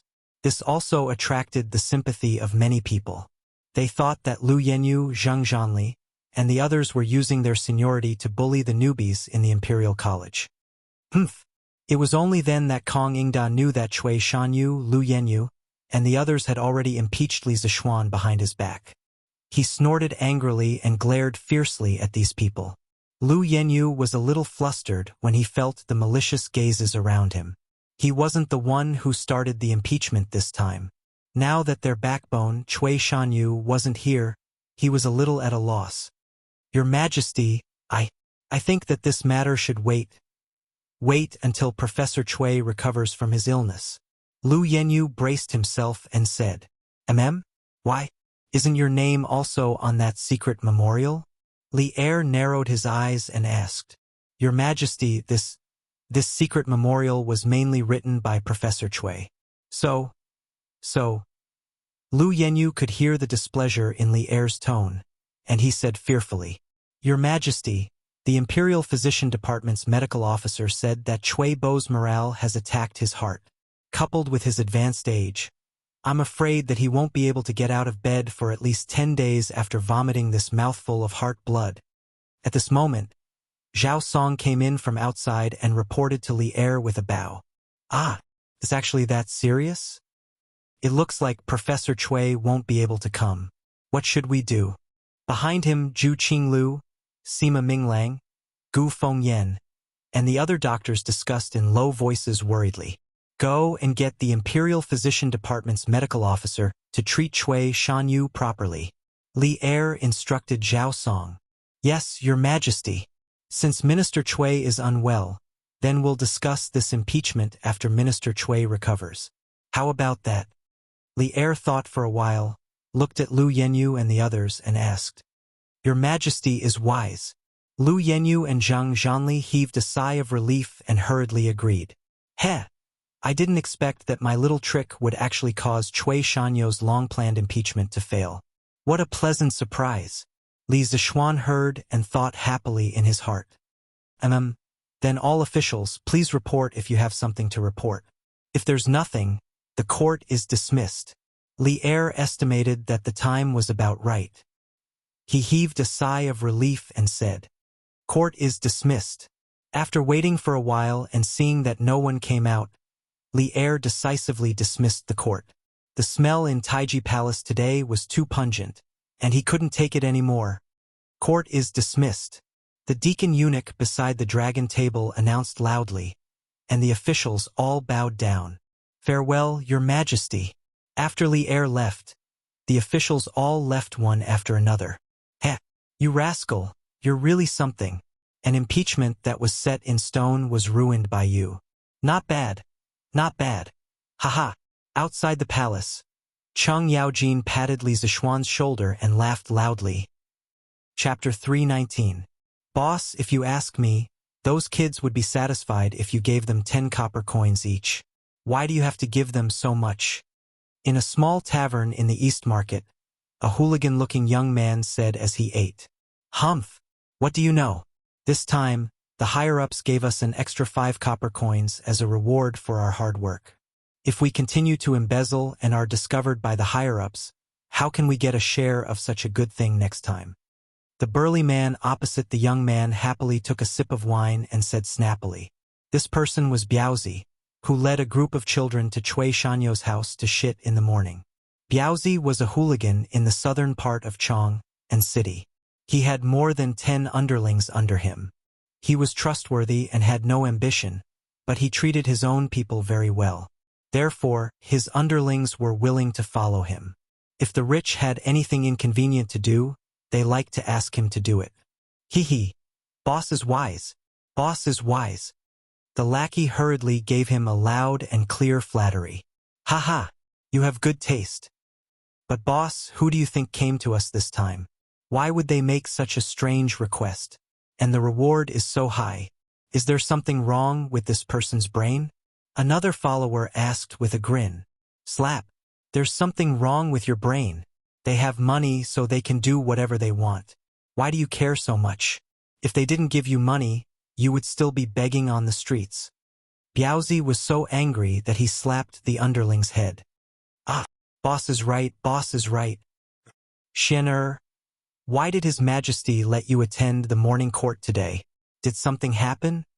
After bragging to old Cheng in front of the palace gate for a while and sarcastically ridiculing Lu Yenyu and the others, Li Zishuan happily returned home and met his father, who was full of worry. Li Zishuan's father did not know that Li Er had given Li Zishuan special treatment yesterday. In order to prevent his parents from worrying, Li Zixuan did not tell Li Jingma about Cui Shanyu and the others' impeachment. He only said that Li Er had asked him to attend the morning court today, but did not elaborate on the reason. However, Li Jingma was a shrewd person. He more or less guessed it, but since his son did not say it, he did not ask. "Father, it's nothing serious. It's just a few impeachments. I've already taken care of it." Li Zixuan laughed and said without care. As it turned out, apart from Cui Shanyu, the rest of the 8 professors from the Imperial College could not withstand a single blow. There was no need to worry his parents because of them. Impeachment? Who dares impeach my son? My Xian'er is conscientious in the Imperial College, working hard to cultivate talents for the Imperial Court. Why do they still want to impeach him? Madame Li, who had come with Father Li, said indignantly. Li Zixuan's face turned red from the praise. Conscientious and painstaking. Were they talking about him? Ahem, mother. It's okay. Those who can withstand the hardships of heaven are really men of iron. Those who are not envied are mediocre. I've done too well in the Imperial College, so it's inevitable that others will be jealous. Don't worry, His Majesty knows what I've done. He won't do anything to me because of those people. In order to reassure his parents, Li Zixuan threw caution to the wind and boasted of his own abilities. Brother, you're really thick-skinned. Lana ran over and made a shy face as she giggled. Hey, little girl. You're really asking for a beating. No. Li Zixuan pretended to hit her, and Lana was so scared that she ran all over the courtyard. Li Zixuan's parents looked at their children playing in the courtyard with a warm expression. They felt that it was really good to be together as a family. Good friend, are you all right? Imperial Physician Department. Lu Yenyu, Zheng Zhanli, and the others, who had just finished the morning court, came to the Imperial Physician Department to visit Cui Shanyu. Oh, it's nothing serious. Yenyu, how was the court today? Did His Majesty punish Li Zixuan severely? With Zheng Zhanli's help, Cui Shanyu sat up and leaned against the headboard as he asked weakly. He was old and his vitality was already weak. Cui Shanyu's vomiting of blood was really a big blow to his vitality. Brother Cui, His Majesty didn't discuss our impeachment of Li Zixuan during the morning court today? Lu Yenyu said submissively. What? How? Ahem. Brother Cui, calm down. His Majesty said that we'll discuss this matter separately after you recover. Your health is more important. You must take care. Cui Shanyu was so anxious that his blood rushed to his head, and he couldn't help but cough. Zheng Zhanli quickly patted his back and comforted him. Sigh, you guys don't understand. This time we could have caught Li Zixuan off guard, but we didn't expect this to happen. I can only blame myself for not being able to keep my composure. Sigh, as the saying goes, the first drum builds the spirit, the second will weaken, and the third will be exhausted. After this incident, Li Zixuan will be prepared. Next time, even if I fight him personally, I'm afraid that I won't be his match, Cui Shanyu said with a worried face. The others also understood that Cui Shanyu was telling the truth, and they couldn't help but feel frustrated. They secretly regretted not standing up for Cui Shanyu in the court. The room fell into silence. Fine. Yenyu, tell me in detail what happened in the Imperial Court today. Cui Shanyu sighed and accepted his fate. Okay, then I'll tell you in detail. Hee, little Xian. I heard that you made Cui Bo of the Imperial Academy vomit blood today. Haha. Tell me about it. Yes, sir, tell me quickly. Now many people in Chang and City are saying that a few doctors in the Imperial Academy ate sh*t. Is it true? In the afternoon, Chang Chumo, who was bored at home, and Li Yu, who came out to collect literature and find inspiration, came to the Li mansion to look for Li Zixuan to play. In fact, they came to listen to Li Zixuan, the person involved, talk about the interesting incident that happened on Murky Lake in the morning.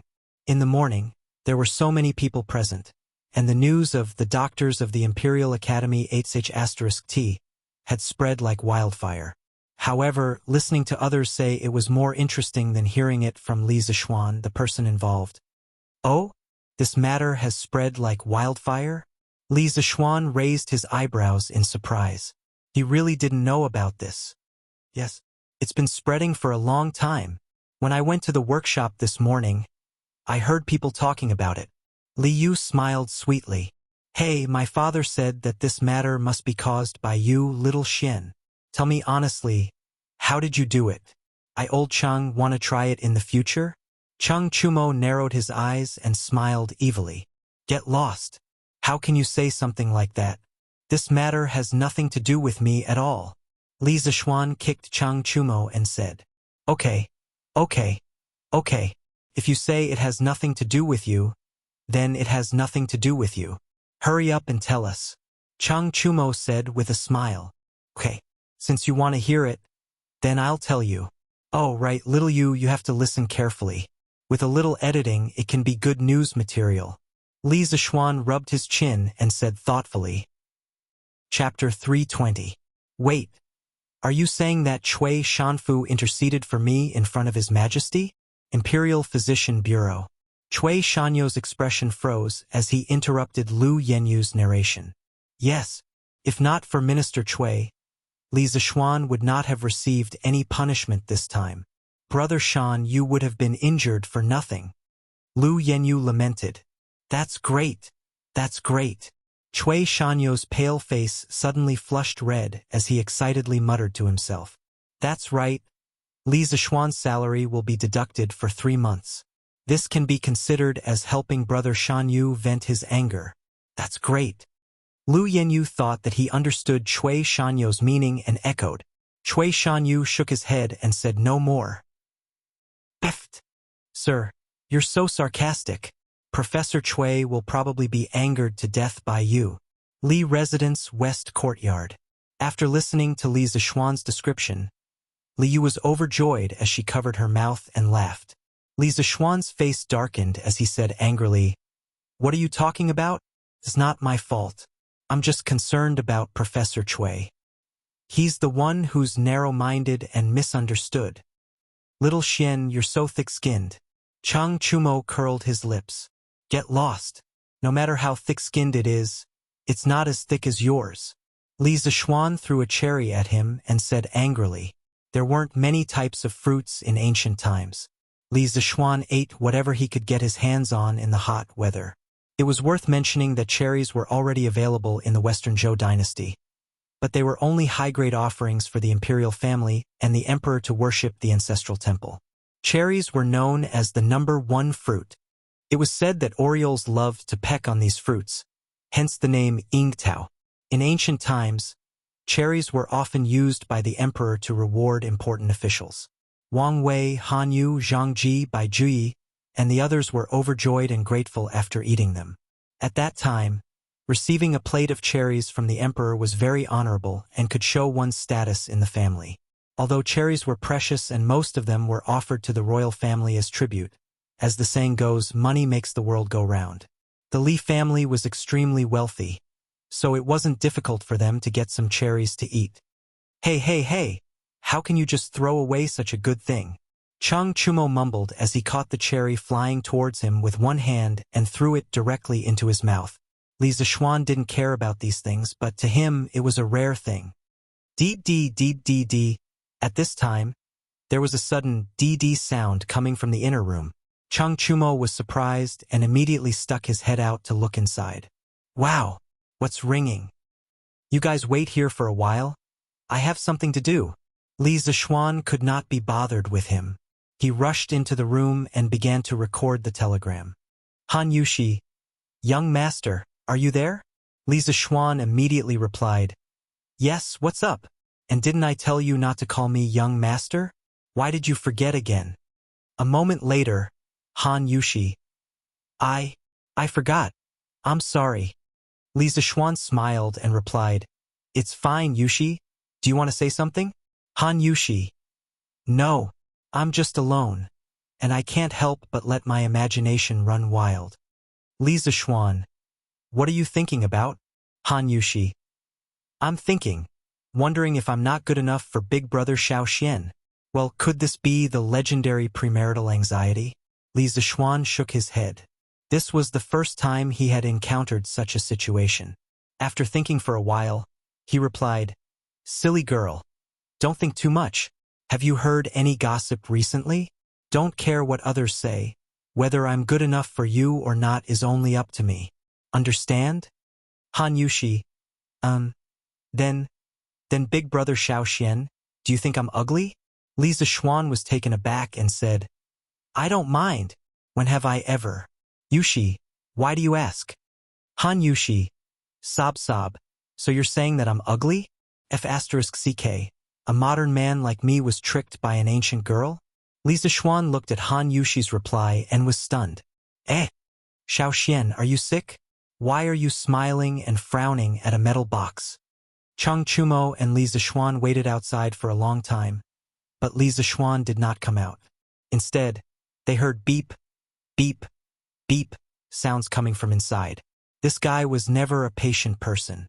Although Li Zixuan did not let him in, he still sneaked in. "You're the one who's sick." Li Zixuan really wanted to take a smelly sock and stuff this guy's mouth, he said unhappily. Hee. Then Xiao, what are you doing? Looks like it's pretty fun. Cheng Chumo was clear in his heart. He also knew that something that Li Zixuan cherished so much must be something good, so he said shamelessly, "This is a telegraph. I'm sending a message to Han Yushi." Li Zixuan explained as he replied to Han Yushi. "Sending a message? How do you send a message with this thing?" Cheng Chumo was shocked. "It's through this beep, beep, beep. The different rhythms of the beep, beep, beep, beep represent different characters. When combined, it becomes a letter." Cheng Chumo would definitely not understand if it was difficult to explain, so Li Zixuan could only explain it in simple terms. "Sir, were you making this telegraph when you were at Drunken Wind Pavilion in the workshop a few days ago?" Li Yu heard the conversation inside and couldn't hold back her curiosity. She walked in and asked. During those few days when Li Zixuan was secluded in Drunken Wind Pavilion to study the telegraph, Faubert marked the pavilion as a forbidden area. Therefore, although Li Yu knew that Li Zixuan was in the workshop at that time, she didn't have the chance to greet him. "Yes, that's right." Li Zixuan chatted with Han Yushi for a while, then turned around and said, "That's not right. The Han family manor is more than 20 miles away from here. Xiao, how can your telegraph transmit so far?" Cheng Chumo still had some brains, so he asked in puzzlement. What's impossible about that? Facts have proven that it can transmit so far." There was no need to explain electromagnetism to Cheng Chumo. Even if he did, he wouldn't understand. Cheng Chumo rolled his eyes and was speechless. Suddenly, he said excitedly, "Xiao, since this telegraph is so useful, why don't you give me one too?" "No way. Why? I have money. I can buy it with money." Cheng Chumo stomped his feet. "Go away. I don't care about your money. There are only 2 telegraph machines in the world. Where am I going to get you another one?" Li Zixuan was so angry that he laughed. This guy actually had the nerve to show off his wealth in front of him. "Then you can make me another one," Cheng Chumo said unyieldingly. "No, why do you have to have a telegraph machine? Who do you want to send messages to?" Li Zixuan said impatiently. "You, of course. With this, I won't have to come all the way here if I have something to do." What do you think?" Cheng Chumo said matter-of-factly. "Scram. F***CKU. I'm not gay." Chapter 321. "Sir, if this telegraph machine is modified, can it also be used in newspapers? In the future, people can use the telegraph machine to get the information in the newspapers." Li Residence West Courtyard. Li Yu looked at Li Zixuan and Cheng Chumo, who were fooling around for a while, and she suddenly came up with a suggestion. "Huh? Little Yu, you are a genius. Your idea is very good." Li Zixuan's eyes lit up and exclaimed. What Li Yu said was almost the same as the modern wireless radio. Thinking about Chang Yaojin, Qin Qiong, Yuchi Jingda, and the other old men holding a radio, listening to the radio and bragging TSK TSK, this scene is quite interesting. Sir, do you think it is possible? But this telegraph machine can only make beep beep beep sounds, and we still need to spend a lot of effort to convert it into words. I'm afraid it will be very troublesome." When Li Yu heard Li Zixuan's approval, She was excited at first, but then she thought about the problem of translating the telegraph. The little girl held her chin and said with a bitter face, This is not a problem. As long as we modify the basis of the telegraph machine, then we will not only be able to receive beep beep beep sounds, but we will be able to hear the other party's voice directly. There will be no need for a complicated conversion process. Li Zixuan said with a relaxed smile. The telegraph machine that he was making now could only control the length of the sound according to the length of time when the current was off. But even so, it was already a huge improvement. Because of this process, it realized the purpose of using electricity and magnetic conversion to achieve the purpose of long-distance signal transmission. Imagine that if a loudspeaker was added to the terminal of the transceiver, then when the transceiver received a message, it would generate an AC audio current with a frequency corresponding to the original sound signal. When this current passed through the coil of the loudspeaker, also known as the voice coil in the loudspeaker, a corresponding magnetic field would be generated in the voice coil. This magnetic field would interact with the magnetic field generated by the permanent magnet on the loudspeaker. Therefore, this force will cause the voice coil to vibrate with the audio current in the magnetic field of the speaker.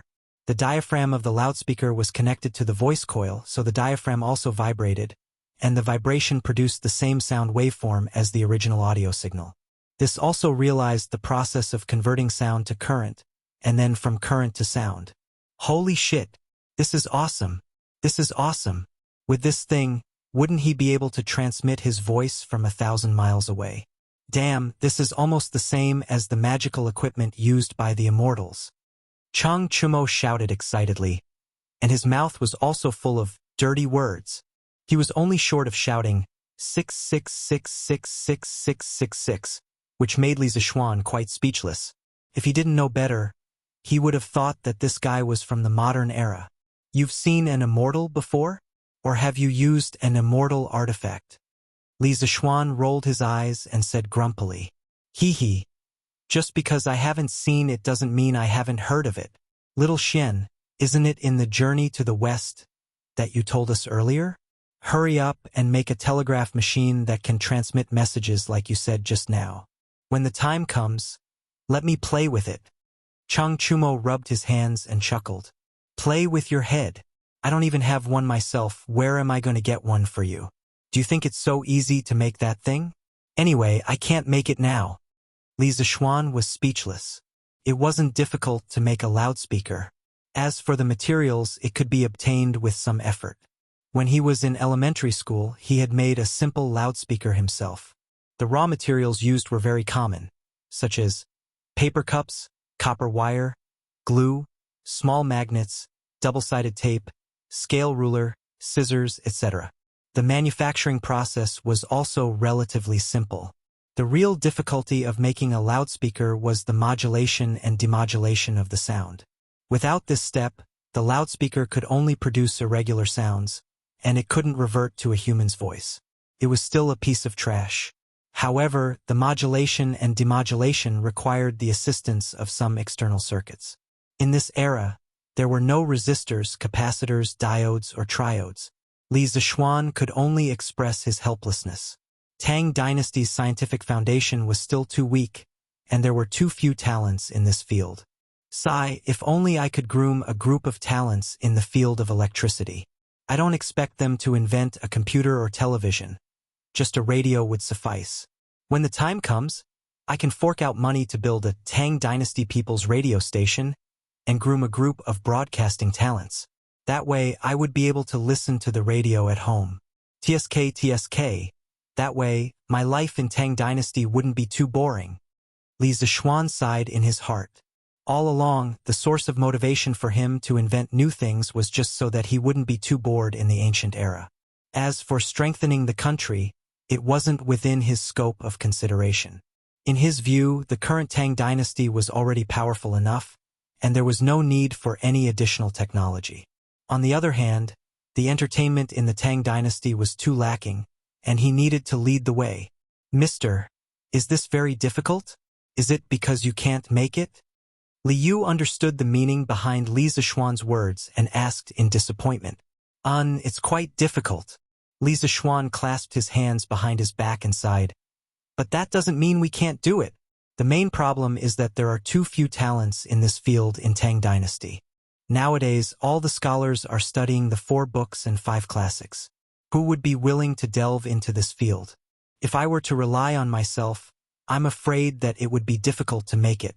Actually, the main problem was that this fellow was too lazy. If he were to harden his heart and go into seclusion for 2 months, coupled with his perverse mental strength, he might be able to solve the current technical problems. However, the problem was that he couldn't harden his heart. If he couldn't live a carefree life as a rich second generation, why should he work so hard on the front line of research? Previously, when Li Zixuan went into seclusion to build the telegraph machine in Drunken Wind Pavilion, he deeply felt how difficult it was to manufacture things without the foundation of modern industry. Now, he had a rough idea in his mind. That was, when the time was right, he would teach a group of disciples, specifically teaching them engineering and basic scientific concepts. He would let them explore and research on their own. He would be able to invent various scientific concepts under specific circumstances and make great discoveries. Wouldn't it be great to be an old grandpa who knew everything silently in the eyes of the world? For example, he could lead his disciples to conclude Newton's 3 laws through observation and experimentation, and name them after himself, such as Zixuan's 3 laws. Also, he could use a hypothesis to propose the theory of the Big Bang, and use his wisdom that far exceeded the times to propose that everything was made up of microscopic particles such as molecules and atoms. Then, in the Tang Dynasty, he would mysteriously deduce the periodic table of the elements. Perhaps it would become a map of the mysteries of heaven that no one would be able to understand for thousands of years. Another example was that when he was at home taking care of his children, he would casually use a block of ice to carve a triangular prism. From there, he would discover that sunlight was made up of different colors and use it to explain the formation of rainbows. There were too many examples like this. He wanted to be the greatest scientist in the history of mankind, so how could he force himself to manufacture things every day? Li Zixuan's ideas were perfect, but they were just ideas. After he transmigrated, troubles came one after another, and he didn't have the time to realize his great dream. The only thing that was gratifying was that he had brought modern mathematics to this era, and there were already a group of children who could think in mathematics. One must know that mathematics was the most important foundation of engineering. If he were to vigorously develop engineering in the future, the current students of the School of Mathematics would definitely be his priority. Chapter 322. Li Residence West Courtyard. After hearing Li Zixuan's words, Chang Chumo and Li Yu went silent. "Oh, I got it. Mister, you can teach this at the Institute of Mathematics. I believe there will be a lot of people willing to listen. For example, the King of Wei." Li Yu thought for a while and suddenly thought of an idea. "Hey, you really dare to think about it?" Li Zixuan chuckled in annoyance. Among the 3 crimes that Cui Shanyu had accused him of, one of them was imparting knowledge without permission. Moreover, he had specifically criticized Li Tai. He didn't expect Li Yu to suggest such an idea. Li Zixuan took a sip of the wine and moistened his throat before continuing. "The 2 of you only cared about how unlucky Cui Shanyu was. I don't think you know that he and a few other professors accused me." "Ah, I was wondering why Professor Cui was so unlucky." "So he accused you?" Chang Chumo scratched his head and said, "His way of thinking was always different from other people. His words might even anger people to death." "Haha." Li Yu was amused by his words. Li Zixuan stared at Chang Chumo angrily and said to Li Yu, "Cui Shanyu, Lu Yenyu, Zhang Zhanli, and 8 other professors from the Imperial College accused me of disrupting the teaching order, misusing pinyin, and teaching miscellaneous knowledge. I have led the King of Wei astray." "Ah? How could this be? If the King of Wei knew what they said, would he go after Professor Cui?" After being with Li Zixuan for so long, Li Yu was very familiar with the people around Li Zixuan. She knew that Li Tai was obsessed with the miscellaneous studies that Cui Shanyu and the others spoke of. Now that Cui Shanyu wanted to forbid Li Tai from learning this, if Li Tai were to find out, he might really go all out against Cui Shanyu. "Haha, after hearing what you said, it might be possible. I'll talk to Li Tai later. If he wants to fight, bring me along." Cheng Chumo said happily. I think you're itching for a beating because you haven't been beaten by Uncle Cheng recently. Li Zishuan stared at Cheng Chumo and said to Li Yu, that's why what you said won't work. Plus, I can't give up on mathematics and teach other knowledge to the students. From my point of view, mathematics is also very important. Oh, what should I do? Li said with a bitter face Li Zishuan. After listening to Li Zishuan's description of the telegraph that could transmit sound, her heart felt like it was being scratched by a cat. She couldn't wait to build that thing right now. After working at Datong Daily for a few days, Li Yu loved the newspaper very much. If Li Zishuan's idea could really be built, the newspaper's influence would be even greater. Therefore, in this room, she was the one who put in the most effort to come up with ideas. Oh, there's no rush. As the saying goes, there's always a way out. There's always a way, Li Zishuan said leisurely while eating cherries. Li Yu looked at his leisurely manner and was speechless. Why did it feel like the eunuch was more anxious than the emperor? Sigh, if you ask me, it wouldn't be so troublesome. It's very simple. Cheng Chumo waved his hand and boasted shamelessly as he ate cherries in the air. Li Zishuan rolled his eyes, indicating that he didn't believe him at all. Li Yu, on the other hand, was very interested and asked, oh, Brother Chonyo, what good idea do you have? Haha, then I'll say it. Cheng Chumo put down the cherries and said seriously, actually, Xiao Xian can resign from his position at the Institute of Mathematics and Mathematics, then take in a dozen disciples and teach them that knowledge. Even if Professor Cui and the others know about it, they can't do anything to you. I can't do anything to you. After all, you are teaching your own disciple. You can teach them however you want, right? After they've all learned it, there'll be people who can research the telegraph that can transmit sound with you, right? What do you think? What do you think? Xiao Xian, does my idea make any sense? After Cheng Chumo finished speaking, he moved his head closer and asked for credit. Li Zishuan's expression froze. He had to admit that although Cheng Chumo was usually very unreliable, he had done a good job this time. Li Zishuan was a little tempted by this guy's idea. Sir, I think Cho Nyo's idea is feasible. What do you think?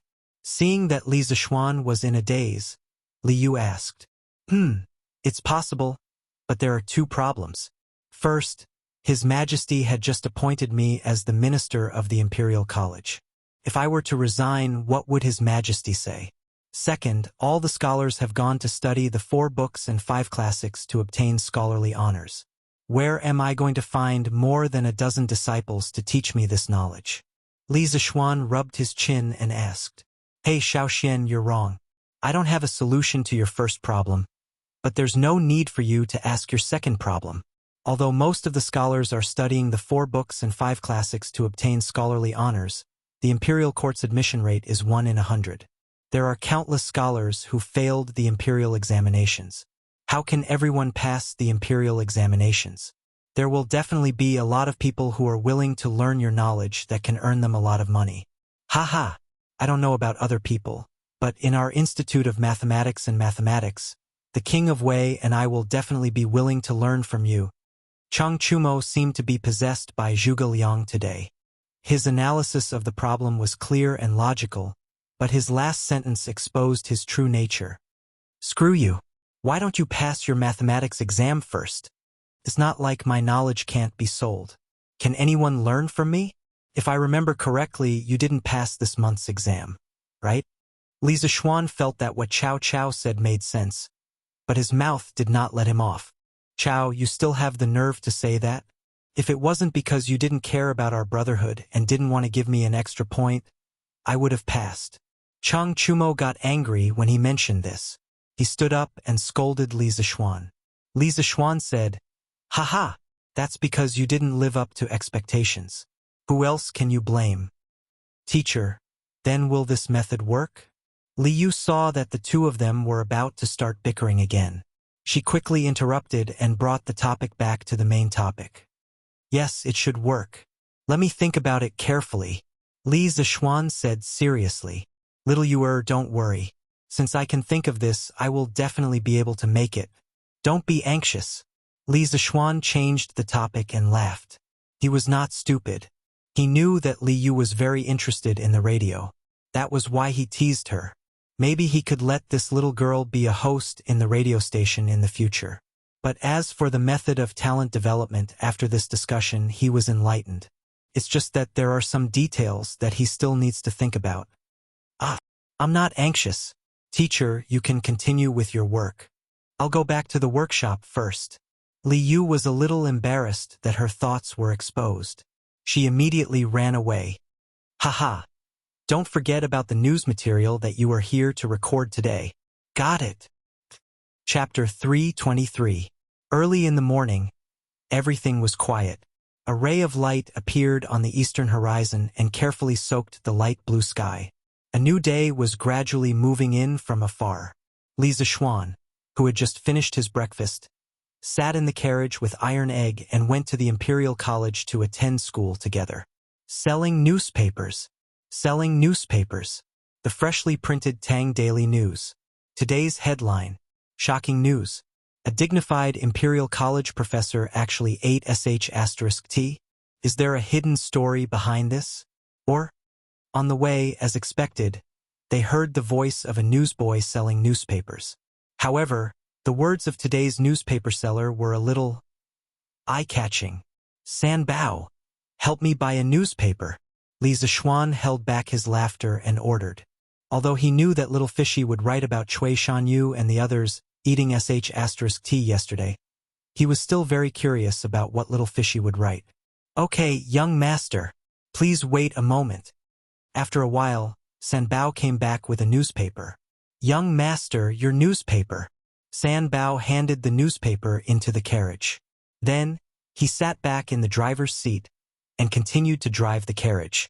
Li Zixuan took the newspaper and jumped to today's headline.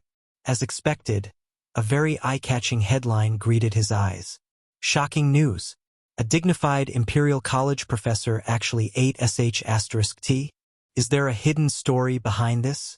Or, TSK. Little Fishy's articles are getting more and more professional. When Li Zixuan saw the headline, he felt as if he had returned to the modern era. He smiled knowingly. Iron Egg had also heard the advertisement from the newsboy outside. He had been itching for the contents of the newspaper.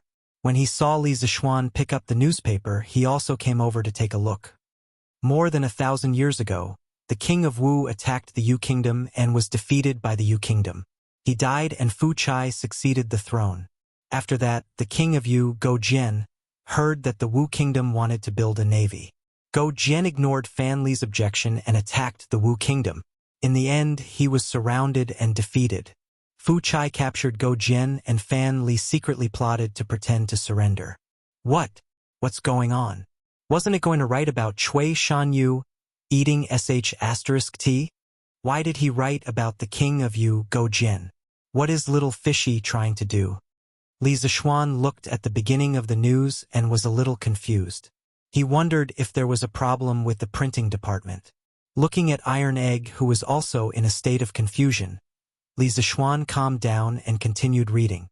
When Go Jian was captured, in order to gain Fu Chai's trust, he did everything he could to curry favor with him. One day, when Fu Chai was sick, he needed to check his bowel movements. In order to diagnose Fu Chai's illness, Go Jian personally tasted Fu Chai's bowel movements. Fu Chai was very touched. He finally let down his guard against Go Jian and let him go.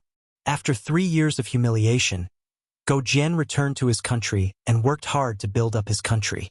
With the help of the Yu people, he was able to build up his courage. He wanted to strengthen Yu country. Once, when Fu Chai went to attend a meeting in another country, he asked the Prince of Yu to lead troops to support him. Go Chan saw that the time had come. Kill the crown prince, capture Fu Chai, and destroy the state of Wu. In ancient times, the king of Yu, Go Jian, personally tasted sh*t. Today, the Imperial College's Professor Cui Shanyu and the others are eating sh*t before the meeting. What is the secret behind this? Let's listen to our reporter Little Fishy in detail. Li Zixuan laughed when he saw this. He did not expect Li Yu to be able to quote from the classics.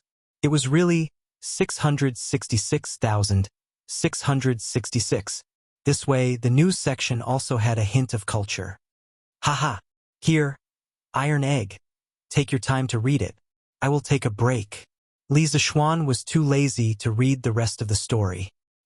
He just did not know if Cui Shanyu and the others would come after him after reading today's news. Yes, master. Iron Egg took the newspaper and went to another sofa to read it alone. Iron Egg, follow Sun Bao and paste this on the wooden board. In front of the mathematics school, Li Zixuan took out a piece of red paper and a piece of black paper and gave them to Iron Egg. Today, he purposely arrived 30 minutes early so that he could paste the honor roll and shame roll before the students arrived. Yes, master. Iron Egg took the paper silently. He was still worried that he did not get first place in the monthly test. Tisk TSK not bad. One is on the red list and the other is on the black list. The contrast is very clear. After 15 minutes, Li Zixuan looked at the honor roll and shame roll and said with satisfaction, Young master, why does San Bao feel that the black list is very ugly? Why is there a flower on the red list and the black list is? San Bao scratched his head and said hesitantly. He seemed to have encountered something difficult and could not say it out loud. It's a pile of shit, right? Li Zixuan said it for San Bao. He asked Ma Zhou to make the red list and black list. Other than being good at calligraphy, Ma Zhou was also good at painting. That pile of shit was really vivid. Li Zixuan designed it not only to warn the students on the shame roll, but also to make fun of them. Yes, San Bao said awkwardly. Haha, so what if it's a pile of shit? Haven't you heard that the king of you ate shit? Humph, these people dare to be in the last 5. They should be prepared to be in the company of shit. Li Zixuan snorted and left in a huff. Eh? Isn't that Mr.'s carriage? Why are you here so early today? Sun Zifen said in surprise. Hey! Zifen, look, the empty honor roll and shame roll plaques have something pasted on them today. Yu Dongkai pulled Sun Zifen's sleeve and exclaimed. Damn, don't tell me the monthly test results are out? Sun Zifan's face was full of panic. His legs were somewhat soft.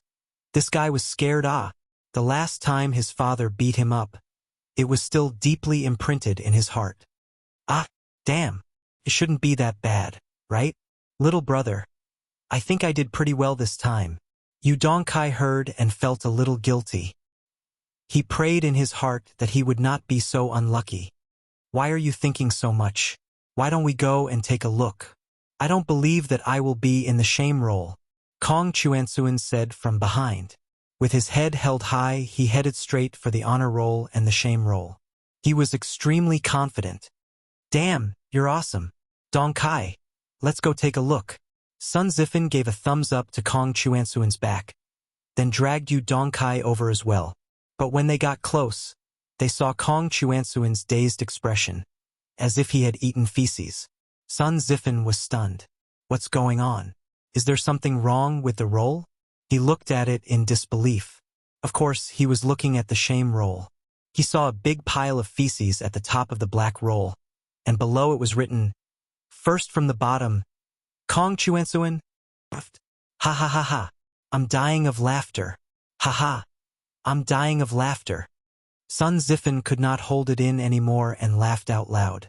Not only did Kong Chuansuan's expression look as if he had eaten feces, but his name on the honor roll was Eating Feces. It was too damn funny.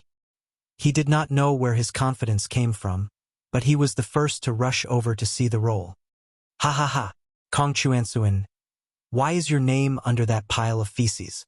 Ha ha, it's like eating feces. The roll of shame that Mr. created is really fun. Yu Dongkai glanced at it and did not see his name on it. He could not help but heave a sigh of relief. Then he realized the joke and laughed gloatingly. Although he only scored 18 points this time, there were still people who scored worse than him. Hence, he was lucky enough to escape and was ranked 6th from the bottom. Get lost. I'll fight it out with you. Kong Chuansuan was almost angered to death. He roared and was about to fight with his life. Chapter 324. Tisk, TSK. You guys are really embarrassing. 5th from the bottom. Haha, you guys can't even compare to me, old Chung. Now you guys are going to eat sh*t? Wahahaha. Chang Chumo leisurely walked to the entrance of the mathematics school. He already knew his score, so he wasn't worried that he would be on the roll of shame. He held 2 yellow persimmons in his hand and said to the dejected students below the roll of shame, "Cough, cough. It's time to eat persimmons." Needless to say, there were definitely persimmons in the Tang dynasty. In the Book of Songs written around 1100 BC, there were already records of persimmons in the Er-Ye chapter, and in the Book of Rites chapter, persimmons were also listed as a precious food. Chao, Chang Chumo, you want to fight again? Tianyu, Wenba, Wang Meng, Gao Han, follow me and beat him to death. Kong Chuansuan was already angered by Sun Zifan and Yu Dongkai. Now that he heard Chang Chumo's sarcasm, he couldn't hold it in anymore. He immediately rolled up his sleeves and was about to fight. Yes, beat this idiot to death. Everyone's results are about the same. Why isn't he on the roll of shame? Yes, there's a conspiracy. I strongly demand Chang Chumo to be on the roll of shame too. Beat him up first, then we'll look for the teacher. Chang Chumo's mouth immediately stirred up a hornet's nest. In a blink of an eye, he was about to be beaten up. Damn! Song Tianyu, you dare to doubt the teacher's fairness? Let me tell you, the reason why I scored higher than you guys is because I'm smarter than you guys. If you guys are like this, you guys will still be on the roll of shame next month. As the saying goes, a wise man knows better than to fight when the odds are against him. Although Chang Chumo knew Kung Fu, he couldn't possibly use Kung Fu to fool around with his classmates, right? Thus, this guy ran away and he even ran while shooting his mouth off. Chow, Chang Chumo, don't run if you have the guts. You're too despicable. Don't let me catch you. Who told you to run? I'll beat you to death. Ouch. F***ck. Don't F***king cross the line. Chang Chumo was unfortunately shot. He tried to put on a brave front. This time Meng Wenhao is number 1 again. This is too shocking. Zheng Ziren looked up at the honor roll and exclaimed, yes. Could Meng Wenhao be considered to have been well prepared? He actually got first place twice in a row. Qin Huayu sighed. His results were very stable and had always been in the upper middle class. He could not compare with the people in front of him. After all, he had studied Orthodox Confucianism before. It was already very good that he could maintain his results in the upper middle class after suddenly transferring to the School of Mathematics. But why is Meng Wenhao's score 103 points? The full score for this exam is only 100 points. Don't you find it strange? Ku Shirqing said with a frown. Yes, it's really strange.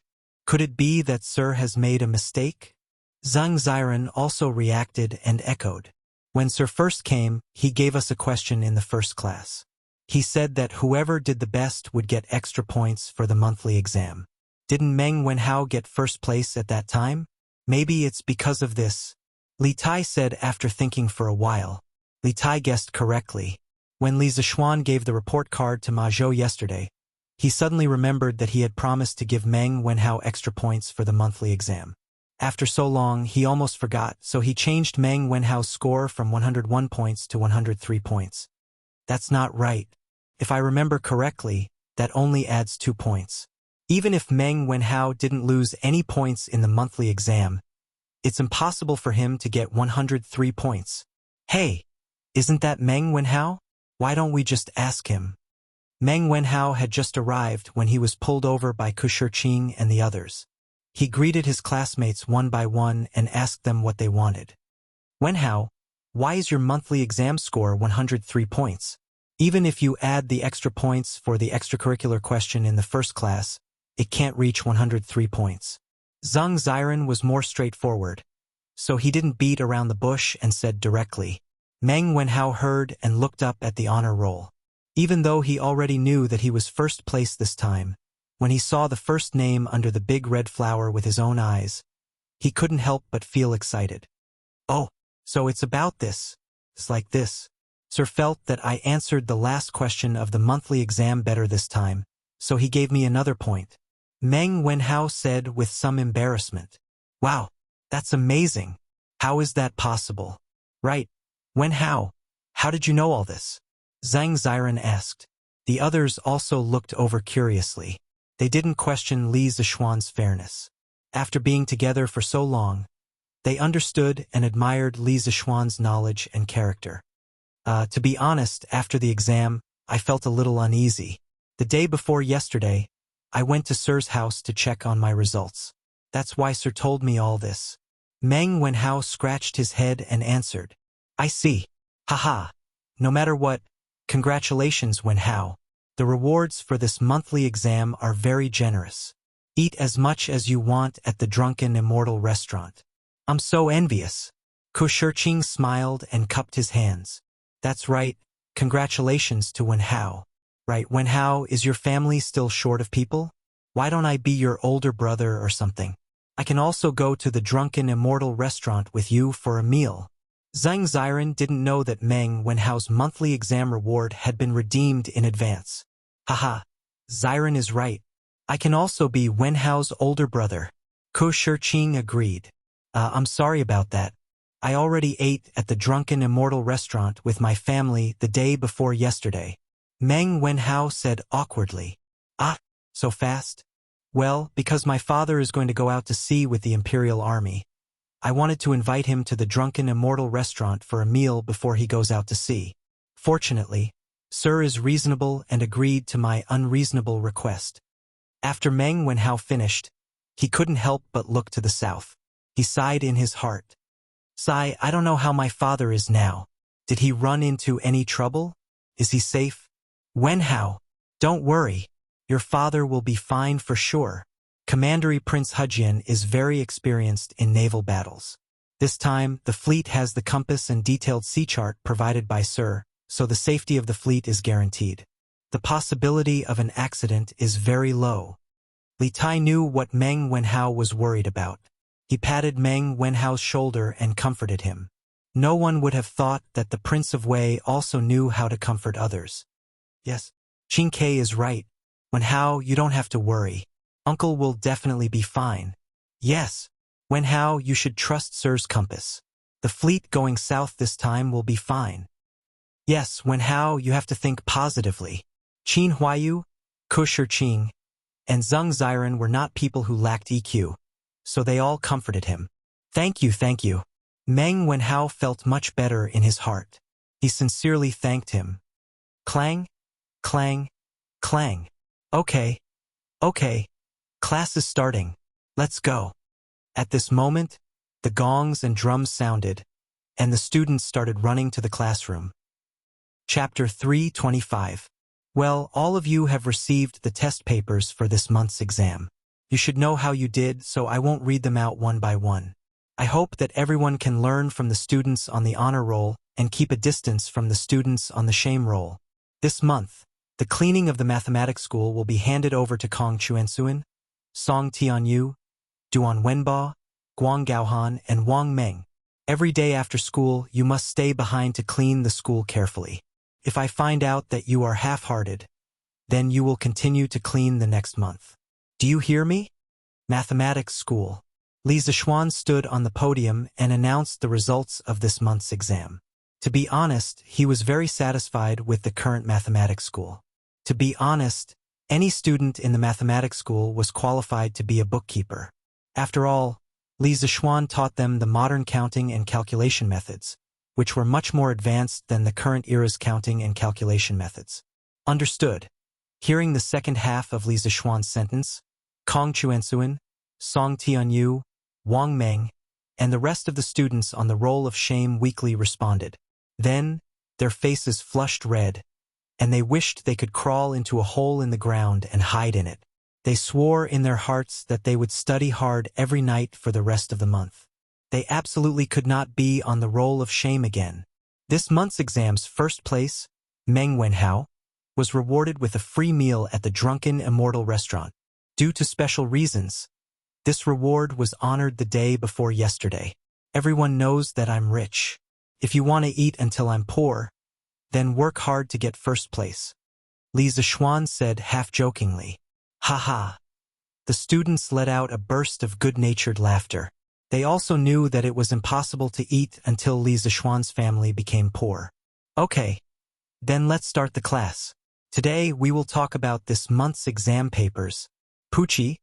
Li Zixuan was halfway through his speech when a strange Poochie sound came from the back of the school. Everyone couldn't help but turn their heads to look. Damn, Cheng Chumo, you are so disgusting. You actually shit in front of everyone in class. Ugh, I can't take it anymore. Sun Zifan was the first to find the source of the sound. He saw an unknown yellow object on Cheng Chumo's chair. Thinking about the strange Poochie sound, Sun Zifan immediately concluded that Cheng Chumo was defecating in front of everyone. Damn, it stinks. Cheng Chumo, you're too disgusting. Ugh. Cheng Chumo, you're disgusting. I can't take it. Hearing Sun Zifan's scolding, the students in the school exploded. Regardless of whether they smelled the stench or not, they all began to criticize Cheng Chumo. Some of the students who were close to Cheng Chumo looked in the direction of Sun Zifan's finger and saw the yellow object. They quickly covered their mouths and noses and fled in all directions. Even Iron Egg and Qin Huayu, who were usually very close to Cheng Chumo, also frowned and left their seats. Damn, Sun Zifan, you brat. You dare to slander me. This is not shit. It's the persimmon that I brought today that fell on the chair and broke. Cheng Chumo stood up and angrily explained. I definitely can't take the blame for this. If other people knew that he shit in front of everyone in class, then how can I, Cheng Chumo, have the face to mingle in Chong and City's circle of playboys in the future? Bullshit, that is obviously shit. Cheng Chumo, you still want to lie? Sun Zifan pinched his nose and retorted. Yes, that clearly looks like shit. Cheng Chumo, you can stop quibbling. Ugh, so disgusting. You must have eaten something dirty in the morning, and then had a stomachache just now, so your shit jumped out. Ugh. Dong Kai. Don't say anymore. It disgusts me to death. Cheng Chumo's explanation was obviously feeble and weak, and the surrounding students expressed their disbelief. Damn, it's really a persimmon. Not shit. If you don't believe me, then I'll eat it for you to see. Cheng Chumo was anxious. In order to prove his innocence, this guy didn't care about anything else. He picked up the yellow object on the chair and stuffed it into his mouth. Ugh. Damn. Not only did you shit in front of everyone, you actually ate shit in front of everyone. Cheng Chumo, I misjudged you. From now on, I, Sun Zifan, will not recognize you as a brother. Sun Zifan was stunned for a moment, and then quickly retched. From the beginning, he thought that the yellow object was shit. At this time, when he saw Cheng Chumo eating that thing in front of everyone, the visual impact was quite strong, and of course he couldn't stand it. Ugh. God. I heard that 8 doctors in our Imperial College ate shit before the morning assembly yesterday. I didn't expect that a student would eat shit today. What's wrong with our Imperial College? Some students saw this scene and immediately associated it with today's headlines on Datong Daily. Ugh. I can't stand it. Sir. Please do something about it. Faced with this situation, Cheng Chumo was a little dumbfounded. He explained while eating, Damn! Sun Zifan, don't talk nonsense. This is really a persimmon. If you don't believe me, come and taste it. It's sweet. Why don't you think about it? How can I, Old Cheng, eat shit? Look, I, Old Cheng, brought 2 persimmons this morning.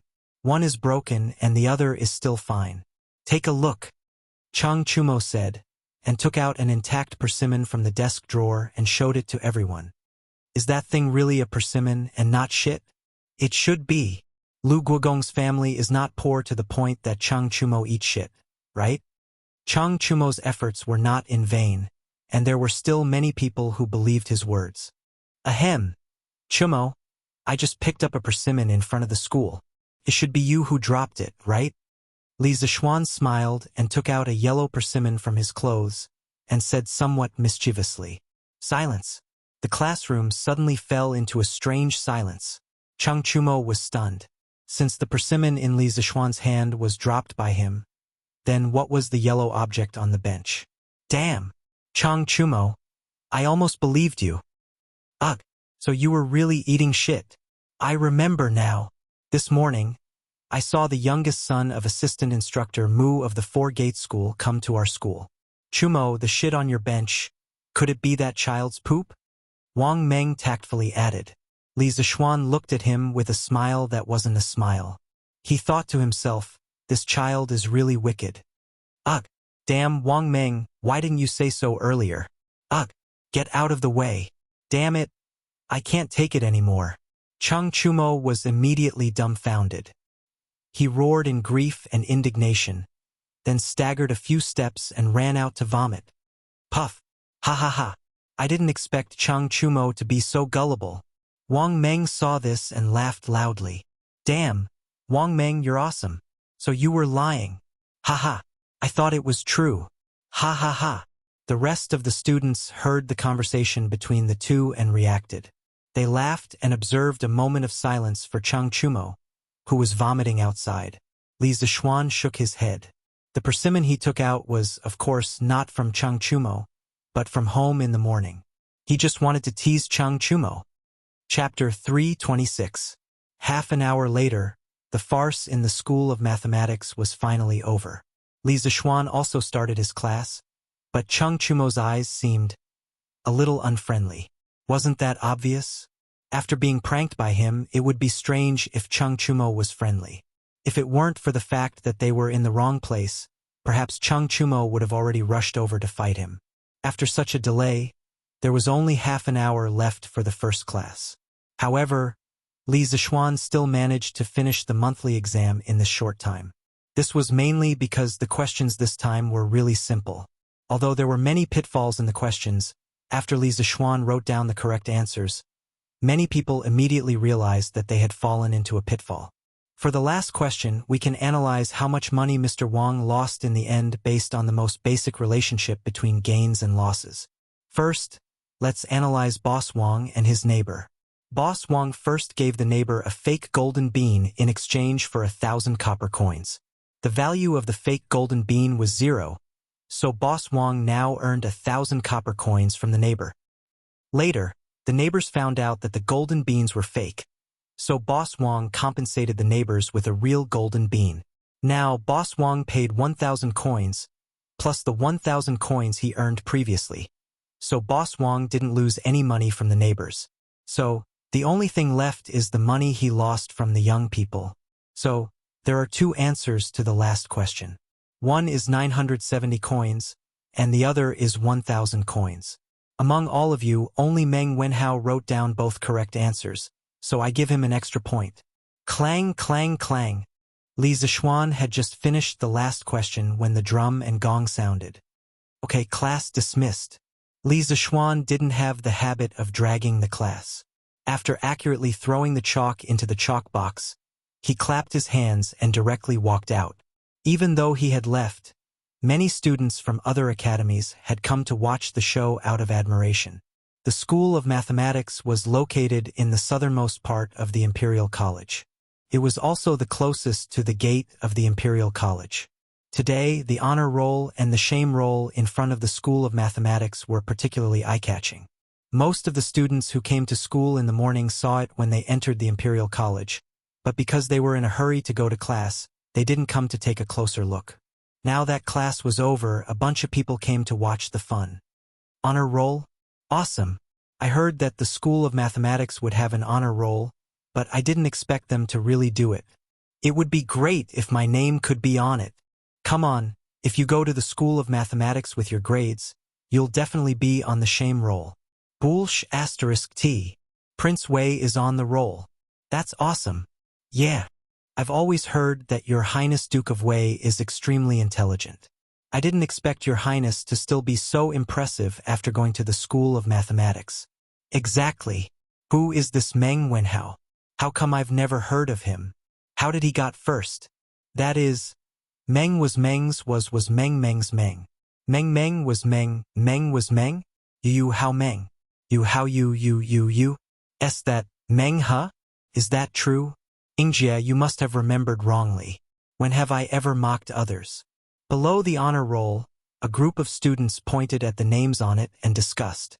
They could only express their admiration for the genius on it. TSK.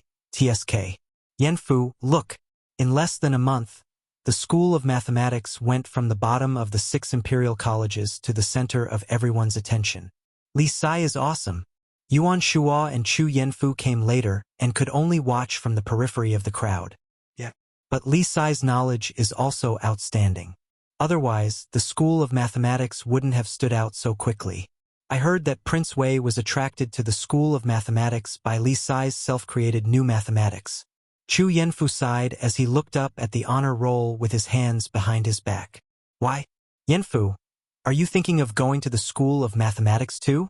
Yuan Shuo joked. Sigh. Chu Yanfu shook his head and sighed. I just don't want to stay in the Imperial College anymore. Yuan Shuo, you should know about Professor Chui's matter, right? Yuan Shuo was stunned and nodded. Yanfu, are you talking about today's headlines on Datong Daily? Chu Yanfu replied, yeah, but that's not all. It said that Professor Chui and the others secretly impeached Li Sai for disrupting the teaching order, abusing pinyin, and privately imparting miscellaneous knowledge. Li Sai's contributions to the Institute of Mathematics and the Imperial College are obvious to all. Yet, Academician Chui and the others have secretly impeached him for their own interests. They are indeed unethical. Moreover, after the Tang Dynasty Daily is published today, Academician Chui and the others will definitely have a bad reputation. I don't want to associate with them.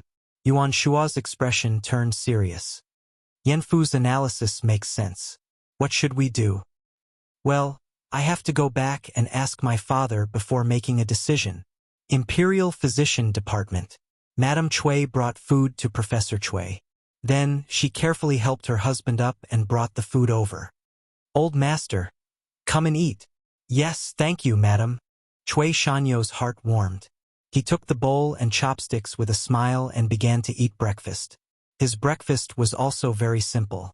It was porridge, steamed buns, and a dish of oxalis, a variant of mustard, which was first introduced into China from mud. Chui Shanyu took his time to enjoy the not-so-sumptuous breakfast. Madame Chui, who was watching from the side, was somewhat hesitant to speak. Old master. Oh, what's wrong? Madam, if you have something to say, just say it. Chui Shanyu frowned and asked. Madame Chui hesitated for a moment and said, Old master, this morning, in front of our house, there were many. Chui Shanyu's face darkened. A lot of feces? Yes. Madame Chui nodded. Bang. Chui Shanyu fiercely threw the bowl of rice on the table beside the bed and said fiercely, outrageous. These people are simply too much. In a while, you go to Wuhou government and report to the officials. The next time these people come to cause trouble, I guarantee that they won't be able to return. Yes, old master. On the way here, I also heard a discussion about you, old master. Chui Shanyu suddenly had an ominous premonition. He hurriedly said, What discussion? Say it quickly. This, old master. You should see it yourself. This is what I bought on the way here. Look at today's headlines. Madame Chui took out a newspaper from her bosom and handed it to Chui Shanyu awkwardly. Chui Shanyu's eyebrows jumped. He took the newspaper with a guilty conscience. He was very familiar with the distribution of the various sections of Datong Daily, so he skipped the front and went directly to the news section. He saw a very eye-catching headline. Shocking news, a dignified imperial college doctor actually ate shit? Was there a hidden story behind this? Or, pooh, how dare you bully me? Just as he finished reading the headline, Chui Shanyu felt a burst of anger attack his heart. His qi and blood surged. Adding to the fact that he had not recovered from his illness, it was equivalent to adding frost to snow. His body immediately could not bear it, and he spat out a mouthful of old blood. Old master, are you all right? Someone come quickly. Chapter 327. Li Zixuan naturally did not know that Dr. Chui had vomited blood again. However, even if he knew, he would not have any sympathy. Now, he had encountered a new problem. He had already taught half of the first book he had written. He estimated that in another month, the student's mathematical ability would be able to advance from first semester of first grade to second semester of first grade. In less than a month, he had finished half a semester's worth of courses.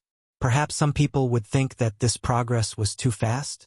Actually, it wasn't fast because the students in the School of Mathematics only took one class every day. Of course, it couldn't be compared to modern teaching progress.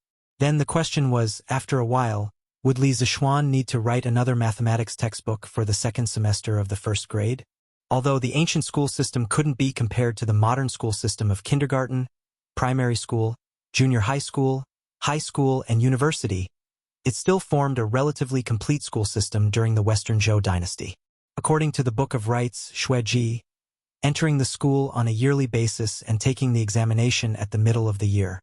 1 year to discern the deviations from the scriptures, 3 years to see the dedication to the work of music, 5 years to see the study of one's own teacher, 7 years to see the study of one's own friends, 9 years to see the understanding of one's own kind, standing strong and not opposing. This is called the Great Achievement.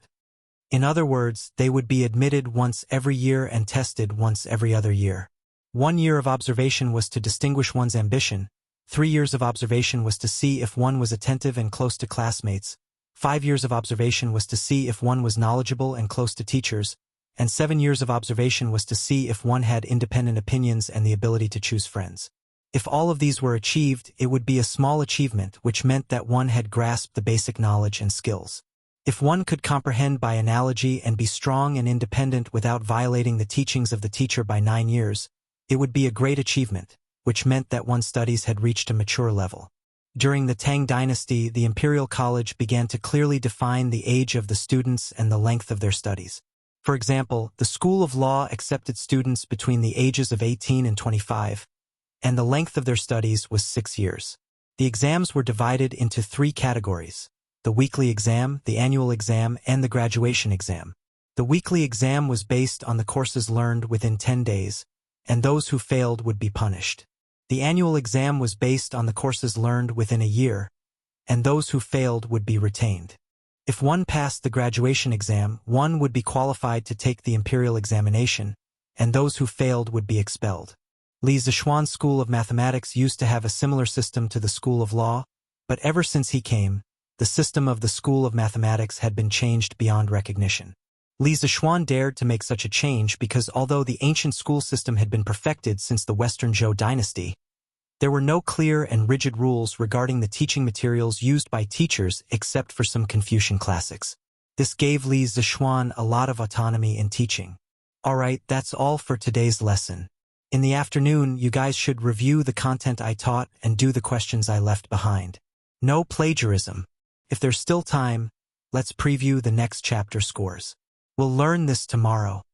Li Zixuan estimated that the class was about to end, so he decided to end the class early. Anyway, he had already finished what he wanted to teach today, so there was no point in teaching anymore. Oh, class is over. As long as one was a student, there wasn't anyone who didn't like to end the class. Being able to end the class early made them even happier. The students began to pack their things and prepare to go home or to the directorate's canteen to eat. Li Zixuan clapped his hands and directly left. He usually didn't bring his teaching materials with him when he went to class. Everything he wanted to teach was stored in his head. There was no helping it. Having a good memory was just that awesome. Cough, cough. Unfortunately, he met Kong Ingda when he left the classroom. Li Zixuan shrunk his neck. As a student, he liked to end the class early, but as a teacher, he was afraid that he would be caught by the principal if he ended the class early. Chancellor Kong, you ate. Is there something you need? Li Zixuan originally wanted to talk nonsense with Kong Ingda and ask him if he had eaten, but after thinking about it, he felt that Kong Ingda would definitely slap him twice if he said that. So he hurriedly changed his words. Kong Ingda glanced at the noisy classroom behind Li Zixuan and wanted to say something but stopped. After a moment, he turned around and said, Li Sai, follow me. After saying that, he took the lead and left. Li Zixuan was at a loss. He didn't know what Kong Ingda meant, so he muttered a few words and followed him. Have a seat. After arriving at the principal's office, Kong Ingda sat down and nodded to Li Zixuan. Li Zixuan cupped his hands and didn't stand on ceremony. He sat opposite Kong Ingda and waited for Kong Ingda to continue speaking. Li Sai, have you read today's newspaper? After waiting for a while, Li Zishuan didn't take the initiative to ask. So Kong Yingda could only take the initiative to ask. As expected, you're here to settle scores? When Li Zishuan heard this, he roughly guessed the reason why Kong Yingda called him over today. He was very unhappy. When Cui Shanyu and the other professors jointly impeached him, Kong Yingda didn't stand out to help him. Now, he only retaliated a little, and Kong Yingda immediately stood out to speak for Cui Shanyu and the others. This really made Li Zishuan bitterly disappointed. I roughly read some, but I don't know which part Chancellor Kong is talking about. Li Zishuan pretended to be confused and said indifferently, "Did you instruct the Datong Daily's editorial department to write today's headlines?"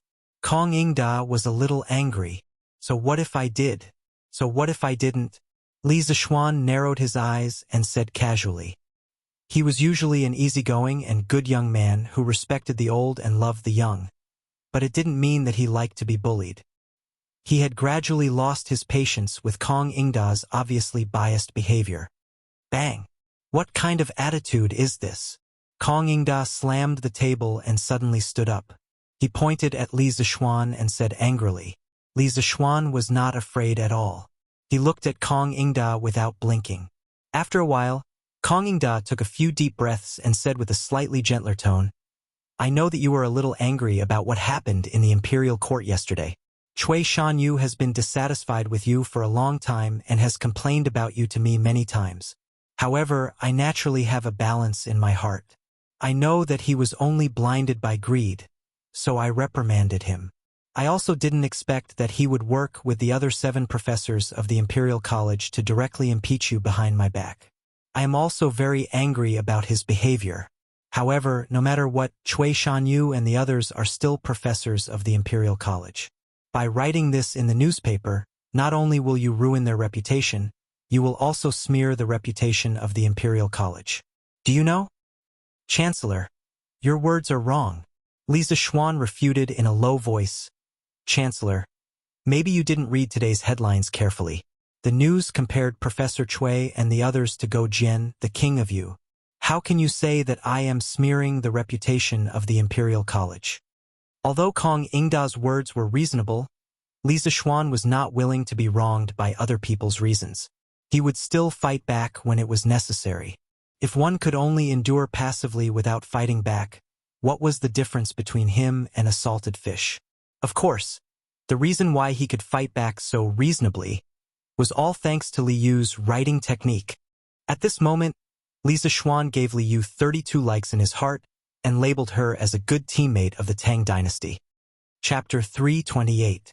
You are simply twisting words and forcing logic.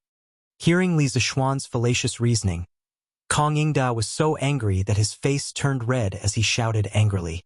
Li Zishuan shook his head and didn't deny it. Anyway, he was very dissatisfied with old Kong today and couldn't be bothered to say more. Think about it carefully. No matter what, Cui Shanyu and the others are also professors of the Imperial College. I won't agree to you using the newspaper to ruin their reputation, and His Majesty won't forgive you. Kong Yingda looked at Li Zishuan's stubborn look and said angrily, "Chancellor, you are wrong to say that. This headline is just speculation. It didn't clearly conclude that Professor Cui and the others ate shit. Even the Imperial Censor has the right to listen to the news. Can't ordinary people express their own speculation?" Seeing that Kong Yingda's words were getting more and more serious and was about to go to the top, Li Zishuan opened his mouth to explain. Previously, he was so angry at Cui Shanyu's impeachment that he let Li Yu put this matter on the newspaper. Now that he thought about it, his actions were indeed thoughtless and might arouse Li Er's suspicion. Fortunately, Li Yu's article was written in a more tactful way and could be used to avoid the edge. Don't play this game with me. You have to think of a way to salvage this matter. Kong Yingda had been in the field of education for most of his life, so how could he be fooled by this little word game? He glared at Li Zishuan and said angrily, "Since things have come to this, what can I do? At most, Datong Daily won't record this matter in the future. Besides, Cui Shanyu and the others are all professors of the Imperial College. Did they consider the friendship of everyone working together at that time? Did they think that this would smear the reputation of the Imperial College? Li Zixuan said angrily. This matter is indeed their fault. This old man will criticize them later. Criticize? Ha. Li Zixuan sneered and raised his head. If it weren't for Cui Shanyo's accident this time, there would have been another battle of words in the imperial court yesterday. I wanted to fight all 8 of them alone. If I were to unfortunately lose, I would definitely lose all standing and reputation. I wonder what Chancellor Kong would say at that time? Could it be that it was also some superficial criticism? Since you can't be impartial, what's the point of saying more? This? Kong Ingda was rendered speechless. Chancellor Kong, when I first came to the Imperial College to teach, I only wanted to spread my master's new mathematics. I only wanted to leave a spark of my master's wisdom in the mortal world. I don't want to fight for fame and fortune with anyone. If Cui Shanyu and the others want the position of Minister of Works in the Imperial College, they can take it. Right now, I only want to teach the 44 students in my school of mathematics. You can do whatever you want as long as you don't provoke me. After Li Zixuan finished speaking, he flicked his sleeves and left, leaving behind a sentence in the air. Regardless of the wind and waves, it is better than taking a leisurely stroll.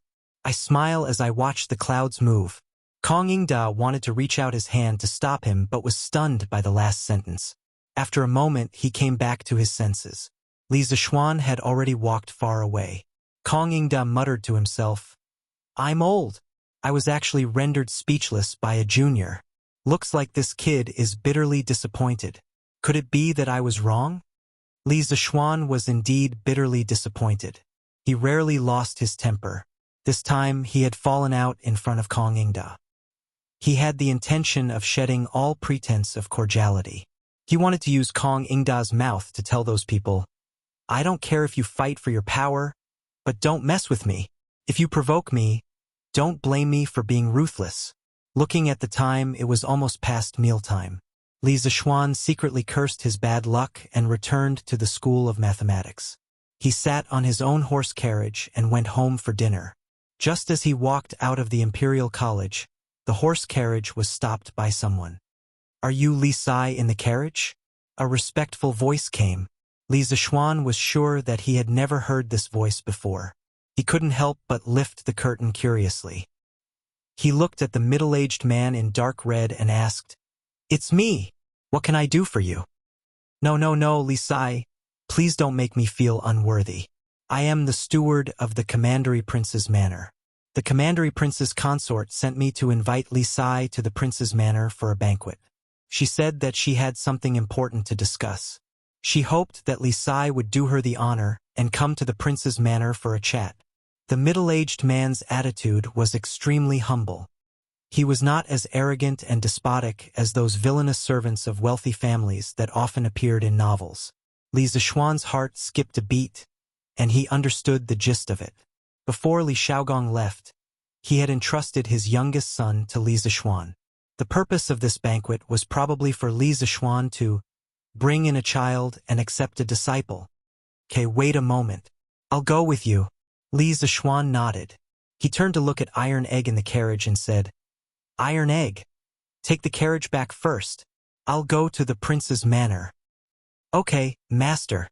Your Majesty, please try this steamed base. This is something this concubine recently learned how to cook." Imperial Harem, Concubine Yang's bedroom. A beautiful woman dressed in light yellow clothes gracefully picked up food for Li Er. The woman's black hair was like lacquer. Her skin was like jade, and her beautiful eyes were full of hope. Every frown and smile of hers revealed an indescribable charm, and every movement of hers made people feel a noble aura that came from her bones. This woman was Concubine Yang, a true descendant of the heavens. Concubine Yang was originally the princess of the Sui dynasty. During the Sui dynasty, the Yang clan was a noble family. They boasted that they originated from the Yang clan of Hong Nong. They were one of the Yang clan's prefectures and originated from the Western Han Prime Minister Yang Chong. Yang Kai's grandson, Yang Zhen, was an official during the Eastern Han Emperor Guangwu's time. He was given the title of Confucius of Guanxi. The establishment of the Sui dynasty made the Yang clan even more prominent. Other than the Sui dynasty's imperial family, the Duke of Yu, Yang Su, was also a famous figure in the Yang clan. Concubine Yang's grandfather was the founding emperor of the Sui dynasty, Yang Jian. In 581 AD, on the second month of the Jiazi, Emperor Jing of Zhou announced that Yang Jian was abdicated. Yang Jian accepted the mandate of heaven and entered the palace in his regular clothes. The emperor was located in the Lingguang Hall and named the country Great Sui. He changed the name of the country to Founding Emperor and announced a general amnesty. Haha, my dear concubine, you have good culinary skills. Those imperial chefs of mine can't even compare to you. As the saying goes, a feast for the eyes, the food made by a beauty was naturally better than those made by men. As the emperor, Li Er knew how to enjoy himself. Your Majesty is too kind. How can I compare to the imperial chefs? Hearing Li Er's praise, concubine Yang pursed her lips and smiled. As a princess of the previous dynasty, her position in the palace had always been very sensitive. She knew that she couldn't compete with Empress Zhongsun, so she didn't compete. She just stayed in her own place every day, assisting her husband and teaching her children. No, it should be teaching her children. If Li Er came to her place, she would naturally welcome him. If he didn't, she wouldn't force him either. She was the truest portrayal of concubine Yang. Chapter 329. Oh, my dear, where is Kuer? Li Er was eating the steamed base made by Yang Fei. He looked around and suddenly asked.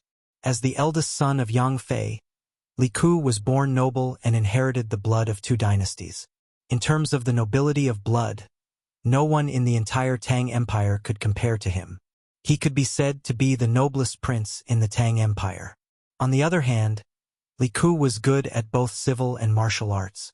His decisiveness was very similar to Li Er's, so Li Er was especially fond of him. After not seeing Li Ku for half a day, Li Er started to talk about him. Your Majesty, Kuer is probably practicing martial arts with General Dugu in Baya right now. Speaking of her son, Yang Fei's face showed a touch of kindness. That was the unique gentleness of a mother. Baya was the north of the imperial city. After Li Yuan became the emperor, he selected 30,000 imperial guards from the Taiyuan uprising army to be stationed in the north of the imperial city. They were responsible for the defense of the imperial palace. They were called the Yuanzong Imperial Guards, also known as Baya. As expected of my son. You are really eager to learn. Li Er nodded in appreciation. He glanced at a stack of newspapers on the table not far away and asked curiously, My dear, do you read the newspapers on a daily basis? Occasionally. Yang Fei answered casually. In fact, she didn't read it occasionally but often. She was usually bored in the harem and the newspapers provided her with a very good way to pass the time. She basically read every issue of the newspaper from beginning to end. However, she couldn't say that because if she said that, it would seem like she was complaining that Li Er didn't come to see her often. In the imperial palace where people's hearts were complicated, Yang Fei had learned to be careful with her words and actions and how to protect herself. Bring today's newspaper for me to see. Li Er didn't have the energy to think about a woman's complicated thoughts. He remembered that he didn't have time to read today's newspaper, so he said, Yes, Your Majesty. Yang Fei got up and walked over with light steps. She brought today's Datang Daily and handed it to Li Er. Li Er took the newspaper and put it beside his rice bowl. He began to eat and read the newspaper. Of course, Li Er didn't have time to read the articles at the front of the newspaper. He directly read the headlines, but after reading the news, Li Er frowned deeply. What's wrong? Your Majesty? At this moment, Yang Fei had finished eating. She was wiping her red lips with a handkerchief. Seeing Li Er's expression, she couldn't help but be puzzled. Have you seen today's headlines? Li Er asked. Oh, Chen Xie saw it. Does Your Majesty think that this news is inappropriate? It's more than inappropriate.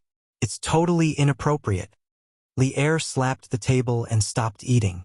He stood up with his hands behind his back and said, Previously, when Li Zishuan founded Datang Daily, I didn't think much of it. But from today's news, I'm afraid that this kid has been plotting for a long time. Today, he could use newspapers to smear and attack his ministers. Tomorrow, would he be able to use newspapers to form cliques? A small newspaper could be used as a weapon in a fight between factions. This kid was really good at scheming. If we don't knock him down a few times, wouldn't he ascend to the heavens? Your Majesty, I've heard that Li Sai is knowledgeable at such a young age and has a pure character. I don't think he would do something like that, would he? Yang Fei hesitated for a moment and said, I don't think he would either. But what needs to be knocked down must be knocked down. Otherwise, this kid will inevitably go astray one day with a sharp weapon in his hands. Li Er said coldly. He knew Li Zishuan's character very well. He guessed that Li Zishuan was purely retaliating against Cui Shanyu and the others. But even though he guessed it, he still didn't agree with Li Zishuan's way of doing things. The newspaper's ability to influence public opinion was a thorn in Li Er's heart. He felt very uncomfortable. Prince Hejian's manner. Haha. Li Sai is a busy man. It's not easy to invite him. As soon as Li Zishuan entered the manor, a young man with a noble aura walked towards him. Li Zishuan recognized him at a glance. It was Li Daozong. He had met him 2 days ago on Murky Island. So Wang Yi is also here. Please forgive my rudeness. This one was delayed by some business at the Imperial College and came late. I hope Wang Yi will not take offense. Seeing Li Daozong, Li Zishuan was shocked. At this time, he didn't know what Jun Wang Fei was planning. Haha. No offense. No offense. Kid. Come with Ben Wang to see Wang Saw. I've been waiting for you for a long time. Li Daozong roared with laughter. Actually, he had been invited by Jun Wang Fei today. Because Li Shaogong was out at sea, there was no male host in the manor. Jun Wang Fei was just a woman and it was inconvenient to invite guests. Therefore, Li Daozong was invited. He could also be the witness for Li Huairan's apprenticeship. It was killing 2 birds with 1 stone. Wang Yi is right. Please go ahead. Haha. Let's go. Li Zishuan followed Li Daozong to the main hall of Hejian Junwang Fu. As expected, Junwang Fei was waiting inside. Beside her were 2 youths in their teens. Compared to her coquettish attire when Li Zishuan had seen her last time, she was dressed much more solemnly this time. Her eyebrows showed signs of tiredness. She looked to be about 26 or 27 years old. She did not wear any makeup and her skin was white and tender. However, the mature charm in her bones could not be concealed. I wonder where Li Shaogong, that old pervert, found such a wife. TSK. In history, Li Shaogong died young. Is it related to this? Li Zishuan's mind was filled with all sorts of random thoughts. Li Sai has come? Please sit. Seeing Li Zishuan come in, Jun Wang Fei hurriedly stood and greeted him with a smile. Jun Wang Fei is too polite. This one has come late. Wang Fei, please forgive me. Li Zishuan jumped out of his chaotic thoughts and raised his hands in a bow. Haha, no matter. Chongyi, Huairan, come over and greet Sir Li. Jun Wang Fei chuckled and then beckoned to the 2 youths beside her. This one, Li Chongyi, greets Sir. This one, Li Huairan, greets Sir. Regardless of whether these 2 were usually mischievous, under the threat of Jun Wang Fei's gaze, they showed the appearance of obedient children and went forward to bow to Li Zishuan. Shitzi, there is no need to be so courteous. Please rise. Li Zishuan felt very good inside. Usually, he was the one who called himself a boy in front of others. Now, it was others' turn to call themselves a boy in front of him. While Li Chongyi might be about the same age as him, and Li Huairan was only 2 or 3 years younger than him, the etiquette of a teacher could not be ignored. Thank you, sir. The 2 youths stood and said. This Fei speculates that Li Sai has not had time to eat. He is probably starving. This Fei will order the dishes to be served now. We can talk about other matters after the meal. How about it? Jun Wang Fei said with a smile. Haha. This boy is definitely hungry. Auntie Wang. Just have the dishes be served. Li Daozong said with a smile. I will follow Wang Fei and Wang Ye's arrangements. Li Zishuan raised his hands and said with a smile. He was indeed a little hungry, but why did his words sound a little strange? Chapter 330. It was fortunate that my prince had Li Sai's help this time. When I found out that His Majesty was sending my prince out to sea, this consort was unable to eat or sleep in peace. Now that I have the compass and that detailed map, this consort feels a bit better. Li Sai is young, but not only is his family wealthy, he also holds a high position. This consort can't give you anything, so I can only offer you a toast to express my gratitude. Hajin Jun Wang Fu. Halfway through the banquet, Jun Wang Fei poured herself a cup and suddenly stood to raise her cup to Li Zishuan. At this moment, the seductive charm on her body disappeared without a trace. Instead, it was replaced by a heroic spirit that was bursting forth. You cannot. Jun Wang Fei's words are too much for this one. Jun Wang Yi and I feel like old friends at first sight. This one is a junior and should do what I do. Strong wine is harmful to the body. This one has received Jun Wang Fei's goodwill. This one should not drink this wine. Li Zishuan was shocked when he saw this because he had clearly seen that the wine in the cup was the strongest immortal drunken wine. This Jun Wang Fei was really sincere. Mother, Sir Li is right. This wine is too strong. Let this child drink it for you. Li Chongyi said urgently from the side. Yes. Wang saw this immortal drunken wine is too harmful to the body. Even I can't bear it. Why don't you drink the land of warmth? Li Daozong hurriedly said. Seeing everyone object, Jun Wang Fei smiled and said, That's good. Since this is the case, then this Fei will use the land of warmth to toast Li Sai. When my Wang Yi returns safely, we will definitely host a banquet to express our thanks. This Fei will drink first as a sign of respect. Jun Wang Fei raised her head. There was not a drop of wine left in the cup. She looked like a heroine among women. That boy also toasts to Jun Wang Fei. Li Zishuan habitually poured himself a cup of land of warmth. Just as he was about to raise his head to drink, Li Daozong interrupted. Cough, wait. What? Humph. You are also someone who practices martial arts. How can you use the land of warmth to get away? Change to the immortal drunken wine. Li Daozong snorted and said in discontent. Li Zishuan was slightly embarrassed. Just now Jun N. Ji Fei, as a woman, had taken the initiative to drink the immortal drunken wine. He, a man, had to drink the land of warmth. Thinking about it, it was slightly embarrassing.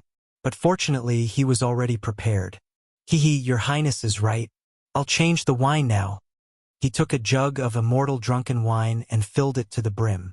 He raised the cup to Jun N.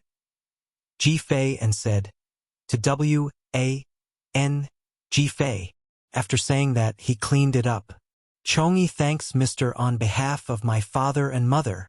Li Chongyi raised his wine cup and returned the greeting. After saying that, he emptied the cup as well. Ha! Good. Then, this prince will also toast to Li Sai. After all, I heard from my elder brother that you made a lot of contributions on this trip to sea. Li Daozong stood up and said, It's this little one who would like to propose a toast to Your Highness. Li Zishuan was helpless. Were they trying to get him drunk by toasting him one after another? However, he had made some progress in the method of using energy to boil wine that he had been researching recently. This was where his confidence came from. After drinking 2 cups of immortal drunken wine, the strong alcohol caused Li Zishuan to feel that his heart, liver, spleen, stomach, and kidneys were all burning. He hurriedly circulated his physical energy and started to burn the alcohol in his body. Huiran, you should also toast to Mr. Li. Before your father W.A.N.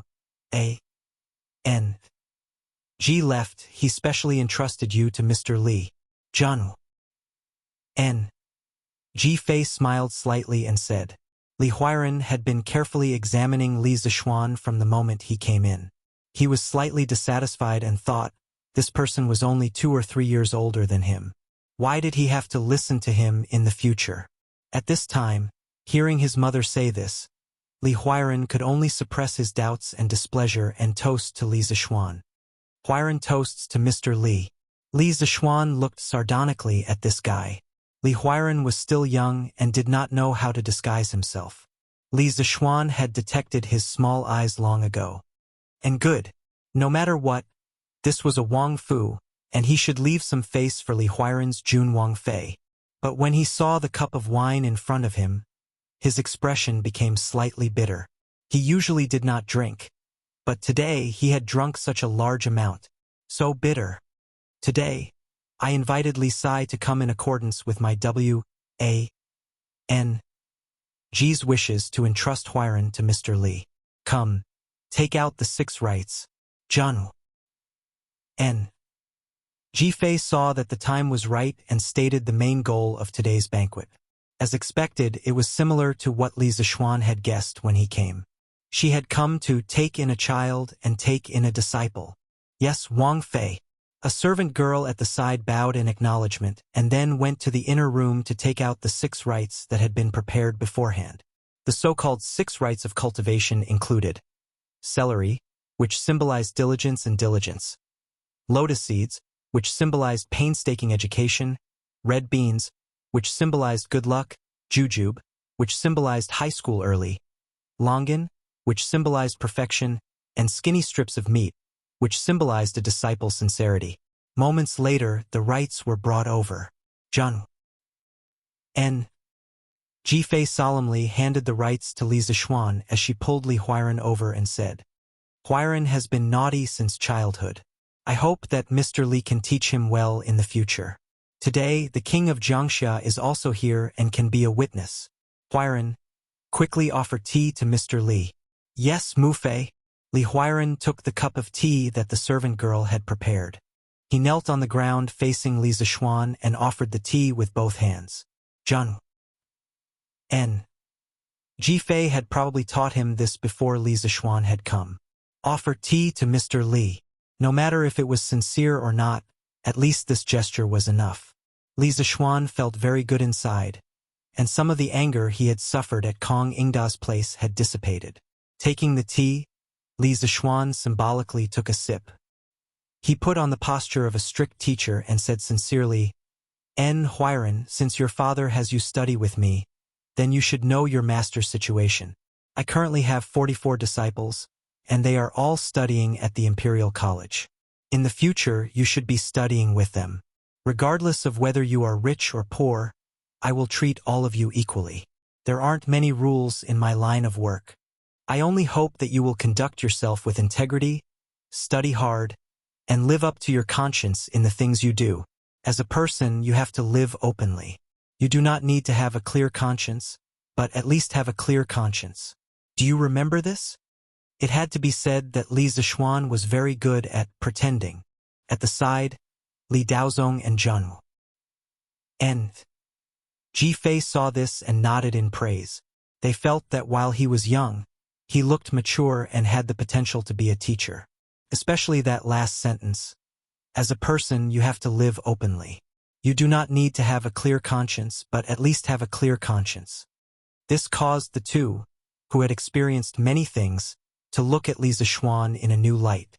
Huairan will remember Mr.'s teachings. Li Huairan was moved and solemnly bowed to Li Zishuan. Ha ha! Quickly stand up. Li Zishuan channeled his qi into his palm and lifted Li Huairan up. From an outsider's point of view, he had not touched Li Huairan at all. They would probably think that Li Huairan had gotten up on his own. Only Li Huairan, who was present at the scene, knew what was going on. He was so shocked by Li Zishuan's move that his eyes widened and he was momentarily speechless. Ha ha! Good. Today, Huairan has found a good teacher. It is time for a toast. Come, boy, have a good drink with Ben Wang. Li Daozong slapped the table and roared with laughter. Li Zishuan was speechless. He said to have a good drink, but if they really drank, it would definitely be more than 1 cup. I dare not to obey. This boy toasts Wang Yi and Zhanu. And Ji Fei. Li Zishuan wasn't afraid at all. Li Daozong's martial arts realm was far inferior to Li Xiaogong's. In fact, Li Xiaogong was even slightly inferior to Li Zishuan. Therefore, if Li Zishuan were to cheat, it would be hard to say who would win in the end. Chapter 331. Strange Interest Pavilion Workshop. Pang Sigi. This is the military order that General Yuqi gave you. Brother Chicken had just finished his lunch and was holding his big belly as he enjoyed the cool breeze under the willow tree in the workshop's courtyard. He was now half an employee of the Li Group, and the workshop covered his food and accommodation. Back then, in order to make the workshop's employees work seriously, Li Zishuan specially sent the workshop's kitchen staff to the Drunken Immortal restaurant for training for a period of time. In addition, Li Zishuan was willing to allocate money to the kitchen staff. Therefore, the food in the workshop was even better than some restaurants in Chang'an City. Just as Brother Chicken was about to fall asleep, a soldier suddenly rushed over with a warrant in his hand, bowed and reported. Brother Chicken's spirit was aroused. He opened his half-closed eyes and jumped up. He took the military order and opened it to see what was written on it. The family servants of the Imperial College's professors, Cui Shanyu, Lu Yenyu, Zhang Zhanli, and the other 8 professors, recently came to the Right Marquis Mansion to report a case. They claim that there has been a lot of children's feces in front of their house recently.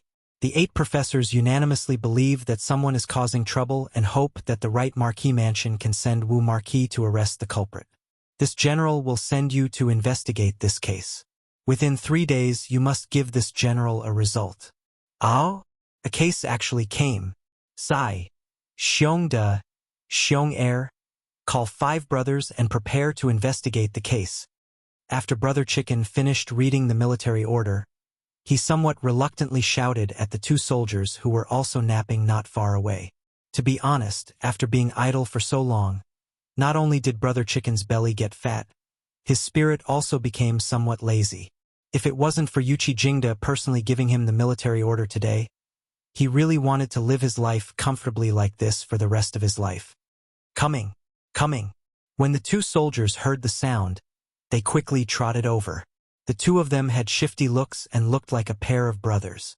Oh no, if they stood together with Brother Chicken, they would be 3 brothers. Boss, if we leave, what about the workshop and strange interest culture's safety? Xiong Er looked at the place where he was resting with some reluctance and mumbled. Pa, damn, you're so smart. Do you think I don't know what you're thinking? Brother Chicken slapped Xiong Er in the face and glared at Xiong Er, saying, Go.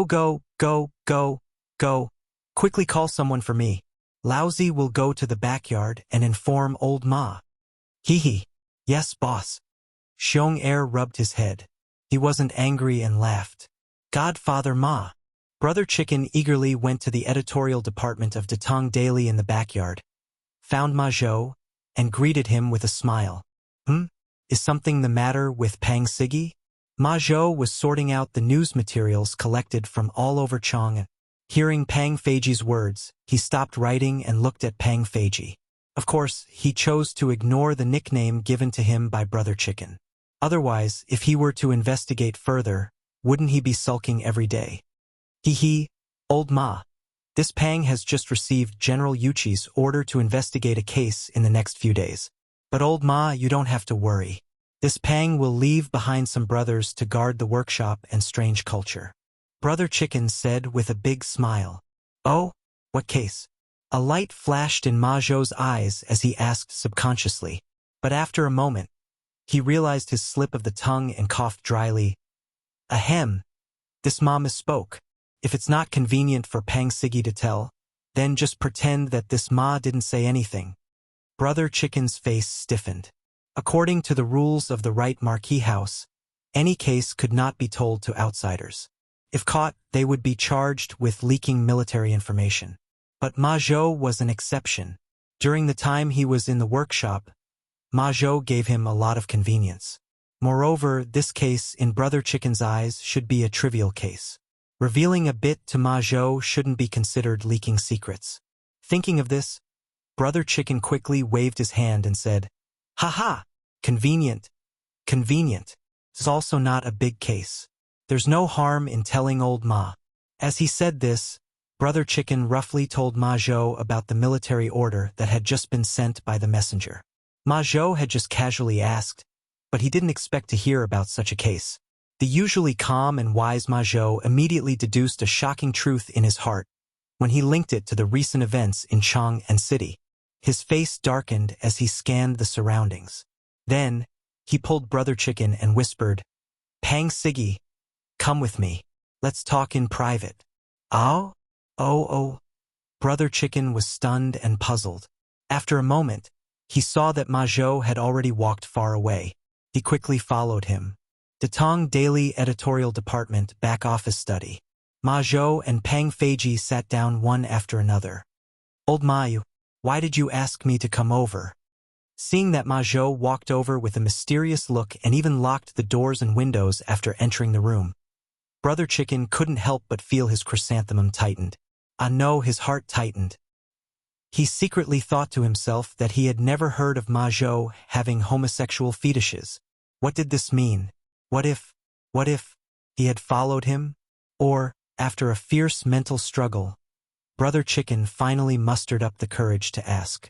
Ma Zhou didn't know how to read minds and didn't know Brother Chicken's dirty thoughts. If he knew, he would definitely spit blood on Brother Chicken's face. "Even if I wanted to find Uncle Rabbit, I wouldn't find someone like you. Pang Siggy, have you heard about the recent eating shit incident of the Imperial College's 8 professors?" Ma Zhou looked up and asked softly. "I've heard about it. This incident has spread like wildfire in the city. I didn't think that these professors would act sanctimonious on the surface, but in fact, cough cough. Then Pang Siggy, have you ever thought about why General Yuchi would give this case to you alone, since there are dozens of Siggy in the right Marquis household?" Ma Zhou didn't care about Brother Chicken's nonsense. He directly interrupted and asked in a serious voice, Is there any other explanation?" Brother Chicken finally understood that Ma Zhou didn't call him over to mess with him. However, after hearing Ma Zhou's profound words, he was suddenly dumbfounded and asked blankly. Ma Zhou rolled his eyes. Why was this guy's brain so slow? Of course there is an explanation. Pang Siggy, think about it. When the eating shit incident of Professor Chui and the others broke out, who did they have a conflict with? Also, why did they get caught up in the eating shit incident in just 2 short days? Ma Zhou had no choice but to guide him step by step. After being together for so long, Brother Chicken already knew that Ma Zhou was like a think tank in the Li group.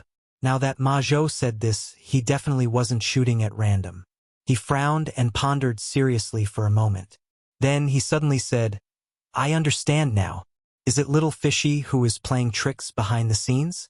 Could it be that Professor Chui and Little Fishy had a conflict before? That shouldn't be. Why have I never heard of it before?" Ma Zhou had originally heard Brother Chicken say that he understood.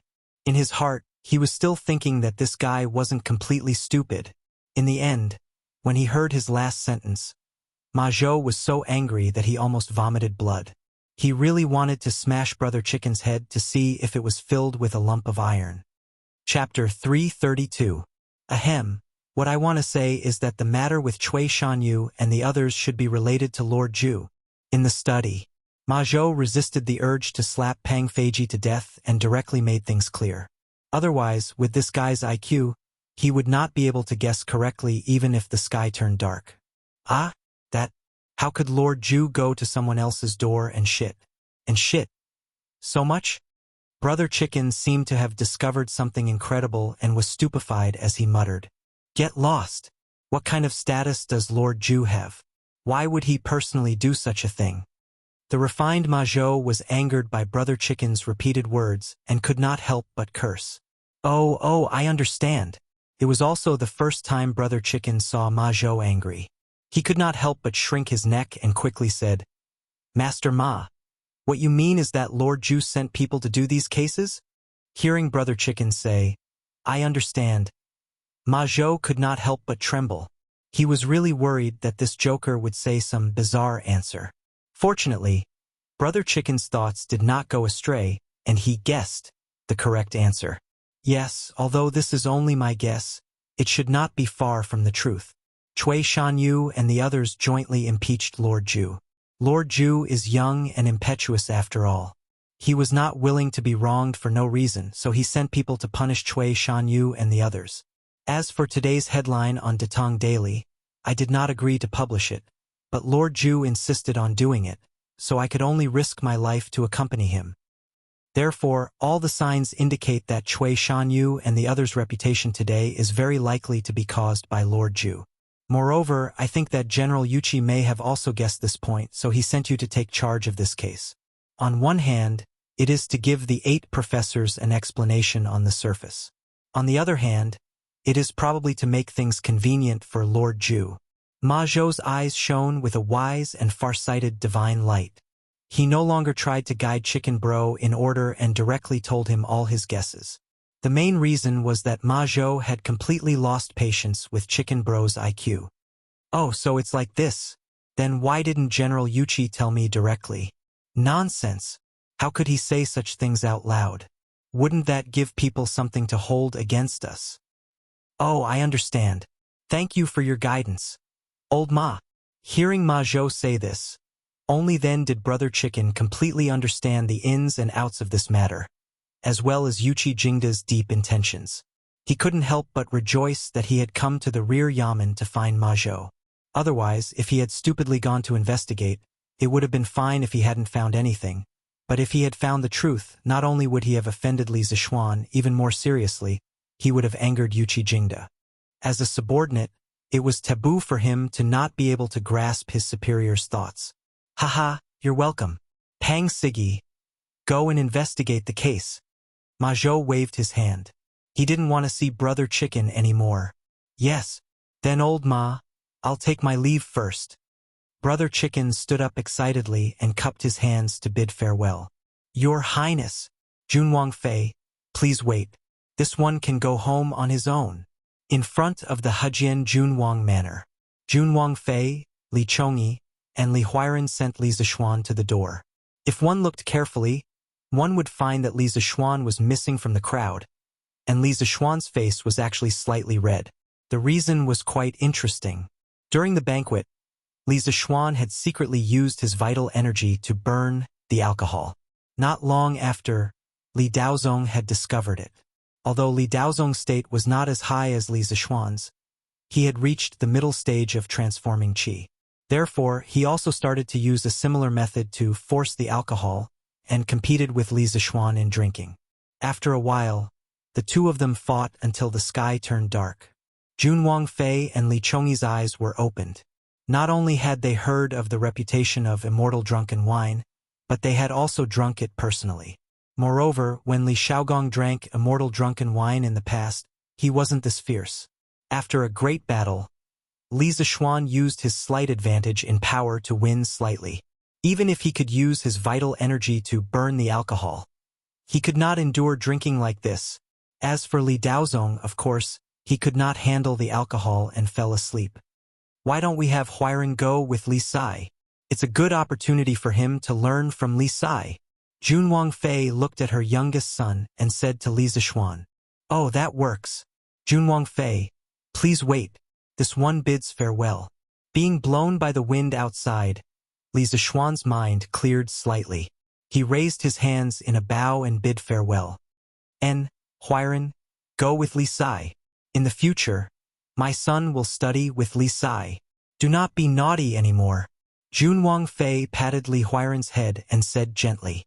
No mother was willing to send their son to a place far from them, but Junwang Fei was a woman who understood the greater good. While she was reluctant, she knew that she had to be more far-sighted at this time.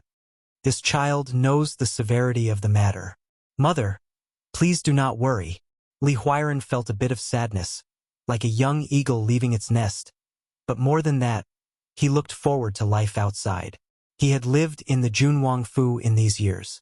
While he would occasionally go out to play with some wastrels, he still lived behind his parents' backs. All right, my son, go quickly. Sitting in the grand carriage that the Junwang Fu had prepared for him, Li Zishuan and Li Huiran chatted for a while before sitting down to meditate. He did not like having too much alcohol in his body. Li Huiran was far away and could feel the terrifying heat that Li Zishuan gave off. He couldn't help but become more curious about Li Zishuan.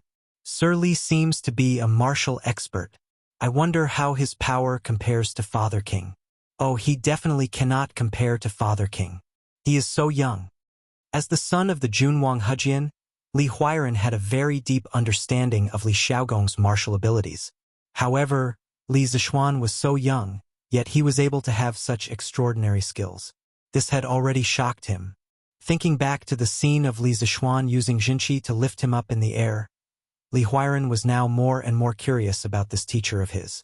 Second young master, Li Sai has arrived at the Imperial College. Half an hour later, the carriage stopped and the coachman reported respectfully. Huiran, you go to the Imperial College first. Sir Su will arrange for you to enter the college. You should know many people in the School of Mathematics, so I won't bring you in.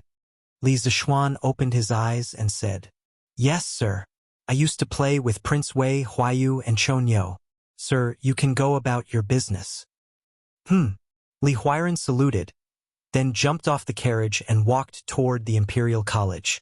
Send me to Yongla Lane, Li Zixuan said softly. He was almost sober, so he could only ask the Jun Wangfu's carriage to send him back. All right. Chapter 333. Xianer, you drank? Back home, Li Zixuan wanted to rest in the west courtyard, but he bumped into his mother in the front yard. Although there wasn't much alcohol left in his body, the portion of alcohol that was forced out of his body had stained his clothes. Mrs. Li smelled a strong smell of alcohol from far away and couldn't help but be shocked. Ever since Li Zixuan returned from Mount Longhu, Li Jingma and Mrs. Li knew that their son didn't touch alcohol. At most, he would drink soft drinks that wouldn't get him drunk. How could they not be shocked when they saw their son in a drunken state? Mother, I'm fine. A servant accidentally spilled the wine on me just now in the prince's mansion. I'm not drunk, Li Zixuan explained with a smile. Mrs. Li saw that her son's words were clear and his thoughts weren't in a mess. She sighed in relief and smiled. Haha, that's good. Xianer, go to your thing. Your father and I have to arrange for people to buy some things for your wedding in the afternoon. In a few days, our Xianer will be married. Okay, I'll go then. Li Zixuan's heart skipped a beat. He estimated that he would be married in about a week. In his previous life, he had studied hard for more than 10 years and was about to start working. He hadn't even gotten married yet, but because of a banquet, he had inexplicably transmigrated to this era. And now he was about to get married. Li Zixuan's heart was filled with complicated emotions. Young master, madam, someone from the palace is here. San Bao hurried over and reported with a bow. Ah? Quickly invite the angel in, Mrs. Li exclaimed. Xianer, go entertain the angel first. I'll call your father. Mother, there's no need. His Majesty should have sent someone to call me. I'll go alone. You and father can go do your things. Li Zixuan knew what was going on. He shook his head and said, Then, Xianer, His Majesty won't cause trouble for you, right? Mother, he won't. I'll be fine. Go quickly. I'll have to go to the palace later. Li Zixuan smiled and replied, Then I'll go first. Lord Zhu, His Majesty has decreed for you to enter the palace immediately for an audience.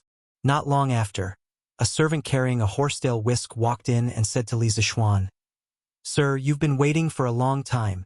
Yes, little eunuch. Please wait for a moment. I'll go with you. Li Zixuan was not surprised. After he argued with Kong Yingda in the morning, he thought that Li Er would ask him questions. Now it seemed that it was true. He had the eunuch wait in the main hall for a while he went to the west courtyard to change his clothes. Then the two of them went to the imperial palace. Your Majesty, Li Xiannan is here, Sweet Dew Palace. Li Er was reading a book. Hearing this, he spat out a word expressionlessly. Announce! Summon Li Xiannan for an audience. Greetings, Your Majesty. When Li Zixuan heard the eunuch calling for him, he walked in with small steps and bowed to Li Er. This was not the first time he came to Sweet Dew Palace. As the saying goes, unfamiliar the first time, familiar the second time. Silence. The palace fell into silence. Li Er did not say anything. Li Zixuan did not have anything to say. Li Zixuan knew that old Li was angry with him today. He was probably putting pressure on him on purpose. However, Li Zixuan didn't feel guilty. Although he had gone a little overboard with the newspaper incident, He had still skirted the boundaries and didn't cross the red line. As for secretly hiring a child to poop in front of Cui Shanyu and the others, he had done it very discreetly and definitely wouldn't leave any evidence behind. Therefore, Li Er had no reason to do anything to him because of this. At most, he would just quit the Imperial College. Anyway, when he stayed in the Imperial College, other than teaching students, he had never thought of fighting for power. In this life, it was fine as long as he was happy. After being reborn and having been an official for so long, Li Zishuan was very clear in his heart. Cough. Do you know why I called you here today? Li Er saw that Li Zishuan was not scared by him, even though he had purposely suppressed his aura. He could not help but feel angry.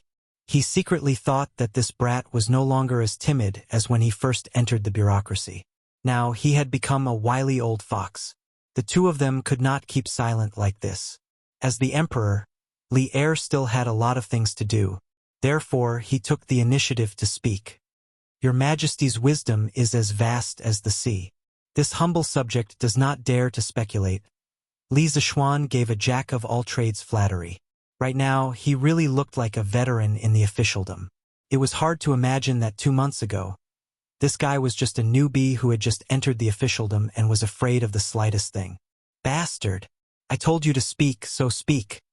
Li Er put down the book in his hand and said angrily, this humble subject thinks that your Majesty must have seen today's newspaper. So, Li Zishuan was surprised. Humph, looks like you know it yourself. Tell me, what do you want to do with the headlines in today's newspaper? Li Er snorted coldly and said, Your Majesty, this humble subject knows that your Majesty must be angry with today's headlines and think that this humble subject is deliberately smearing Dr. Cui and the others. However, your Majesty does not know that the so-called news is what we have heard recently. The original purpose of Datong Daily was to seek truth from facts. We can't cover up for the person who reported it just because he or she is in a high position. No matter who it is, we will treat them equally. Li Zishuan said the words that he had already prepared in his heart. Ha! According to what you said, you still think that your Datong Daily is the imperial censor of the people? This was the first time Li Er had heard such a novel idea, but he could not help but sneer. Your Majesty, this humble subject has the same intention. Our Tang Empire has tens of millions of territories, and there are at least tens of thousands of officials in all the provinces and prefectures. It is fine around Chang'an, but it is inevitable that some officials in remote areas will lose supervision. This humble subject believes that once power is lost, it will inevitably lead to corruption. At that time, this humble subject established Datong Daily with the intention of developing it in the future. At that time, the reporters of our Datong Daily will be in every corner of the Tang Empire, and the corrupt officials will have nowhere to hide. This is also a disguised way of rectifying the governance of the officials for the imperial court. Li Zishuan saw that he had succeeded in diverting the topic, so he quickly continued to persuade him. Li Er frowned and fell into deep thought. In the early days of the Tang Empire, it did spend a lot of effort to rectify the governance of the officials. Therefore, the governance of the officials in the Tang Empire was still considered clean, and there were no major cases of corruption. However, Li Er was a very farsighted monarch. He knew that the reason why the previous dynasties fell was mostly because the governance of the officials in the country was too corrupt at the end of the dynasty. And Li Zishuan's words seemed to give him a new idea to solve the problem of official corruption, which made him seriously consider the feasibility of this method. Chapter 334. Once power is lost, it will inevitably lead to corruption. In the Sweet Dew Palace, Li Er muttered to himself twice and suddenly sneered. Heh, you make it sound nice. Your newspaper can supervise my officials, but who will supervise your newspaper? If no one supervises it, I believe that it won't be long before your Datong Daily becomes a tool for the courtiers to fight for power. Li Er had somewhat forgotten his original intention of calling Li Zishuan over today. He was very interested in Li Zishuan's talk about the supervision of power. This was related to the long-term prosperity of the empire. Therefore, at this time, how could Li Er have the time to care about the small matters of Cui Shanyu and the others? Li Zishuan had long been mentally prepared for Li Er's doubts. Before he came, He had already thought of letting Li Er's people enter the management of Datong daily. After all, in this era of imperial power, if you let the emperor feel that you could threaten his rule, then your life would be over. Sai, if you want to blame someone, you can only blame yourself for not being reborn as the emperor and not being able to do whatever you want. Your Majesty, regarding this humble subject has some preliminary ideas. Do you think it's feasible? Oh? Quickly say it. Li Er's eyes lit up as he hurriedly said. After realizing the powerful role of the newspaper, Li Er had indeed thought of using Datong Daily for his own use. However, Datong Daily was founded by Li Zishuan. It would be too unpleasant for him, the emperor, to steal the things of his subjects. Therefore, he wanted to hear what Li Zishuan had to say. Your Majesty is right.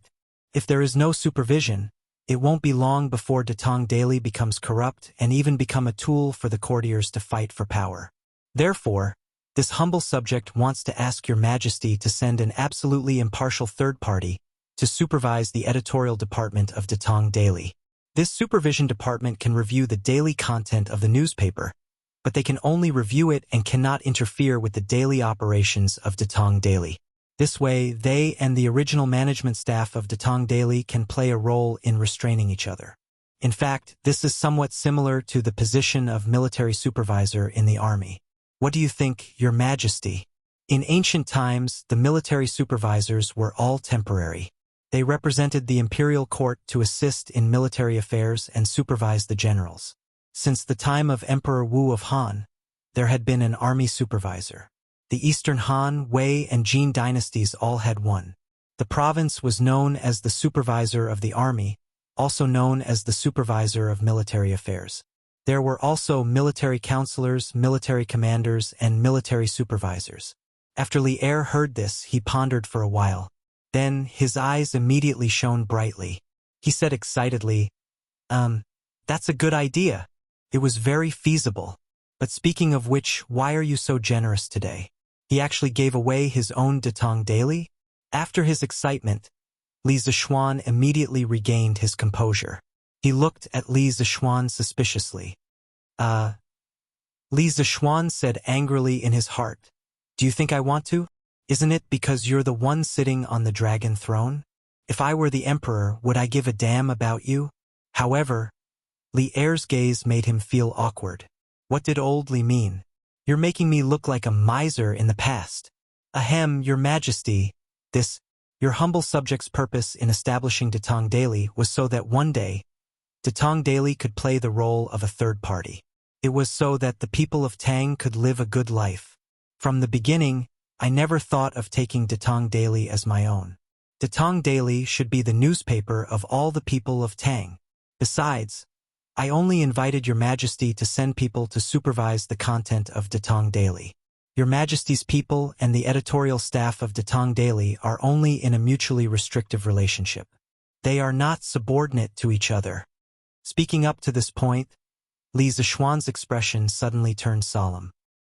He looked straight at Li Er and said word by word, Your humble subject dares to say something disrespectful. The future of Datong Daily only belongs to the people of Tang.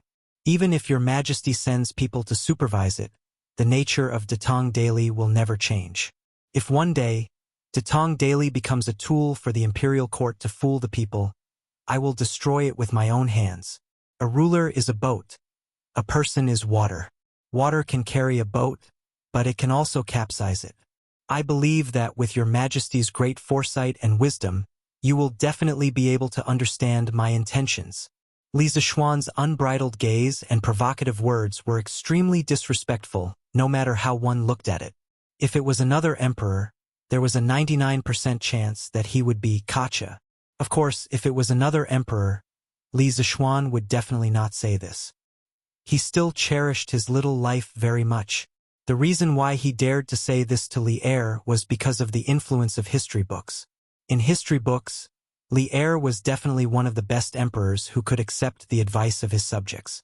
Old Li had been scolded so badly by Wei Zheng, but Li Er did not kill Wei Zheng. Li Er would occasionally scold Wei Zheng, and it would be fine. Li Er's brows were tightly knitted, and his sharp gaze shot towards Li Zishuan's face. Of course, he was angry in his heart. Any superior who heard their subordinate speak to them in such a manner would definitely be angry. However, Li Er, who had been tempered by Wei Zheng, was still able to control his emotions very well. When he heard Li Zishuan's last sentence, Li Er's face suddenly froze. He carefully savored these words in his heart several times and could not help but mutter, "Water can carry a boat, but it can also capsize it. Good. You have guts." Li Er slapped the table and stood up. His expression constantly changed from anger to excitement, and then from excitement to inexplicable complexity. He stood with his hands behind his back and looked at Li Zishuan. "I didn't expect this. I didn't expect this.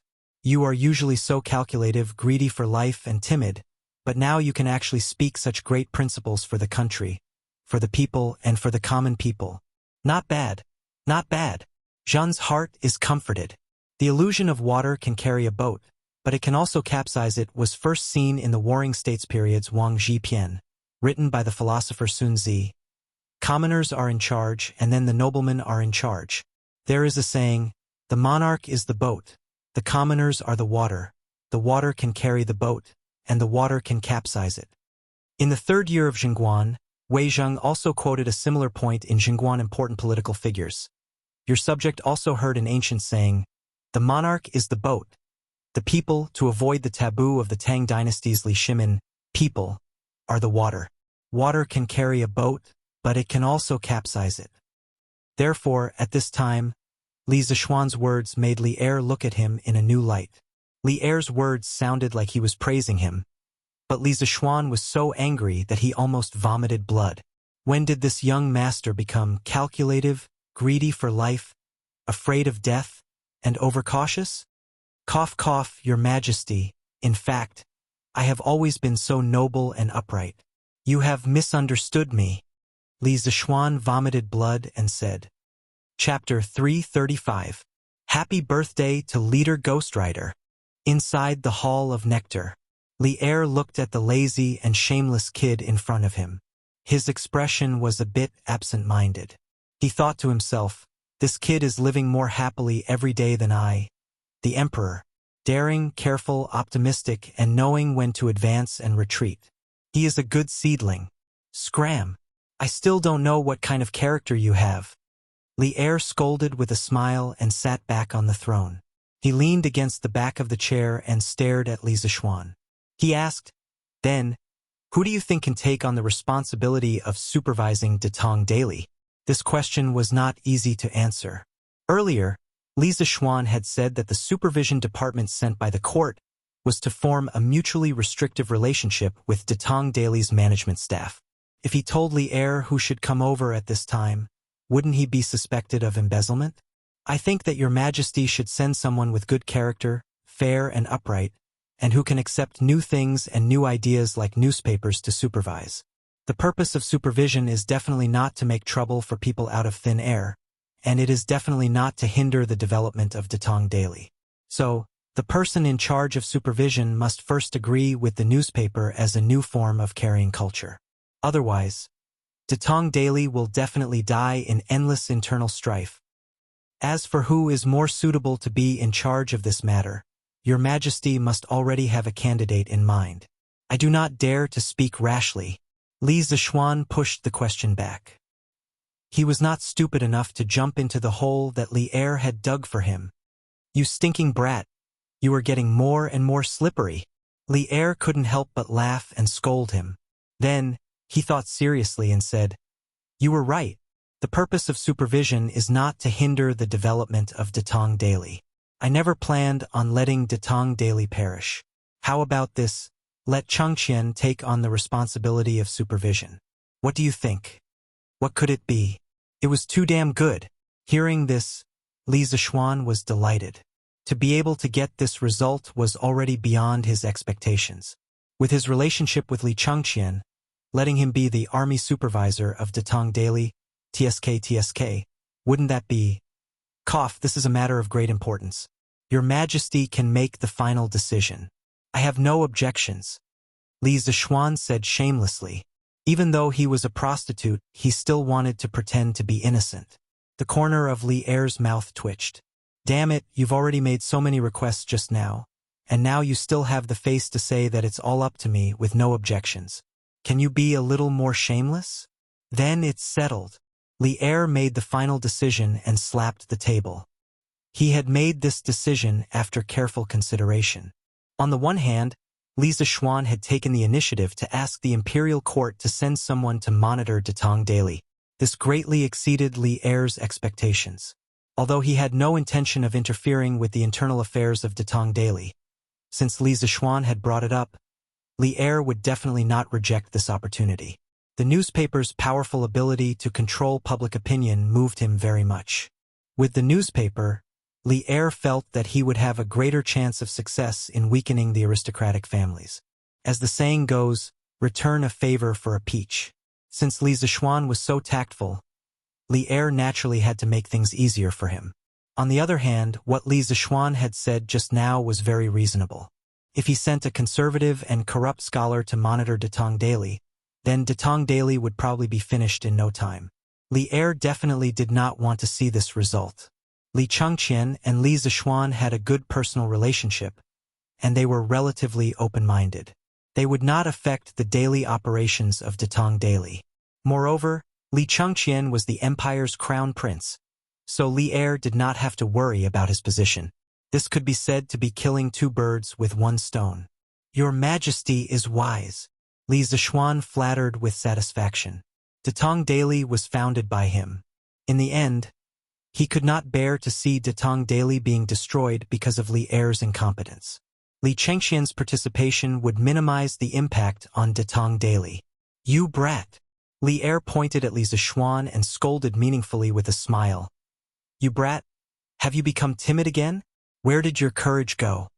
Li Zishuan secretly curled his lips and thought, I can't beat you now, so of course I have to admit defeat. Only those who have strength can act pretentiously. If I still act pretentiously without strength, then I'll be a fool. Wait until I'm fully developed in the future. Then I'll come back and act pretentiously in front of you. Pa! Li Er slapped the dragon table and said in a bad mood, Don't think that I don't know what you're thinking. I'm not Han Gaozu. I'm not afraid of my officials' achievements overshadowing my lord. In terms of contributions, who in the Tang Empire has more contributions than me? Li Er was a little talkative today. Perhaps he really treated Li Zishuan as a junior. His expression was a little complicated as he reminisced. When I was 19, I followed my father to rebel against the Sui dynasty from Jinyang. I commanded the 3 right armies and directly attacked Chang'an. After that, I led an army of 100,000 to attack the eastern capital Luoyang and defeated the Sui general Duanda. The next year, I defeated Xueju, defeated Song Jingang, Lu Wuzhou, destroyed Wang Shichong of Hunan and Dou Jianda of Hebei. I heavily injured Lu Haida and Su Yuanlang of Shandong. Within a year, I destroyed the rest of the powers in the Tang Empire. In terms of military contributions, who can compare to me? After I ascended the throne, the medicine master and the others have been living in seclusion and have even withdrawn from the court. I know that they are worried that I'll be like Han Gaozu and turn against them once the world is settled. They are worried that they will be like Han Xian, Pang Yu, and Ing Bu, and end up being killed because of their contributions. Haha! Laughable. Extremely laughable. You all look down on me too much. The entire world is mine. Why would I care about your little contributions? Right now, I have only conquered the land of Tang, but my goal is to conquer all the countries of Zhou and Zhou. For Chengqian, for my descendants, I will establish a foundation for eternity. At a time like this, how could I be as short-sighted as the boorish Liu Bang and get rid of the donkey after it has outlived its usefulness? All of you will follow me to establish a foundation for eternity. I will ensure that your descendants will have eternal peace. As long as I live, I will not kill any of you who have contributed greatly. Li Er's words were as heavy as 1,000 pounds. This was a promise, a powerful oath. From these words, Li Zishuan could hear the glint of a blade and the shadow of a sword. He could hear the decisiveness to kill. He could hear the wild and unrestrained years of Li Er's early years. He could hear Li Er's great breadth of mind and boldness. At this moment, he could not help but admit that Li Er was truly a wise and magnanimous emperor. Looking at the long river of China's history, Li Er was one of the few emperors who treated his subjects well. No wonder so many valiant generals and ministers were willing to die for Li Er. Old Li's charisma was truly great. At this moment, Li Zishuan really wanted to say, "Boss, you are so generous. Your Majesty is wise. I am sincerely convinced." Li Zishuan sincerely praised. Being born in such an era was perhaps a great misfortune for those restless youths who were unwilling to be left out. This was because if they wanted to jump, they had to rebel. If they wanted to rebel, they had to surpass Li Er, this mountain that was too high to climb. Oh no, it should be Mount Everest. But being born in such an era, for a youth like Li Zishuan who loved stability, it was a great fortune. The emperor was wise, the ministers were virtuous, and the country was strong. There was no need to worry about the survival of the country or the invasion of other races. There was also no need to worry about angering the emperor over a small matter. He only needed to leisurely do what he wanted to do and at the same time push the wheels of the era forward.